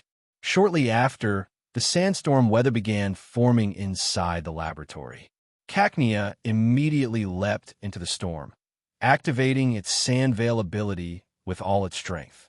Its figure blurred for a moment and then disappeared instantly. Seeing Professor Harris and Alex Baxter so focused, Ethan Black smiled slightly. Then he approached the professor's desk, took one of the books on the Rhydon lineage, and began to read. He already had the Protector. All that was left was to get a Rhyhorn. Thinking about Rhyhorn, Ethan Black suddenly glanced at Professor Harris's Rhydon. He remembered that Rhydon had a baby Rhyhorn, right? Recalling the little Rhyhorn he had seen in the Secret Kingdom, his eyes lit up. If he wanted to catch one, that would undoubtedly be an excellent choice. But how could he convince Professor Harris to give it to him? Ethan Black thought intensely. Then he looked at Professor Harris's Rhydon, hesitated for a moment, and approached cautiously. He took out the Protector and waved it in front of the Pokémon. Rhyperior. Seeing that the Pokémon showed no reaction, Ethan Black scratched his head and put the Protector back, visibly confused. According to the information, Rhydon should love this item, right? Could this Protector be fake? Or do the Rhydon of this world have different tastes? Ethan, are you all right? Don't you have an appetite? During lunch, Alex Baxter looked at him with a puzzled expression. No, it's nothing, Ethan Black replied with a forced smile. He was still thinking about why Rhydon hadn't shown any interest in the Protector and had remained absorbed. Are you thinking about the spot to adopt a starter? I already talked to Professor Harris about that. He'll surely help you get it, said Alex Baxter with a reassuring smile. Although that spot is only a pass to participate in the competition. To actually earn the right to adopt one, you have to compete against the other novice trainers. Also, to evaluate our skills as trainers, this tournament requires using 2 Pokémon. You just caught Cacnea, so you'll need to train it well. Ethan Black nodded with a serious expression. It had been a while since he caught Cacnea, but since he had been focused on training Sandslash for the tournament, he would now have to focus on his new Pokémon. All right, don't get so tense. Based on previous year's experience, the competition for starters happens right after the new students graduate, which would be around July next year. We still have plenty of time to prepare, added Alex Baxter with a smile. Previous years? Asked Ethan Black, catching a key word. Of course. This kind of competition happens every year and is basically a tournament among novice trainers. And after the event, the league selects a new batch of starters, discarding some and adding others. I remember that 2 years ago, there were more than 30 species available. Last year, only about 20 remained. This time, there will surely be fewer, explained Alex Baxter while taking a spoonful of soup. After all, starters determine the future potential of a country's trainers. Developed countries have invested years of research to select a few viable species for mass breeding. Our country started later, and Pokémon popularization is relatively recent, so we are still in the selection phase. Ethan Black nodded in understanding. Every country had its own conditions. Therefore, their decisions also varied. Mass breeding of a species requires considering many factors: the environment, breeding method, training techniques, etc. Everything must adapt to local conditions. After having lunch with Alex Baxter, Ethan Black took Cacnea to the university gym. Currently, Cacnea knew 7 moves: Poison Sting, Leer, Absorb, Ingrain, Synthesis, Pin, Missile, and Magical Leaf. As for move mastery, Ethan Black felt Cacnea was already well prepared, so he decided to focus on strengthening its capabilities in real combat. Although lunch had just ended, the gym was still full of students training with their Pokémon. "You're Ethan Black." Just as Ethan Black entered, he was stopped by a burly trainer. Do I know you?" Ethan Black asked, looking at him curiously. He didn't remember him. "My name's Kyle Miller. I was your opponent in the semi-finals of the university tournament." Seeing Ethan Black's expression, Kyle Miller's lip twitched. "So only the winners are remembered?" You're the trainer with the Scyther." Hearing that, Ethan Black immediately remembered the 2 strong Scyther he had faced in the semifinals. "Yeah, that's right. Are you here to train in the gym? How about a battle against my new Pokémon?" Kyle Miller held a Pokeball and looked at him challengingly. He clearly wanted revenge. "All right, although the Pokémon I brought was just recently caught," Ethan Black replied, thinking Kyle Miller would be a good rival. "What a coincidence. Mine's new too," said Kyle Miller with a smile, throwing his Pokeball. A blue figure appeared. It looked like a large beetle with a thick horn on its forehead, a dark blue shell covering its body, wings on its back, and strong front legs like a rhinoceros beetle. It also had spikes on its wrists and thighs. It was Heracross, the so-called king of bugs, a bug/fighting type. "Wow, so you brought a Heracross. Looks like you specialize in bug types," commented Ethan Black, somewhat surprised, as he released Cacnea onto the battlefield. "I have no choice. I only know how to raise bug-type Pokémon. I'm not like you, Professor Harris's assistant," Kyle Miller replied somewhat sarcastically. Ethan Black rolled his eyes. With those powerful Scyther, Kyle Miller clearly had resources and probably came from a family specialized in bug types. Both trainers went to the battlefield. After paying the usage fee, the referee took their place and signaled the start. "Let's go." Heracross attack. Kyle Miller was first to give orders, sending Heracross straight at Cacnea to use its powerful fighting-type moves. "Cacnea, use Poison Sting," ordered Ethan Black, trying to stop Heracross's advance with long-range attacks. Cacnea's strategy was exactly that: attack from distance. Without the support of sandstorm weather and its special ability, it had to keep its distance and avoid close contact with Heracross. Boom, boom, boom. Purple bursts of energy shot out like lasers, hitting Heracross's shell hard. Although it slowed Heracross slightly, it wasn't enough to stop it. After taking several hits, it charged fighting-type energy in its hands, destroyed the poison needles with a single strike, and quickly closed in on Cacnea. But Cacnea had already moved to a safe distance and launched another round of attacks, precisely executing Ethan Black's harassment strategy. Hey, hey, hey, don't you have the courage to fight head-on? Protested Kyle Miller, seeing Heracross chasing Cacnea in vain. That's nonsense. You have to use the Pokémon strengths. Do you really think it makes sense for a Cacnea to fight a Heracross in close combat? Ethan Black replied, rolling his eyes.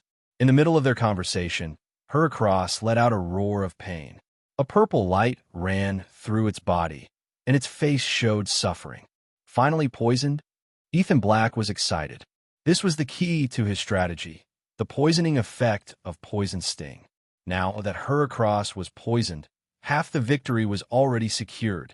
It was only a matter of buying time, and Heracross would eventually succumb to the poison. You're so sneaky, Kyle Miller complained, then surprised Ethan Black by withdrawing Heracross. At this point, the battle was practically over.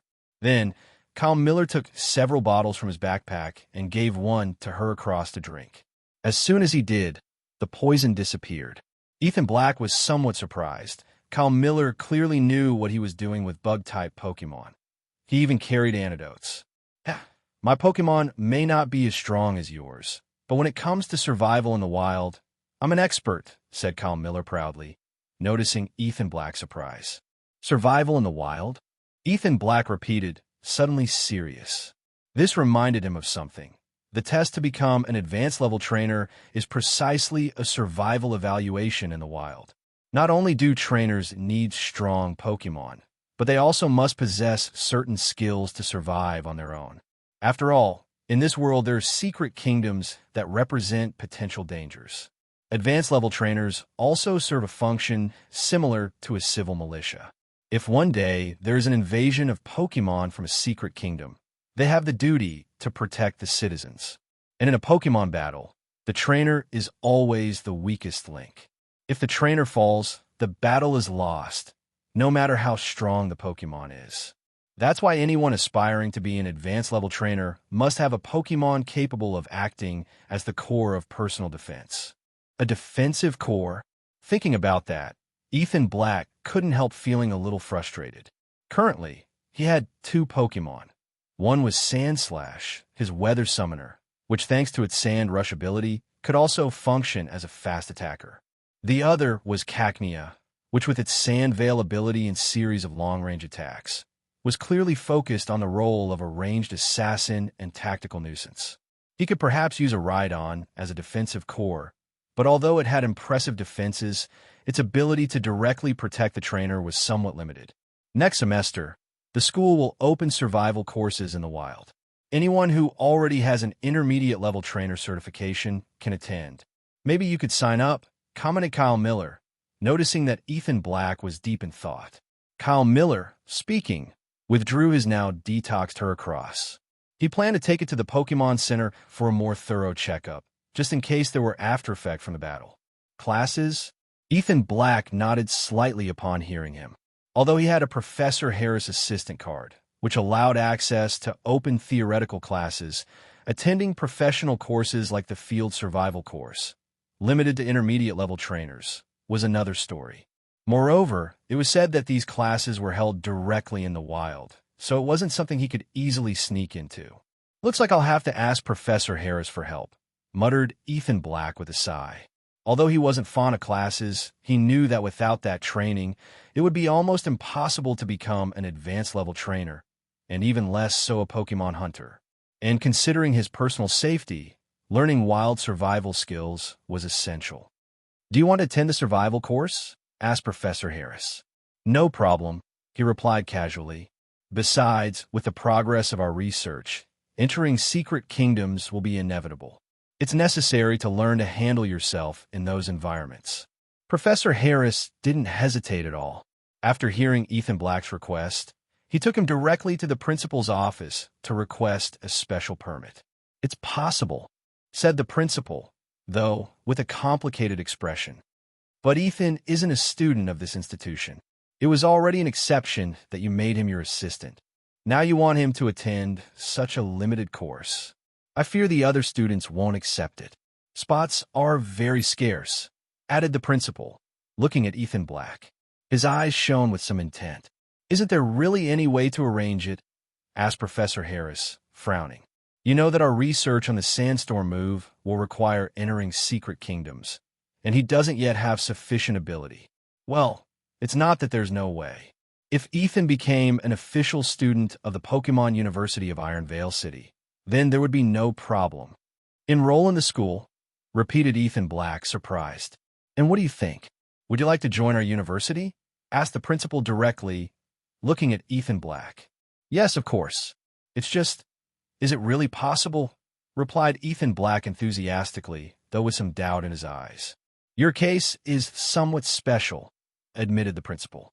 "But being Professor Harris's assistant, there's a small possibility. The Pokémon University of Iron Vale City is one of the best in the country. Every student must be registered in the Trainers Guild.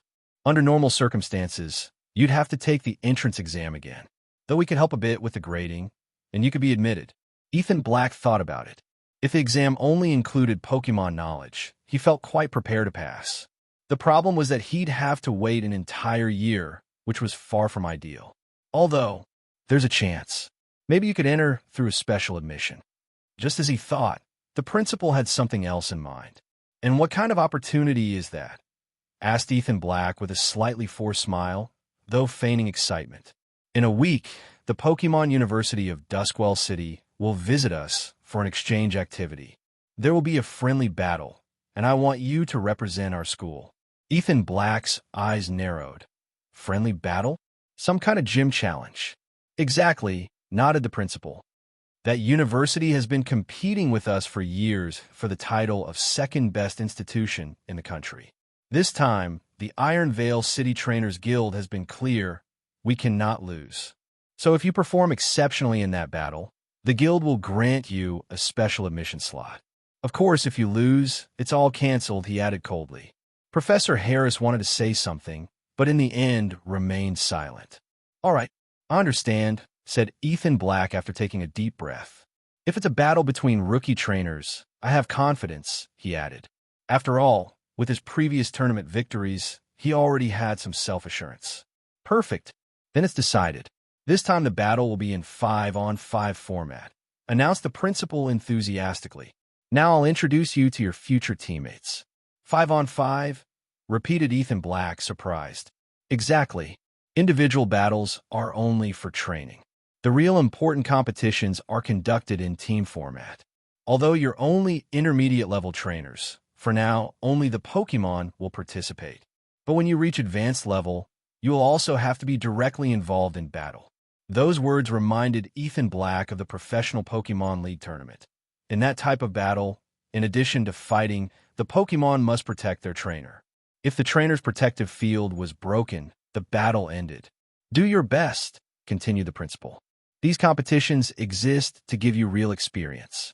Entering a secret kingdom, that is a true test of survival. Most Pokémon aren't aggressive, but there will always be some malicious ones.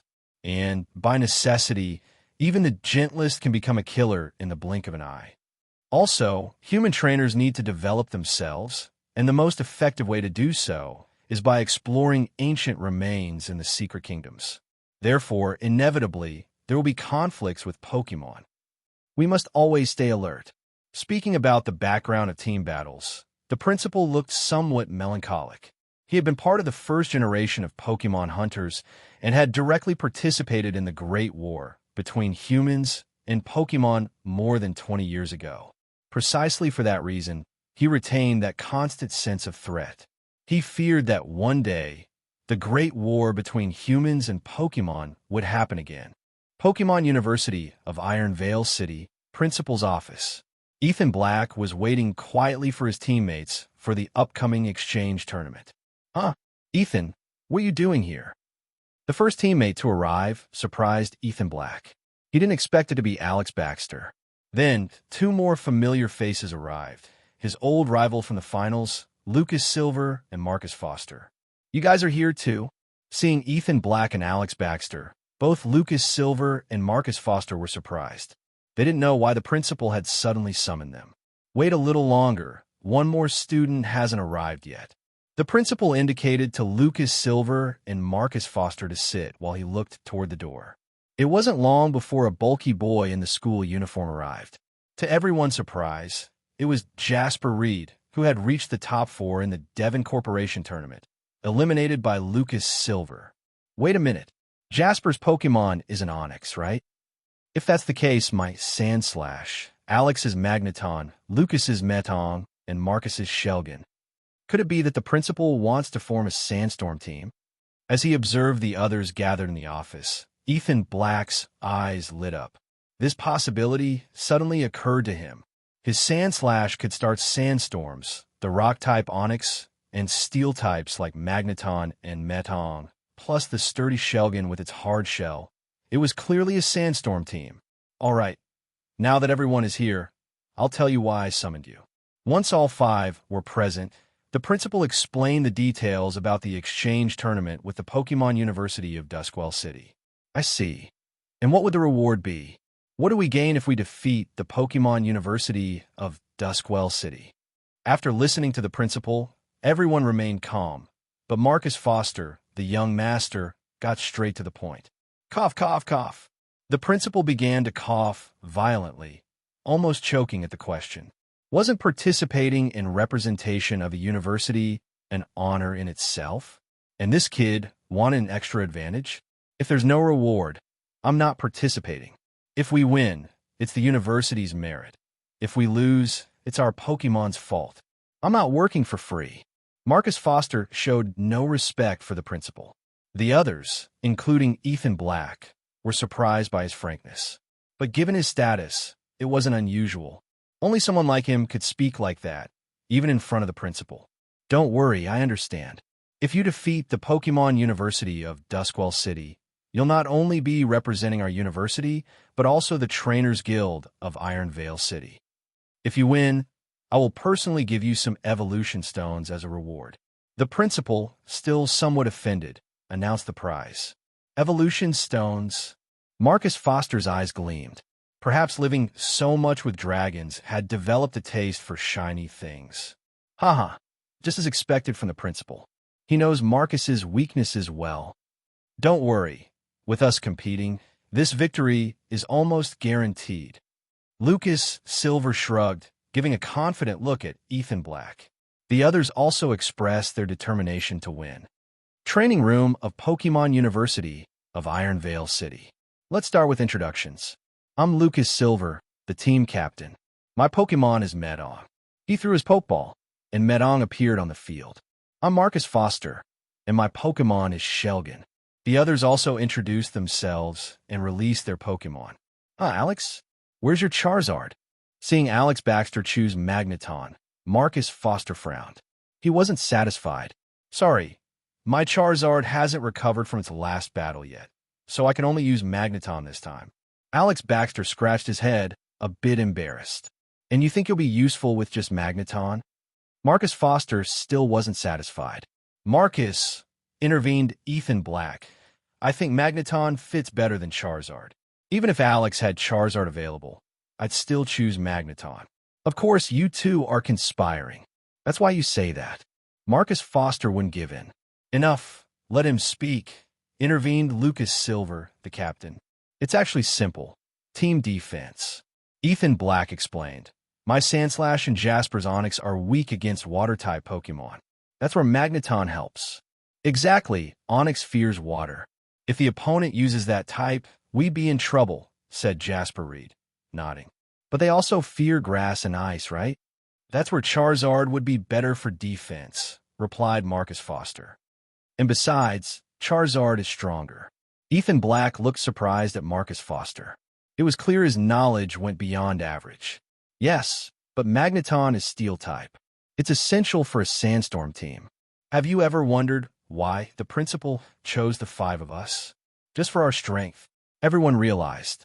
The plan was clearly to form a sandstorm team. But my Shelgin is dragon type. And you think it's affected by the storm? Maybe not much. Then it's settled. Marcus Foster reluctantly agreed, although he didn't seem fully convinced. Perhaps because he had lost before against Charizard? Now that everything was clear, the team defined their tactics and began training. Under Lucas Silver's command, they started practicing intensely. They only had a week. Sandslash created a sandstorm. Seeing it, Lucas Silver, Marcus Foster, and Jasper Reed were surprised. They immediately released their Pokémon to adapt. Magneton, Medong, and Onix, thanks to their types, adapted almost immediately. They were right at home. Shelgin, although affected, stood firm thanks to its resilient shell. The sand bounced off without it moving an inch. Seeing these reactions, Lucas Silver nodded satisfied and began organizing the field according to the strategy. Sandslash would be the stealth assassin. Magneton, Shelgin, and Medong would be power attackers. Onix, thanks to the special defense bonus from the Sandstorm move, will be the tank and Shelgin's protector. Too bad none of them have abilities that synergize with the Sandstorm. The effect would be even greater. Ethan Black thought as he observed. Professor Harris had conducted studies on abilities like Sand Veil and other mysterious powers, and already had preliminary results. Soon they would investigate more about abilities like Sand Rush and Sand Force. Ethan Black hadn't fallen behind. He was training his Sandslash to awaken that mysterious energy and activate the Sand Rush ability. For now, Sandslash could already increase its speed under the effect of Sandstorm, although it still needed more to double it as it should. Meanwhile, the 5 Pokémon were getting to know each other and working together with greater coordination. By the time training ended, night had already fallen. After dinner, Ethan Black took Cacnea to the back of the university's mountain. The forest was very quiet. As they went deeper, Ethan Black reached a clearing on a slope. "This is it. Come out, Cacnea," said Ethan Black, releasing Cacnea from its Pokeball. Perhaps due to the intense battles it had experienced during the day, Cacnea still showed clear signs of fatigue on its face. "Cacnea, using grain here to absorb nutrients from the soil," Ethan Black smiled. According to books on raising grass-type Pokemon, the 3 essential elements for their growth were sunlight, moisture, and fertile soil. Currently, Cacnea had already mastered both the absorb and ingrain moves, which saved Ethan Black a lot of work. It should be noted that renting the specialized greenhouses for grass-type Pokemon at the university was very expensive. If Cacnea didn't have these moves, maintaining it would be a heavy burden. "Cac, cac, cac." Cacnea responded happily. In the next moment, its body glowed green, and several vine-like roots spread from its base, penetrating the soil beneath its feet. Soon, Cacnea's face showed an expression of delight as it gradually absorbed nutrients from the soil. Ethan Black smiled as he watched it using grain. Then he lay down next to a large tree, took out a Pokemon book, and began to read. Cac, cac, cac. When one immerses oneself in reading, time flies. Regaining a sense of time, Ethan Black glanced at Cacnea and saw it playing with sand inside a hole. Reassured, he returned to his reading. "Wait, sand and hole." Suddenly, Ethan Black froze and slowly turned his head. It was a hole, yes, but this was the back mountain of the university. Where had the sand come from? The thought startled him. He jumped up and ran to where Cacnea was. Crouching down, he took a handful of sand, opened his fingers, and watched it fall slowly. He was speechless. "Cacnea, did you do this?" Ethan Black looked at it with a serious expression. "Cac," replied Cacnea, nodding and looking at Ethan Black with some uncertainty. "Come on, let's test it somewhere else." Ethan Black picked it up and moved to another clearing. To make a more precise test, he chose an area covered with vibrant green grass. After giving the command, Cacnea used Ingrain again, and several green roots spread into the subsoil. Ethan Black didn't take his eyes off it, and almost immediately noticed the grass beginning to wither, turning into dry hay over the soil. It didn't take long before the soil's moisture was also absorbed, leaving the ground completely dry. Soon, The area, once full of life, became a small sandy pit. All the moisture is gone. Ethan Black picked up some withered grass. It was completely dry. So the ingrained move not only absorbs nutrients, it can also instantly dry the surrounding water.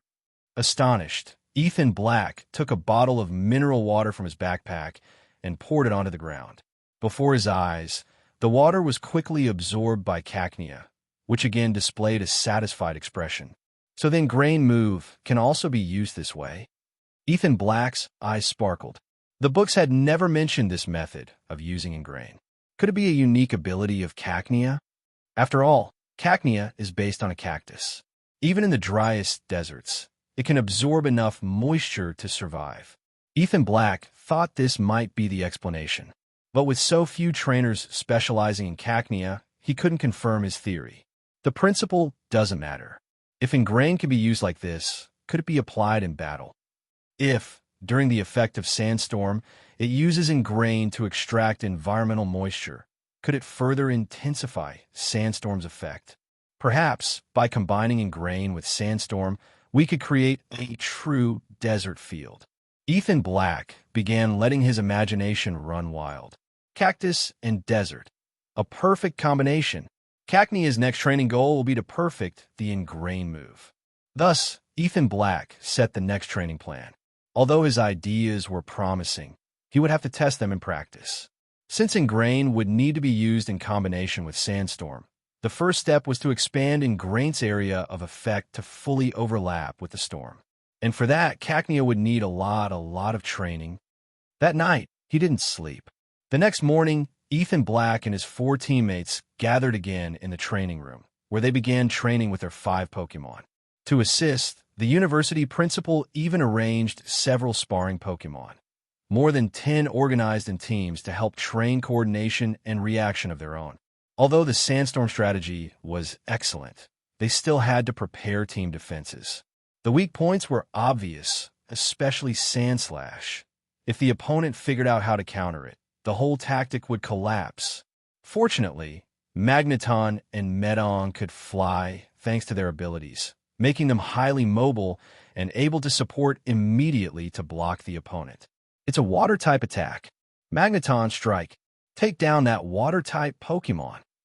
At Captain Lucas Silver's command, Magneton launched a direct electric discharge at the enemy water-type Pokémon.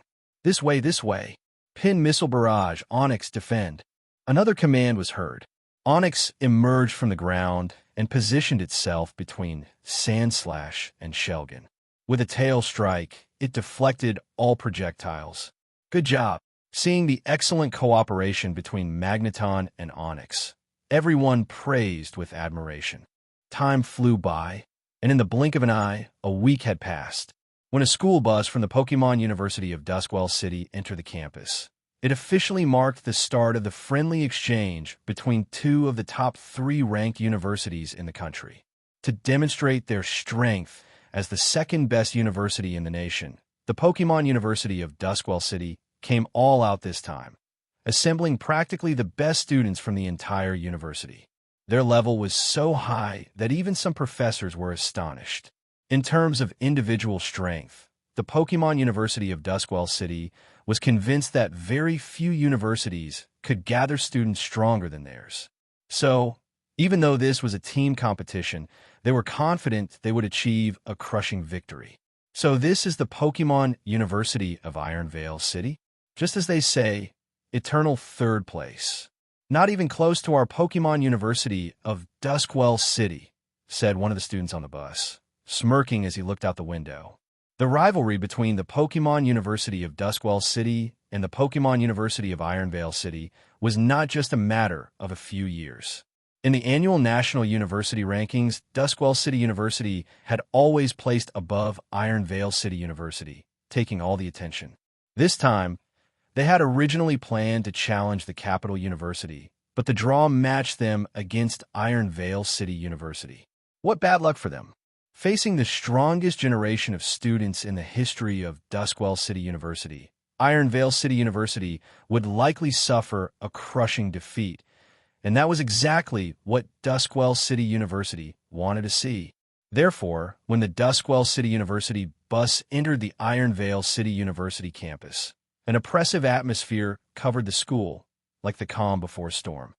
Professor Thompson, have the exchange students from Duskwell City University arrived? In the gym, Marcus Foster approached the professor in charge of the visiting team, excited.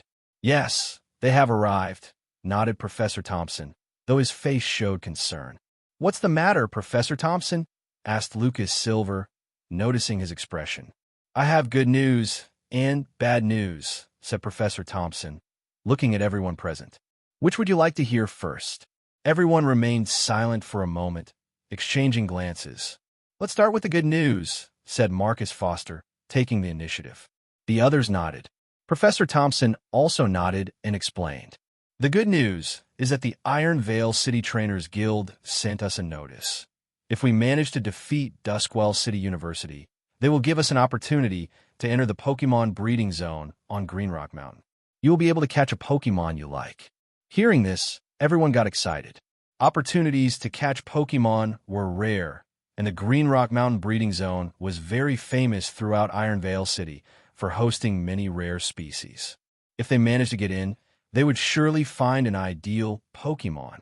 Now that's a great reward, exclaimed even Marcus Foster, who came from a wealthy family.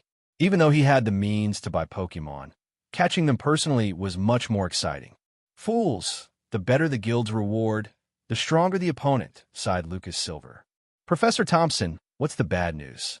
The bad news is precisely about their strength, replied Professor Thompson, handing them some documents. Although more than 10 came, most likely only these 5 will compete, the strongest ones. What is this? Typhlosion, Feraligatr, or Meganium. Reading the Pokémon names, Ethan Black squinted.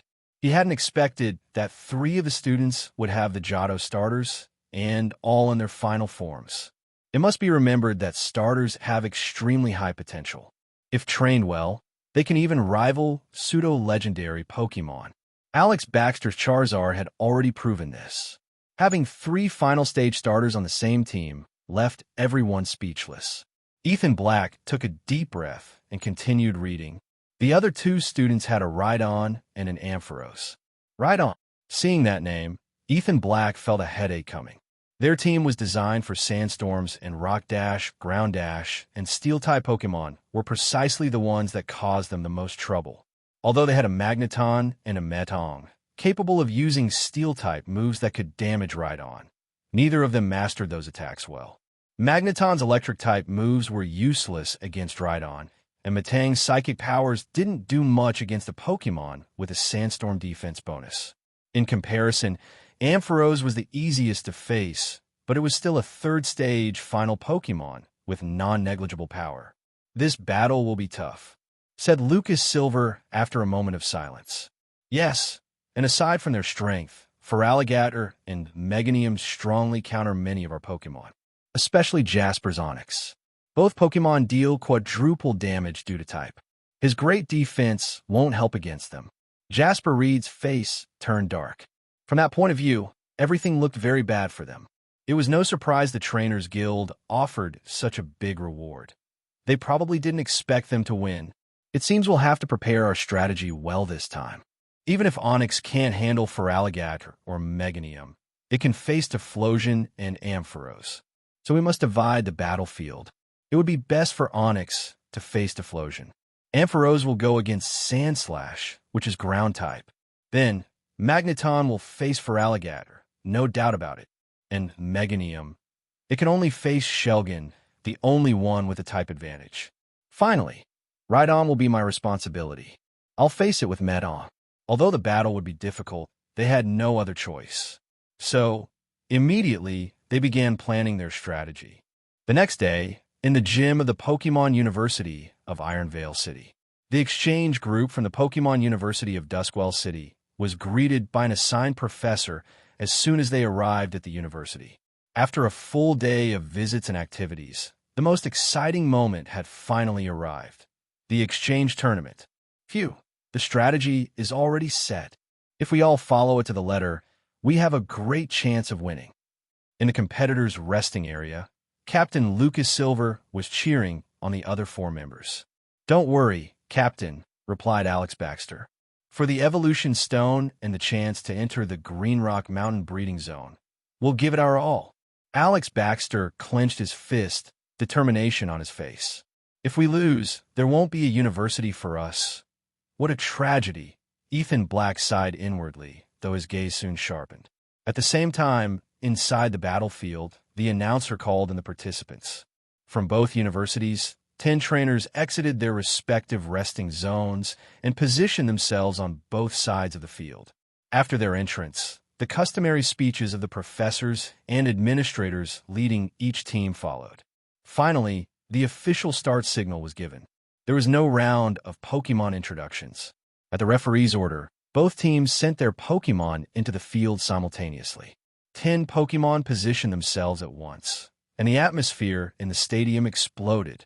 Since they were on the home turf of Ironvale City University, the audience was almost entirely local, which drew more than one annoyed huff from the Duskwell City University members.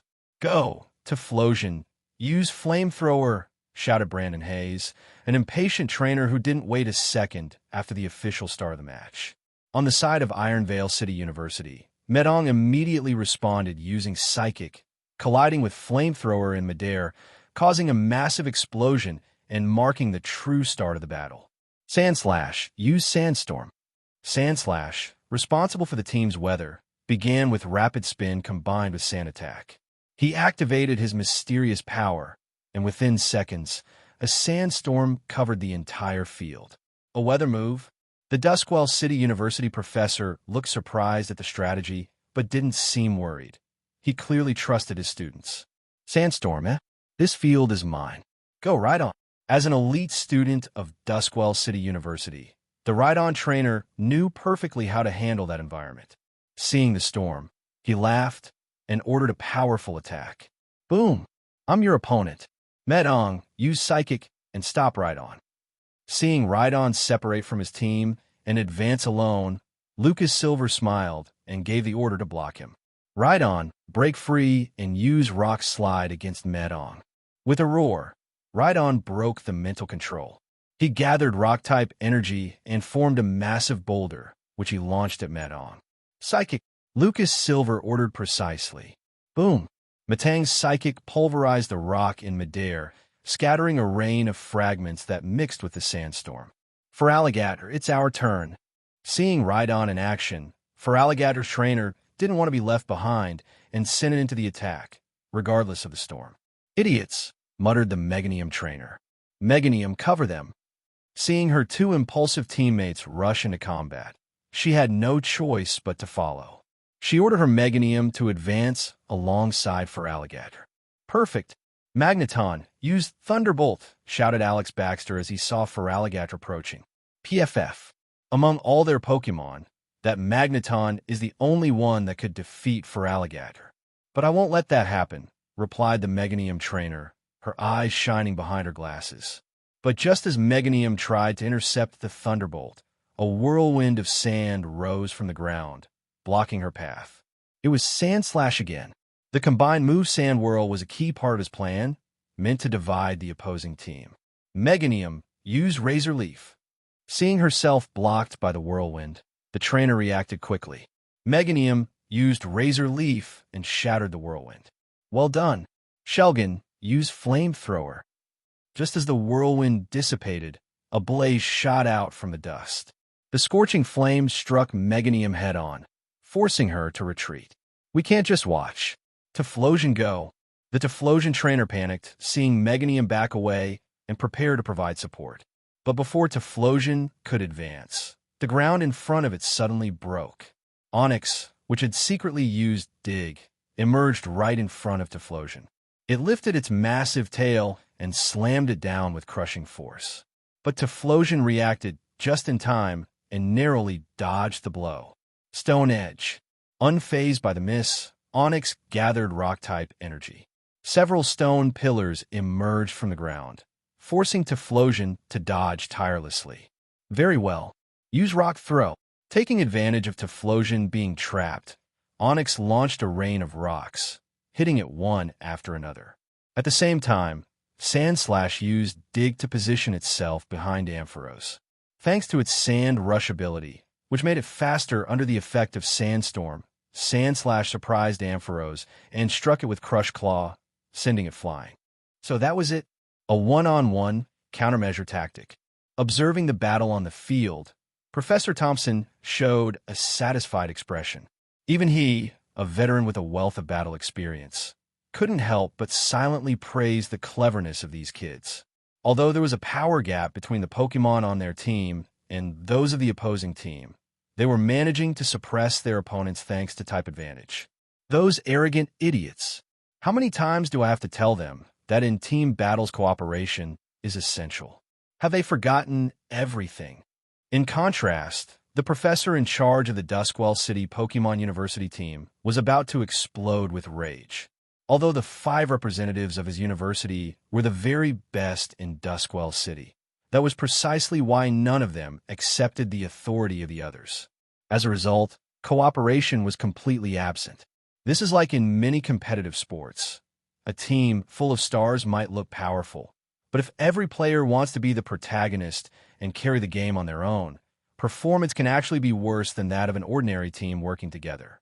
This is also why many galactic teams fail spectacularly in battle, despite their incredible potential on paper. Damn it, they're countering us. Withdraw your Pokémon. Let Rhydon endure the sandstorm. The rest of you, provide covering fire from a distance. The students of Duskwell City Pokémon University also noticed something was wrong. The Meganium trainer, who was the captain, quickly gave the order. Damn, Feraligatr, fall back. The Feraligatr trainer, who was closest to the captain, reacted immediately and tried to retreat. Now you want to retreat? Isn't it a bit late for that? Magneton, use Thunder Wave. Seeing the attempt to withdraw, Alex Baxter gave a cold smile and ordered his Magneton to unleash Thunder Wave. Feraligatr had just started running when it was struck head-on by Thunder Wave. Instantly, its body was covered in electric sparks and became completely paralyzed.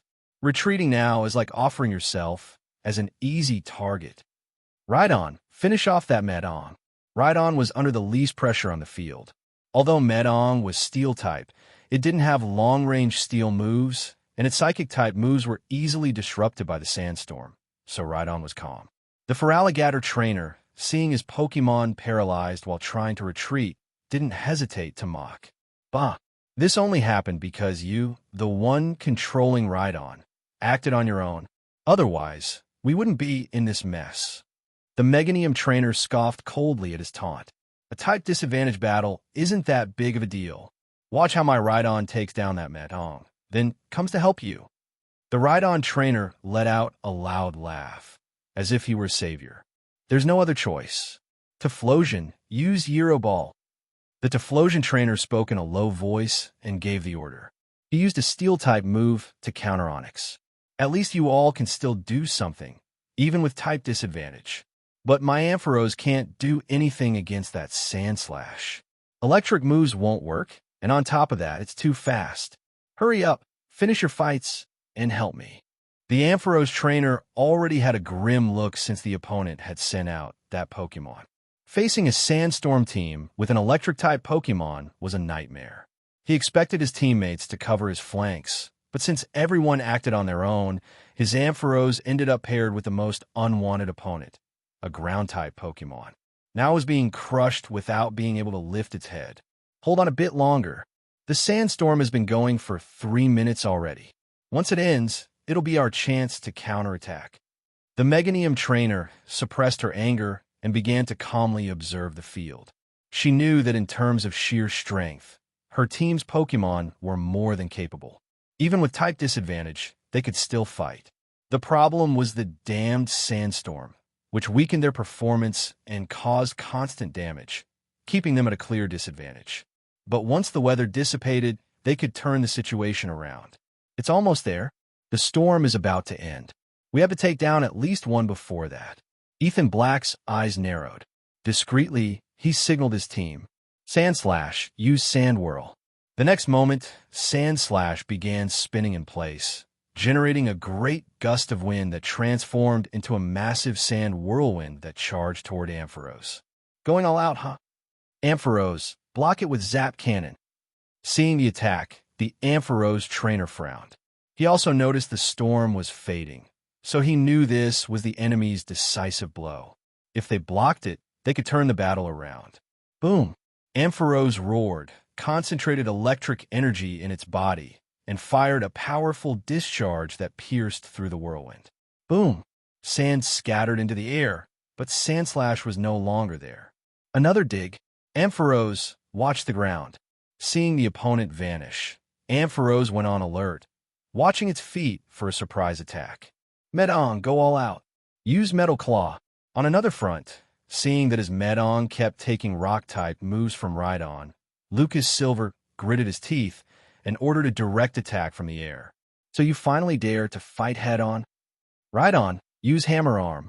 Seeing Medong die from the sky, the Rhydon trainer laughed loudly. Rhydon charged fighting-type energy into its arms and struck. Boom! A powerful explosion erupted as Metal Claw and Hammer Arm collided in midair.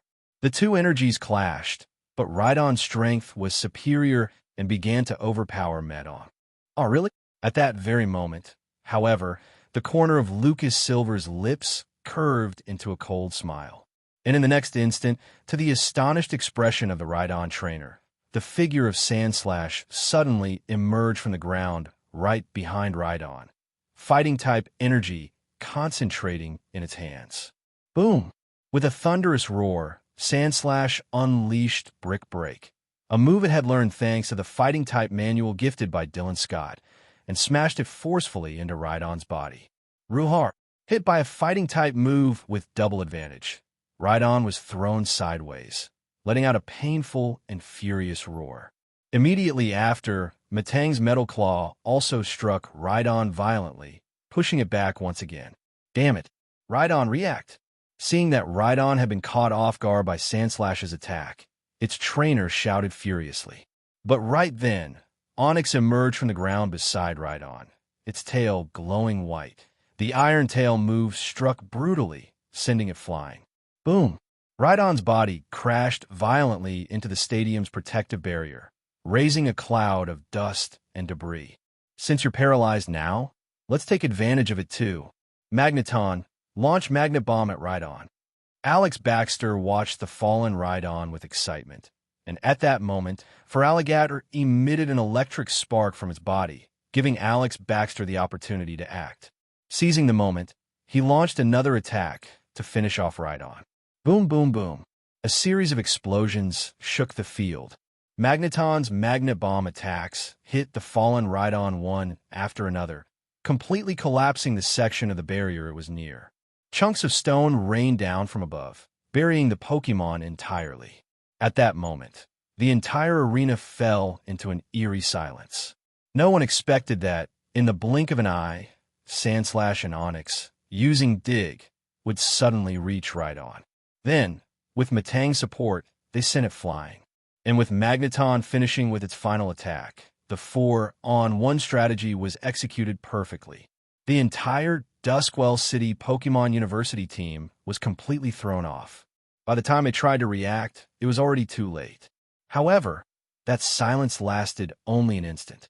The next second, the crowd erupted in euphoric cheers for having witnessed such a spectacular battle.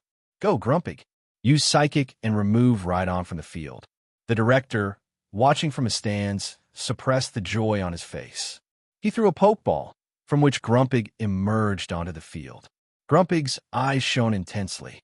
Immediately, Rhydon and the stones covering it began to rise into the air, carried by the Pokemon's psychic energy, lifting it out of the field. Rhydon, the Rhydon trainer, seeing this scene, had reddened eyes and an expression of disbelief on his face. When Grumpig deposited Rhydon outside the field, the trainer quickly recalled it into its Pokeball and ran to the Pokémon Center for immediate medical attention. Idiot! Watching his teammates back as he left, the rest of the team could only mutter under their breath, their faces tense and serious. Get ready for a 4-on-5 battle. Even though they have one more Pokémon, ours are still stronger. If we work as a team, we can still win this fight. The Meganium trainer took a deep breath. Her teammates looked at each other and nodded. From now on, they only had teamwork left. Phew, we finally took down that Rhydon. Even though it's now 5 against 4, they'll surely start cooperating better among themselves. We still need to stay alert. Lucas Silver smiled seeing Rhydon leave the field, but quickly warned the group seriously. This hard-earned advantage couldn't be wasted. The battle didn't end with Rhydon's withdrawal. Soon, action on the field resumed. This time, the Duskwell City Pokémon University trainers were very serious. Under their orders, the 4 remaining Pokémon took strategic positions. The bulkiest Feraligatr positioned itself at the front as a shield. Typhlosion and Ampharos flanked it, their bodies glowing with energy. Clearly, they were the ranged attackers. And at the back was Meganium, ready to provide support and destabilize the opponent. Meanwhile, on the Ironvale City Pokémon University side, they also began reorganizing their Pokémon. With Rhydon out of play, they had achieved the first major victory of the battle. If they followed the plan as intended, there was still a good chance of winning this fight. Sandslash used Sandstorm. As the weather controller, Sandslash acted again. A sandstorm enveloped the field, making the faces of the Duskwell City Pokémon University team darken even more. Meganium used Grassy Terrain, but Duskwell City had already anticipated this situation. Meganium let out a soft cry, and by raising both feet and striking the ground, it released Grass-type energy. A green wave spread across the field, covering the ground with a bright carpet of grass beneath its teammates' feet. A warm, comforting energy flowed through their bodies, helping them recover lost energy. Using Grassy Terrain to counter the sandstorm. That was brilliant. Seeing the strategy work, the professor leading the Duskwell City team felt more relieved. Even though they were outnumbered, if these 4 prodigies combined their forces, there was still hope for victory. That Meganium inherited Grassy Terrain. This is getting complicated. Ethan Black observed the green carpet covering the field under the opposing Pokémon, and his face darkened. It's a very powerful team recovery move. Ethan Black remembered it well. Only certain Pokémon species like Oddish, Tangela, Flababy, Roserade, Comfey, or Tapu Bulu could learn it by leveling up. Pokémon like Bulbasaur, Chikorita, or Trico could only get it through genetic inheritance. And that Meganium had inherited it, raising its value as a breeding Pokémon to another level. Hello, everyone! As we wrap up this video, I want to share a quick note. I have a Patreon account. If you'd like to support me and enjoy on-demand audiobooks, you can become a Patreon member. Alternatively, you can check out my Google Drive link, which has 500-plus novel audiobooks available through my Ko-fi or Patreon shop. I appreciate your support.